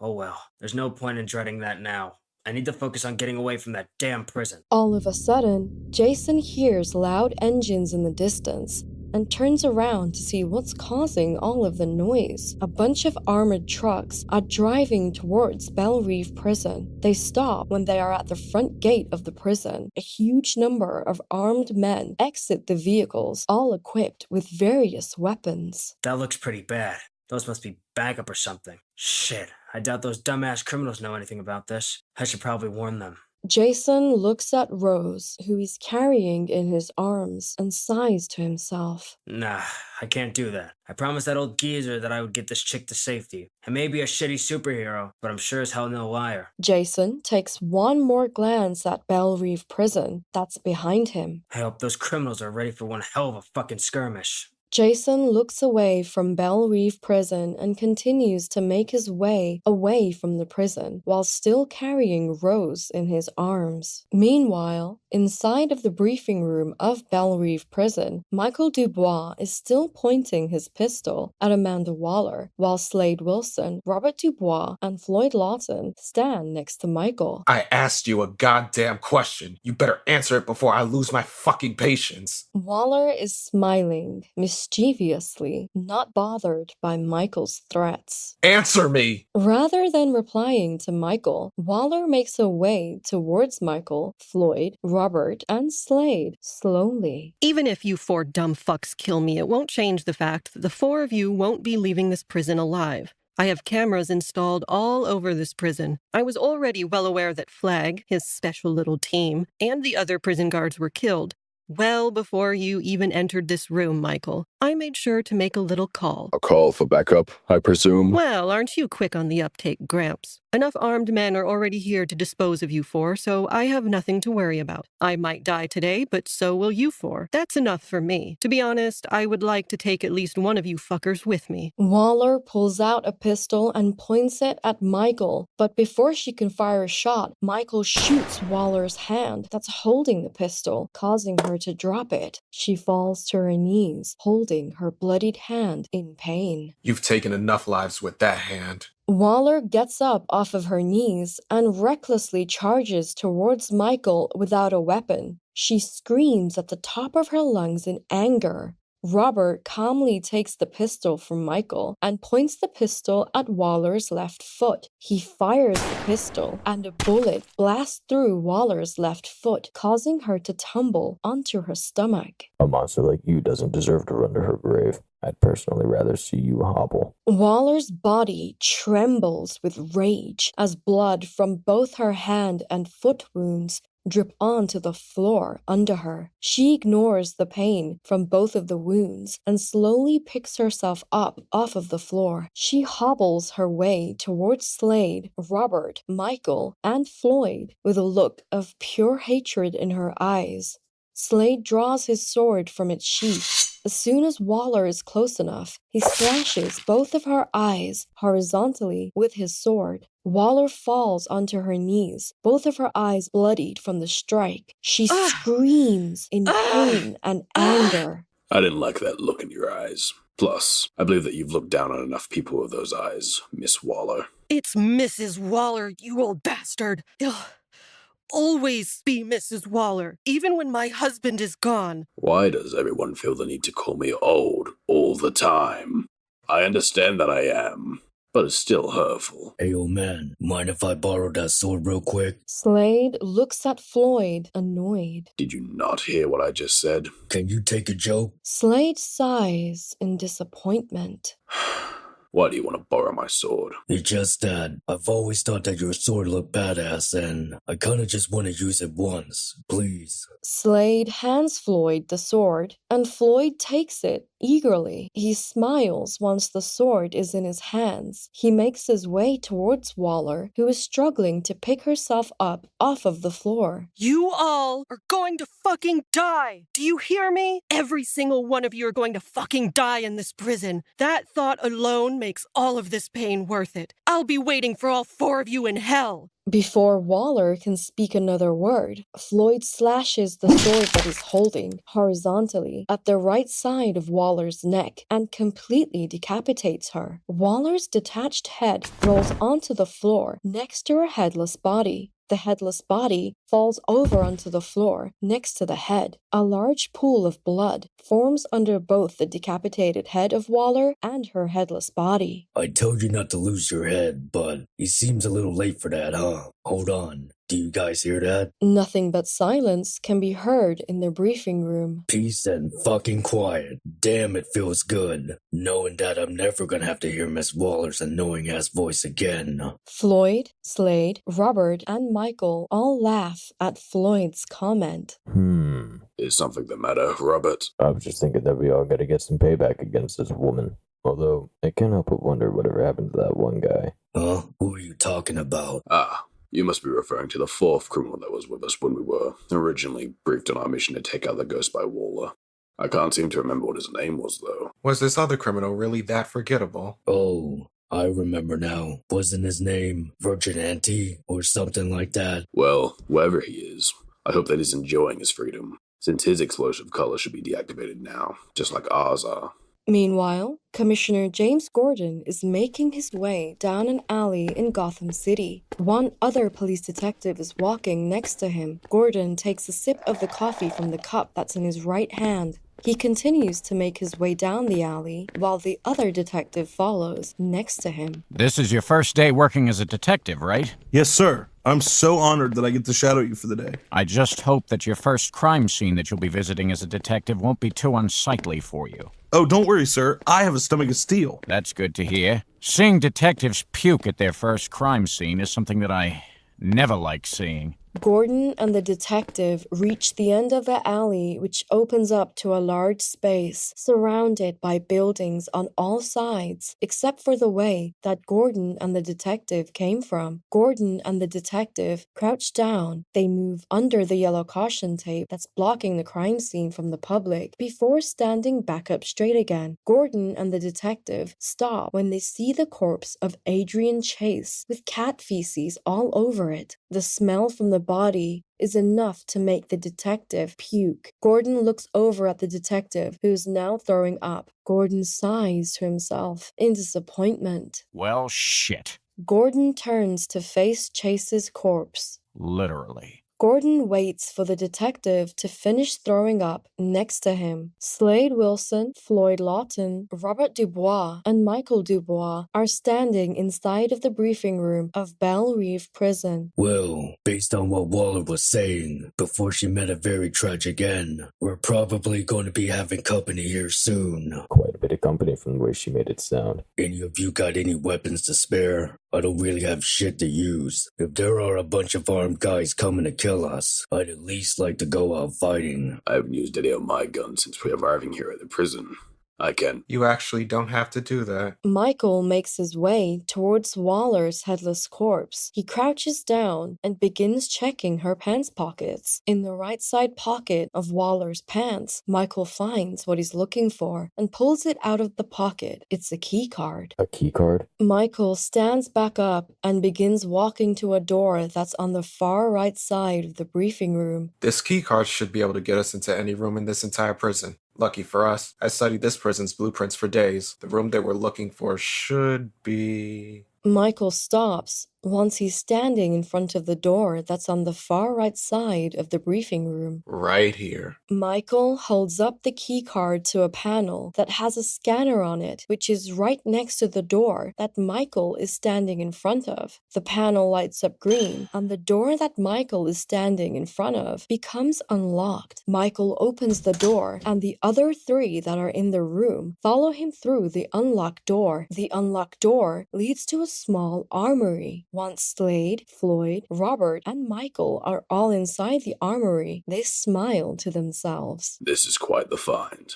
We should probably hurry, though, since I doubt we have much time before our company arrives. Slade, Floyd, Robert, and Michael begin looking around the armory, deciding on what they should equip themselves with. The double doors that lead to Belle Reeve Prison's briefing room are kicked open by a man wearing riot gear and equipped with an assault rifle. Standing behind this man are a large number of individuals wearing the same riot gear that he is. All of the individuals dressed in the riot gear are armed with a variety of weapons. A few of the armed individuals enter the briefing room, and one of them accidentally steps on a landmine. When the individual's foot lifts from the landmine, there's a loud explosion. Several of the armed individuals' body parts are sent flying from the explosion, and blood splatters all over some of the walls of the briefing room. Shit! Contact! The armed individuals turn the flashlight attachments that are on their weapons on before they enter the briefing room. All of the lights are off in the briefing room, making it difficult for the armed individuals to see what's around them, even with the flashlight attachments on their weapons. Watch your step. There's probably more traps. The large number of armed individuals begin to carefully search the briefing room while trying their best to keep an eye out for any more traps. All of a sudden, the lights are turned on in the briefing room, which startles all of the armed individuals. Standing in front of all of the armed individuals at the front end of the room are Slade Wilson, Floyd Lawton, Robert Dubois, and Michael Dubois. Robert Dubois is aiming an RPG at all of the armed individuals. Shit! Move! Robert fires the RPG at the armed individuals and manages to blow up several of them in the process. The rest of the armed individuals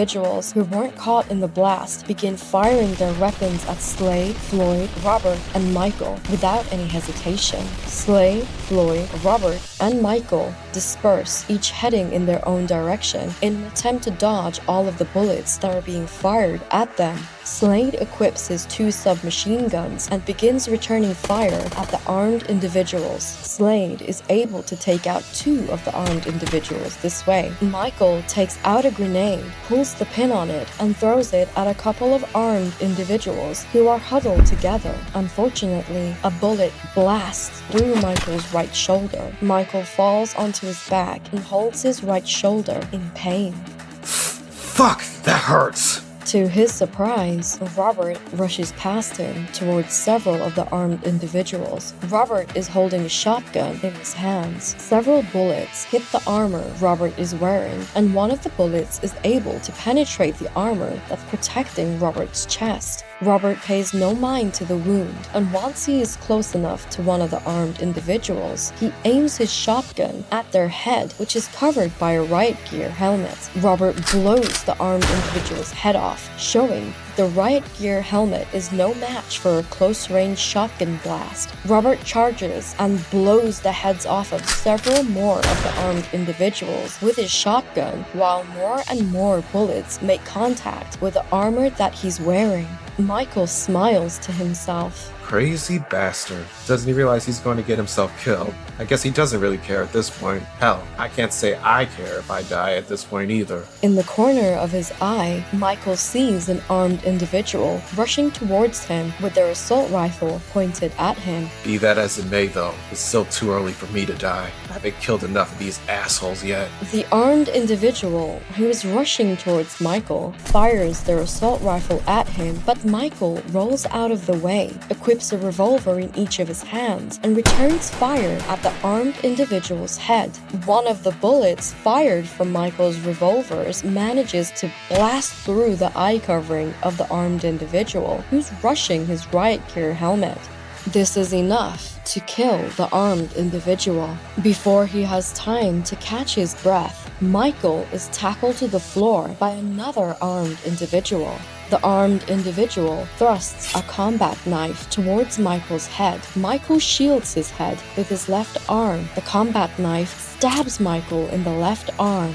Michael ignores the pain of being stabbed in the left arm and uses his right hand to aim one of his revolvers at the left side of the armed individual's neck. Michael fires the revolver that's in his right hand, and a bullet penetrates the left side of the armed individual's neck and then blasts out of the right side of the armed individual's neck, killing him. The corpse of the armed individual falls forward on top of Michael. Michael notices more armed individuals coming his way, and he gets an idea. Michael uses the corpse of the armed individual that he has just killed as a human shield to protect him from the bullets that are fired at him by the pursuing armed individuals. Bullets blast through the already dead armed individual that Michael is using as a human shield.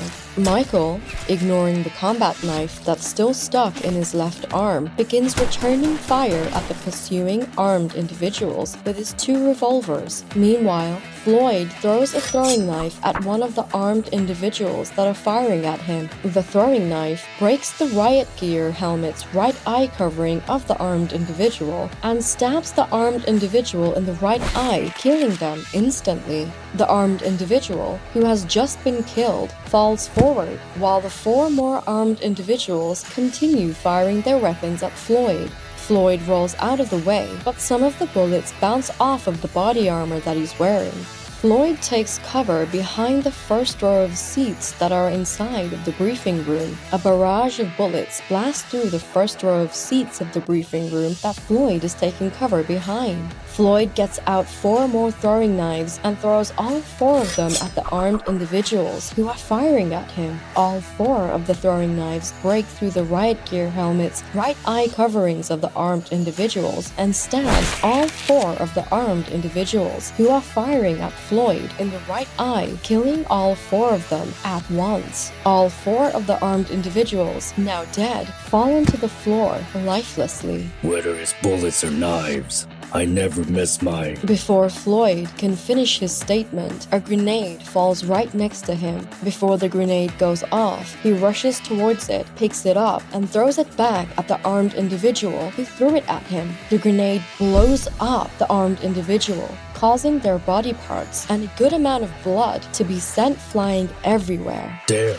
you fucking guys are relentless, aren't you? Waller must have been paying you good to kill us. Floyd is rammed in the back of the head with an assault rifle, causing him to fall forward onto the floor of the briefing room. He looks up, and behind him, an armed individual is pointing their assault rifle at Floyd's head. Before the armed individual is able to shoot Floyd in the head, they are decapitated in gruesome fashion. The headless corpse and the head of the armed individual flop onto the floor of the briefing room. Slade, the one responsible for decapitating the armed individual and saving Floyd, offers Floyd a hand. Floyd chuckles to himself. He takes Slade's hand and Slade helps Floyd up to his feet. I don't believe this is a good time to be wondering how much Waller paid these gentlemen to kill us. Yeah, you're right. Thanks for the save, man. Slade sheathes his sword and draws his two submachine guns, while Floyd equips a scoped sniper rifle. Slade looks at Floyd in surprise. I'm not too sure how useful a long-range weapon will be in a situation like this. Floyd smiles confidently. Have you ever played video games before? Never. Well then, pay close attention. I learned this technique from a video game. Believe it or not, it's called quick scoping. Before Slade can ask Floyd what quick scoping is, Floyd dashes towards some of the armed individuals that are pursuing him and Slade. Once Floyd is close enough to one of the armed individuals, he quickly holds up the scope of his sniper rifle to his right eye and fires the sniper just as quickly. A bullet leaves the sniper rifle and blasts right through the riot gear helmet of the armed individual he's targeting and takes off a fourth of the armed individual's skull in the process, killing them instantly. What Floyd had just done was a quick scope. Floyd feels some bullets making contact with the body armor that he's wearing, and he turns around to face one of the armed individuals who are firing at him. He ducks down so that some of the bullets fly right over him and quickscopes the armed individual he is now facing. This results in another perfect headshot and another armed individual losing a fourth of their head. The armed individual falls onto the floor lifelessly. Floyd still feels bullets hitting his combat armor, and one of the bullets actually manages to break through the combat armor. A bullet enters the right side of the middle of Floyd's back. Floyd does his best to ignore the pain, turns around again, and quickscopes the armed individual who is firing at him. The bullet that leaves Floyd's sniper rifle smashes through the armed individual's right gear helmet and takes off a fourth of the armed individual's skull, killing them. The armed individual lifelessly flops onto the floor of the briefing room. Floyd turns around and gives Slade a thumbs up despite having a bullet in the right side of the middle of his back. Slade chuckles to himself in amusement. That was quite impressive. Although I'm sure that bullet that's stuck in the right other side of the middle of your back is hurting pretty bad right about now. Floyd pretends like the bullet wound isn't hurting him. Nah, just a little scratch, that's all. Slade observes that more armed individuals are aiming their weapons at Floyd since his back is turned to them. Slade dashes towards Floyd at incredible speed and leaps over him. Slade aims his 2 submachine guns at the armed individuals and begins firing at their necks. Bullets blast through the necks of all of the armed individuals that are aiming their weapons at Floyd, killing them all before one of them can pull the trigger of their weapon. All of the armed individuals who were aiming their weapons at Floyd fall onto the floor of the briefing room dead. Slade lands gracefully on his feet. Floyd turns around and looks at all of the armed individuals that Slade had just taken out effortlessly in shock. I knew they were behind me. I just wanted to leave some enemies for you, that's all. Slade turns to face Lawton and smiles. How considerate of you. Floyd scratches the back of his neck with one of his hands awkwardly. In all seriousness, thanks. You have a daughter to get back to, correct? I wouldn't want to be the one to let her father die on the battlefield. A daughter's wrath can be a brutal thing, can't it? Yeah, you're right about that. Slade and Floyd notice that a couple more armed individuals have turned their attention towards them. Slade and Floyd prepare themselves for combat. On the other side of the room, Michael and Robert are still firing their weapons at approaching armed individuals. Shit, there's no end to these bastards. Sure as hell seems that way. Robert notices a very large armed individual enter the room, carrying a grenade launcher in their hands. The large armed individual is wearing even more armor than the other armored individuals. The individual points his grenade launcher at Robert and Michael. Michael is still on the floor of the briefing room, firing his revolvers at approaching armed individuals, unaware of the large armed individual who has just entered the briefing room. The large armed individual fires several grenades towards Robert and Michael. Realizing that Michael isn't in any shape to move, Robert dashes towards the 4 grenades that land right in front of Michael and Robert. Before Robert can pick up the 4 grenades and toss them away, 4 more grenades land in the same exact spot. Robert begins to panic, realizing that there's too many grenades to throw away at this point. Not knowing what else to do, Robert gathers all of the grenades together in a small pile and lays on top of the pile of grenades, doing his best to shield Michael from the explosion. Robert, what the fuck are you doing? The pile of grenades that Robert is lying stomach first on goes off, and there's a huge explosion. Robert's body is completely blown apart in front of Michael. Michael is sent flying backwards from the explosion. Michael lands back first onto the floor of the briefing room, his ears ringing from the loud explosion. He forces his eyes open and sees gray smoke overhead. He coughs and sits up slowly. He looks in the direction of the explosion, and what he sees causes him to feel sick to his stomach with despair. He hunches over and throws up onto the floor of the briefing room. The feeling of despair in his stomach turns to sadness, and he can feel tears running out of his eyes.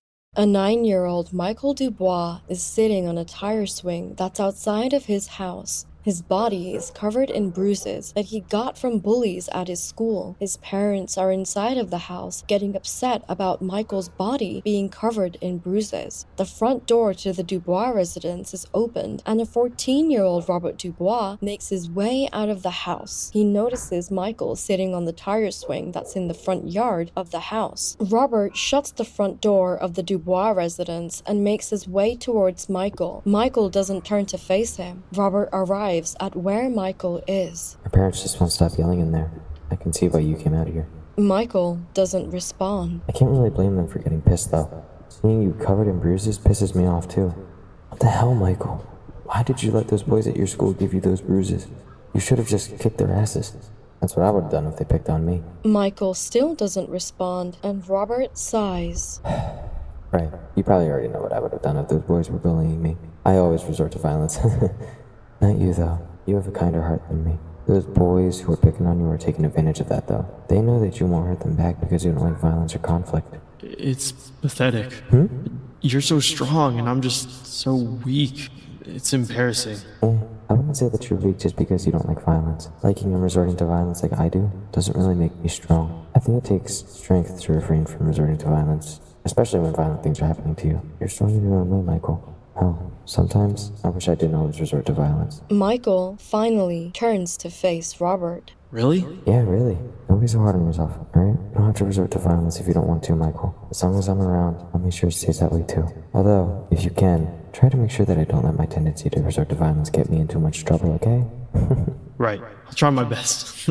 Thanks, Robert. I feel better after talking with you. Hey, it's no problem. We're brothers. We have to always be there for each other, no matter what, right? Robert extends out a fist, and Michael smiles at this. Michael gets off of the tire swing, makes his way towards Robert, and bumps Robert's fist with his own. Right. Now, let's head back inside and see if we can calm our parents down. Might not be easy to do, though. They're pretty pissed. Michael and Robert make their way towards the front door to the Dubois residence. In front of Michael Dubois is the scattered body parts and blood of his older brother, Robert Dubois. The sight doesn't get any easier for Michael to look at, no matter how long he stares at it. Michael is so fixated on the gruesome scene in front of him that he's unaware of the surrounding danger. Armed individuals are making their way towards Michael with their weapons pointed at him. Before any of the armed individuals can get a shot off, they are all quick-scoped through the right eye coverings of their riot gear helmets by Floyd Lawton, with bullets having blasted through their right eyes and exiting out of the back of their heads. The armed individuals flop onto the floor of the briefing room, dead. Floyd rushes over to Michael. Hey, you've got to snap out of it. He's dead. I know. I saw what happened to your brother. He saved you, though. The last thing he would want is for you to die, because you're too fixated on his death. I'm not strong enough. Robert was always the strong one. I don't know what you're talking about. The ghost that I've seen in action is pretty strong. The ghost? That's right. Michael stands up, despite it hurting him incredibly bad to do so. Michael Dubois might not be strong, but the ghost is. More armed individuals make their way towards Michael and Floyd. Seems like we got more company. What about that bastard who killed Robert? The two of us need to take care of the other assholes. Here. Floyd hands Michael 2 submachine guns. Slade wanted me to give you those. Michael looks at the submachine guns that he's now holding. That's awfully nice of him, but how will we defeat that bastard with the grenade launcher without?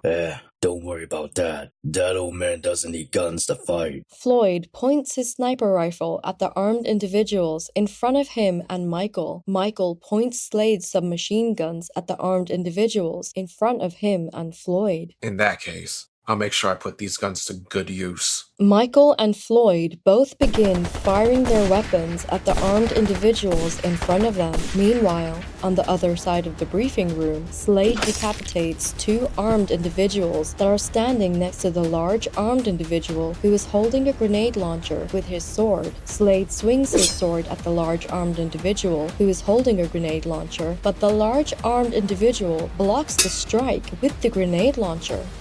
Seems that weapon can be used defensively too. The large armed individual uses an impressive amount of strength to push Slade backwards away from them. The large armed individual fires two grenades at Slade with their grenade launcher. Without hesitation, Slade kicks both of the grenades back at the large armed individual. Before the two grenades can go off, the large armed individual knocks away the two grenades with their grenade launcher. The two grenades go off at a far enough distance so that they don't have any effect on the large armed individual or Slade. As fun as this game of grenade hot potato is, I think it's about time that I finish this. Slade dashes towards the large armed individual who fires several grenades at Slade. Slade pauses for a second, kicks all of the grenades away from him, and continues to dash towards the large armed individual. Slade leaps into the air and horizontally slashes his sword right at the large armed individual's neck. Slade manages to decapitate the large armed individual before they can fire any more grenades. The head of the large armed individual rolls onto the floor of the briefing room. Blood begins to spurt out of the spot on the large individual's body where their head used to be. The headless body falls onto the floor of the briefing room lifelessly. Slade gets some of the blood off of his sword by slashing it to the side. Well, at least that's taken care of. Hey, watch out! Michael rushes over, stands in front of Slade, and begins firing Slade's two submachine guns at the armed individuals who have just entered the briefing room. Among the armed individuals, two of them are large and are carrying miniguns. The two large, armed individuals point their miniguns at Michael and begin firing. A barrage of bullets blast through Michael's body. Slade leaps over Michael, lands gracefully on his feet, and dashes towards the two large, armed individuals. Slade leaps into the air and decapitates one of the large, armed individuals with his sword. The other large armed individual points their minigun at Slade. Slade pushes off of the body of the armed individual who he's just killed, and this sends him right towards the other large armed individual. Once Slade is close enough, he decapitates the other large armed individual with his sword. Both of the headless corpses of the large armed individuals fall onto the floor of the briefing room a few feet away from their detached heads. The other four armed individuals who have just entered the briefing room point their weapons at Slade. Floyd quickscopes the third armed individual in the throat with his sniper rifle, and Slade tackles the fourth armed individual to the briefing room floor. Slade rips off the fourth armed individual's riot gear helmet. Slade snaps the fourth armed individual's neck with his bare hands, killing them. The briefing room is temporarily clear of enemies. Floyd rushes over to Michael, who's lying back first on the floor of the briefing room. Floyd observes that Michael's entire body is riddled with bullet holes. Michael is breathing and is staring at the ceiling of the briefing room that's above him. Blood is pouring out of Michael's mouth. Slade rips his sword out of the armed individual, who he threw his sword at's throat, and makes his way over to Michael as well. Once he reaches Michael, Slade places his sword in its sheath. So much blood is pouring out of Michael's mouth at this point that it makes it difficult for him to speak. Fuck.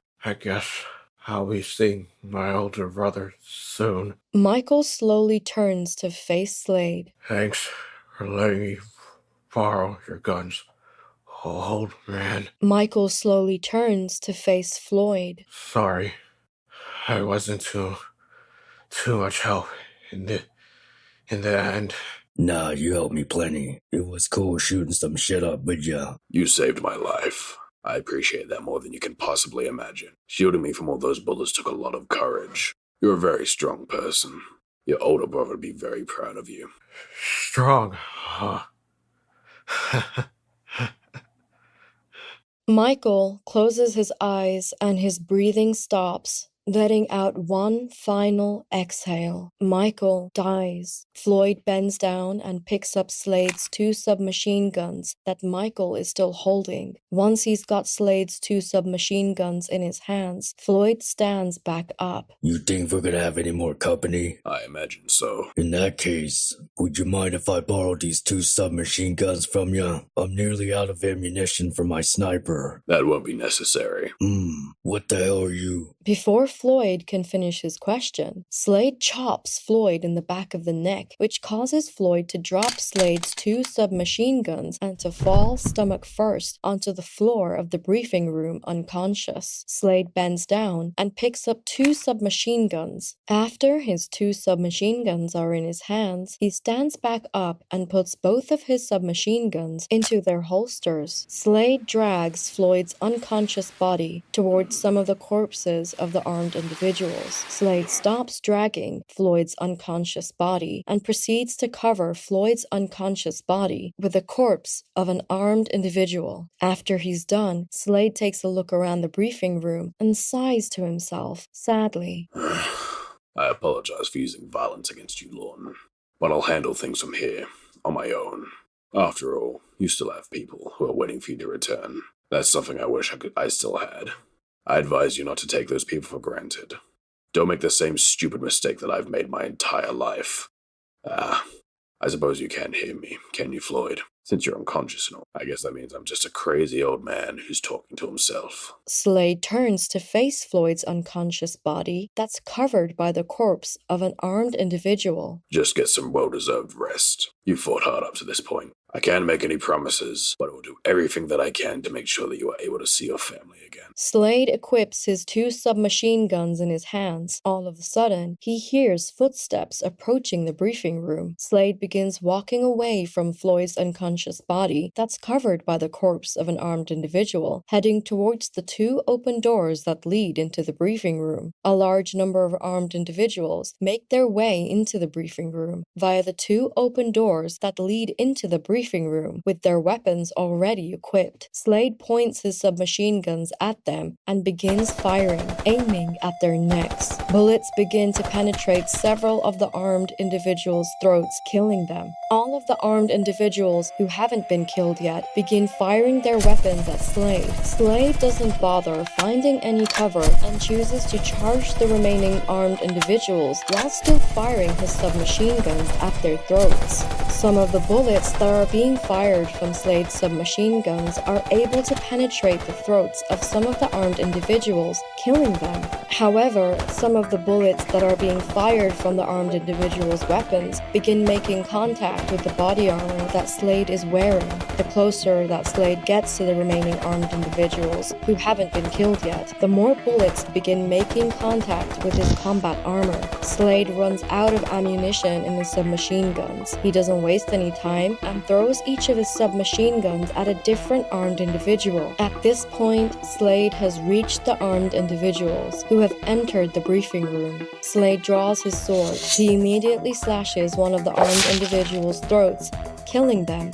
Slade feels several bullets make contact with his body armor and feels a bullet actually pierce the back part of his body armor. The same bullet enters the small of his back. Slade ignores the pain that he's now feeling in the small of his back. Slade proceeds to slash the throats of 4 more armed individuals who are firing their weapons at him, killing them. There are 3 armed individuals remaining inside of the briefing room, and they are all firing their weapons at Slade. Bullets are still making contact with Slade's body armor. 2 more bullets manage to pierce through the chest portion of his combat armor. The 2 bullets enter Slade's chest, causing him to stumble backwards a bit. Slade does his best to ignore the pain from the 2 bullets entering his chest and charges towards the 3 remaining armed individuals who are still firing their weapons at him.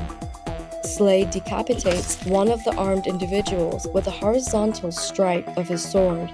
He flings blood from his sword into the eye covering of a riot gear helmet worn by one of the armed individuals, blinding them. Slade slashes this armed individual's throat with his sword while they are blinded, leaving 1 armed individual remaining in the briefing room. Slade stabs the throat of the last armed individual that's inside of the briefing room with his sword, killing them. Slade rips his sword out of the last armed individual that's inside of the briefing room's throat. The last armed individual that's inside of the briefing room's dead body falls onto the floor.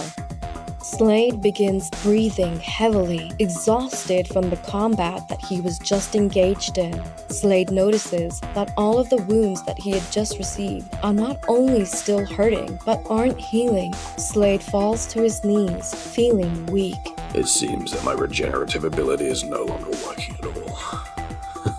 It's about damn time. Maybe I won't have to suffer through this life of mine for any longer.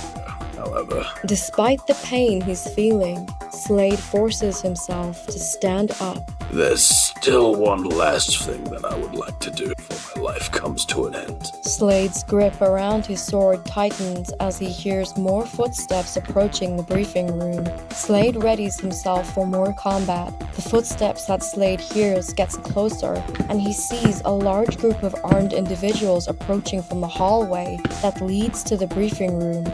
Rather than waiting for the armed individuals to arrive at the briefing room, Slade charges out of the briefing room towards the armed individuals. Slade rushes towards the group of armed individuals that are making their way to the briefing room of Belle Reve Prison. He notices that 2 of the armed individuals are large in size, have more body armor than the other armed individuals, and are carrying miniguns. Slade decides to take on these 2 larger armed individuals first. As soon as the armed individuals realize that Slade is approaching them, they begin firing their weapons at him. A barrage of bullets fly towards Slade.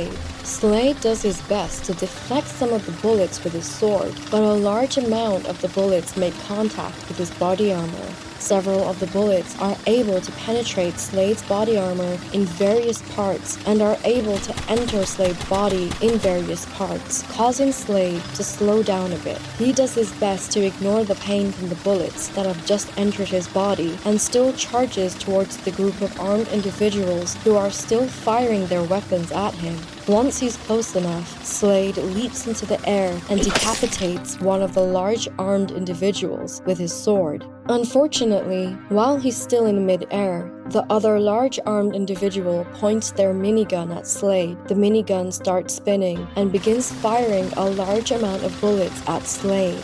Slade is only able to deflect a couple of the bullets with his sword while still in mid-air. The rest of the bullets make contact with his body armor. Most of the bullets penetrate various parts of Slade's body armor and are able to enter various parts of Slade's body, causing him an incredible amount of pain. Slade forces himself to ignore the pain, and while still in mid-air, he throws his sword at the large armed individual who is firing their minigun at his throat. The sword stabs the large armed individual in the throat, killing them. This leaves Slade without a weapon, though.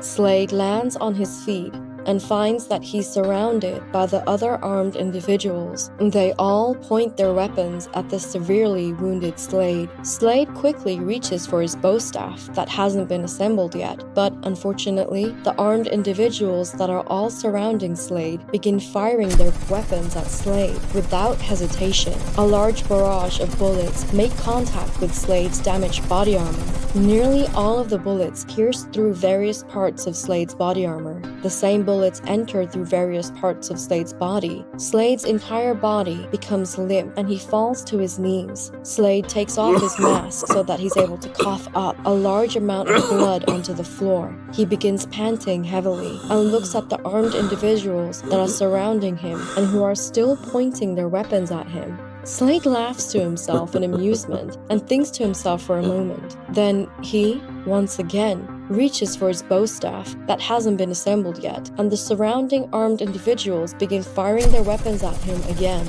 Even more bullets make contact with Slade's damaged body armor, and all of the bullets are able to penetrate various parts of Slade's body armor. The same bullets enter various parts of Slade's body. After Slade's entire body has been riddled with bullet holes, Slade smiles to himself. Not even trying to aim for my head, huh? Was that part of the orders that Mrs. Waller gave you? That woman truly was Cruel. The life leaves Slade's eyes and he falls forward onto the floor in a pool of his own blood, dead. The remaining armed individuals make their way towards Slade Wilson's corpse with their weapons still aimed at his dead body. I think he's finally dead. That order from Waller about no headshots. Another one of the remaining armed individuals crouches down and studies Slade's wounds closely. After thoroughly studying the wounds covering Slade's body and checking to see if Slade has a pulse, the armed individual stands up and begins to speak. He's dead. Let's check the rest of the prison. The remaining armed individuals make their way towards the briefing room of Belle Reeve Prison, leaving Slade's corpse behind. Among the corpses of those armed individuals is Floyd Lawton, who opens his eyes. He realizes that an armed individual's corpse is laying on top of him, and he pushes the corpse off of him. Floyd stands up and glances around the briefing room. Do I believe in happy endings? I remember my daughter Rose asking me this question when she was young. At the time, I told her that I didn't. I told her that happy endings was something that fools believed in. I remember my wife, Adeline, getting very upset at me for my answer. Although my wife's reaction wasn't what surprised me the most at the time. It was my daughter's response. She replied with, "You're wrong, Daddy." I remember being at a complete loss for words when she replied with that. Floyd walks past all of the dead bodies in the briefing room and makes his way towards the double doors that lead out of the room. Floyd opens the doors and leaves. Floyd makes his way down the hallway that leads to the briefing room and notices Slade's corpse laying on the floor. Floyd looks at Slade's corpse sadly and sighs to himself. Floyd then looks at the corpses of the armed individuals that are around Slade's corpse. Floyd smiles to himself. Perhaps my daughter was right all those years ago. Maybe happy endings do exist, just not for everyone. I don't think it has anything to do with some people deserving happy endings and some others not deserving them. I just think that happy endings exist for some people, good or bad, but not for everyone. In my opinion, you don't have to be a good person to get a happy ending. And you don't have to be a bad person to get a bad ending. Everyone's ending is different. And if me getting a bad ending can lead to someone else getting their happy ending, then that would be just fine with me. Floyd takes one final glance at Slade's corpse and then chooses to look straight ahead. Floyd begins walking away from Slade's corpse in the direction of the prison's entrance. Floyd Lawton, no longer wearing his Deadshot combat armor and now wearing normal clothes, is standing in front of the front door to the Lawton residence. His face is covered with bruises and cuts. He rings the doorbell and waits for someone to answer the front door. Eventually, his wife Susan Lawton opens the front door. Floyd forces a smile on his face, despite how badly it hurts him to do so. Susan sighs and shakes her head in disappointment at how hurt her husband looks. Floyd's daughter Zoe notices him while standing behind her mother. Susan moves out of the way so that Zoe can run up to her father and give him a hug. Floyd gives Zoe a hug too and looks up at his wife. Susan doesn't say anything but smirks at the sight of Floyd and Zoe hugging each other. Susan motions her husband to come inside of the house. Floyd and Zoe release their hugs. Floyd and Zoe make their way into the Lawton residence, and Susan shuts the front door to the Lawton residence behind them. Rose Wilson slowly opens her eyes and realizes that she's staring at what looks like the inside of a cave. She's lying on an operating table. Rose sits up on the operating table and notices that she's covered in bandages, meaning that her injuries had already been treated, even though treating her injuries wasn't important, since they are already all of the way healed because of her regenerative abilities. Where am I? What is this? She takes a look around the cave that she's in and notices that she's not just in a cave. She's in a cave that's been turned into a hideout of some kind. A hideout equipped with an insane amount of technology. After thinking for a few moments, she realizes that she's in the Batcave. Rose eventually sees that both Jason Todd and Barbara Gordon are staring at her. Barbara has her arms crossed, almost like she's displeased with something, and Jason just has a sad smile on his face. Rose debates asking them why the two of them bothered patching her up, or if the police are on their way, but chooses not to. Instead, Rose gets up off of the operating table and makes her way out of the Batcave. Thanks, I guess. As soon as Rose has exited the Batcave, Barbara turns her attention to Jason and gives him an annoyed look, wondering why he let Rose just walk out of the Batcave. You really think this was the best thing to do? If not, I'll deal with it. It's now nighttime in Gotham City, and Rose is making her way through the mostly empty streets of the city. She ponders to herself why Jason and Barbara allowed her to just leave the Batcave. Eventually, she stops thinking about this, not being able to figure out why they would do such a thing. Rose stops and looks up at the night sky, which is full of stars. She can't help but smile, remembering all of the times that she stargazed with her family when she was younger. Rose's smile slowly fades away as she wonders if her father is looking at the same starry sky wherever he is at that moment. That concludes Bounty, a Knights Kingdom Media audio series, based on characters by DC Comics, directed and produced by Timothy Yakoubek, written by McChuck Writing, with additional story input and editing by Timothy Yakoubek, editing, sound design, and music supervision by Christian Rosas, Julia Drake, and Sergio. Original main title theme composed by Groznik. Art direction by Panda Zombie. Casting by Timothy Yakoubek.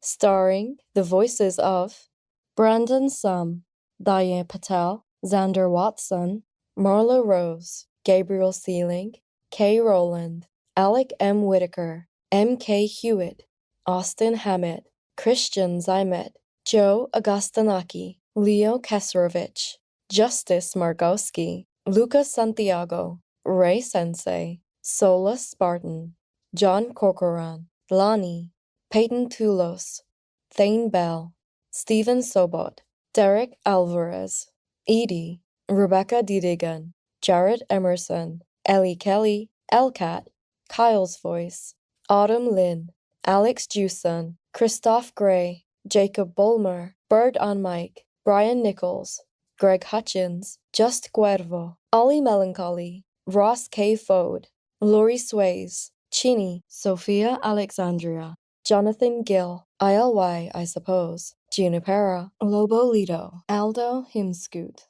Apollo K. Conaway, Colin Coomer, and Leopoldin. For more audio projects like this, please subscribe or follow us on Spotify, and feel free to leave a rating or review on Bounty's IMDb page to give us feedback.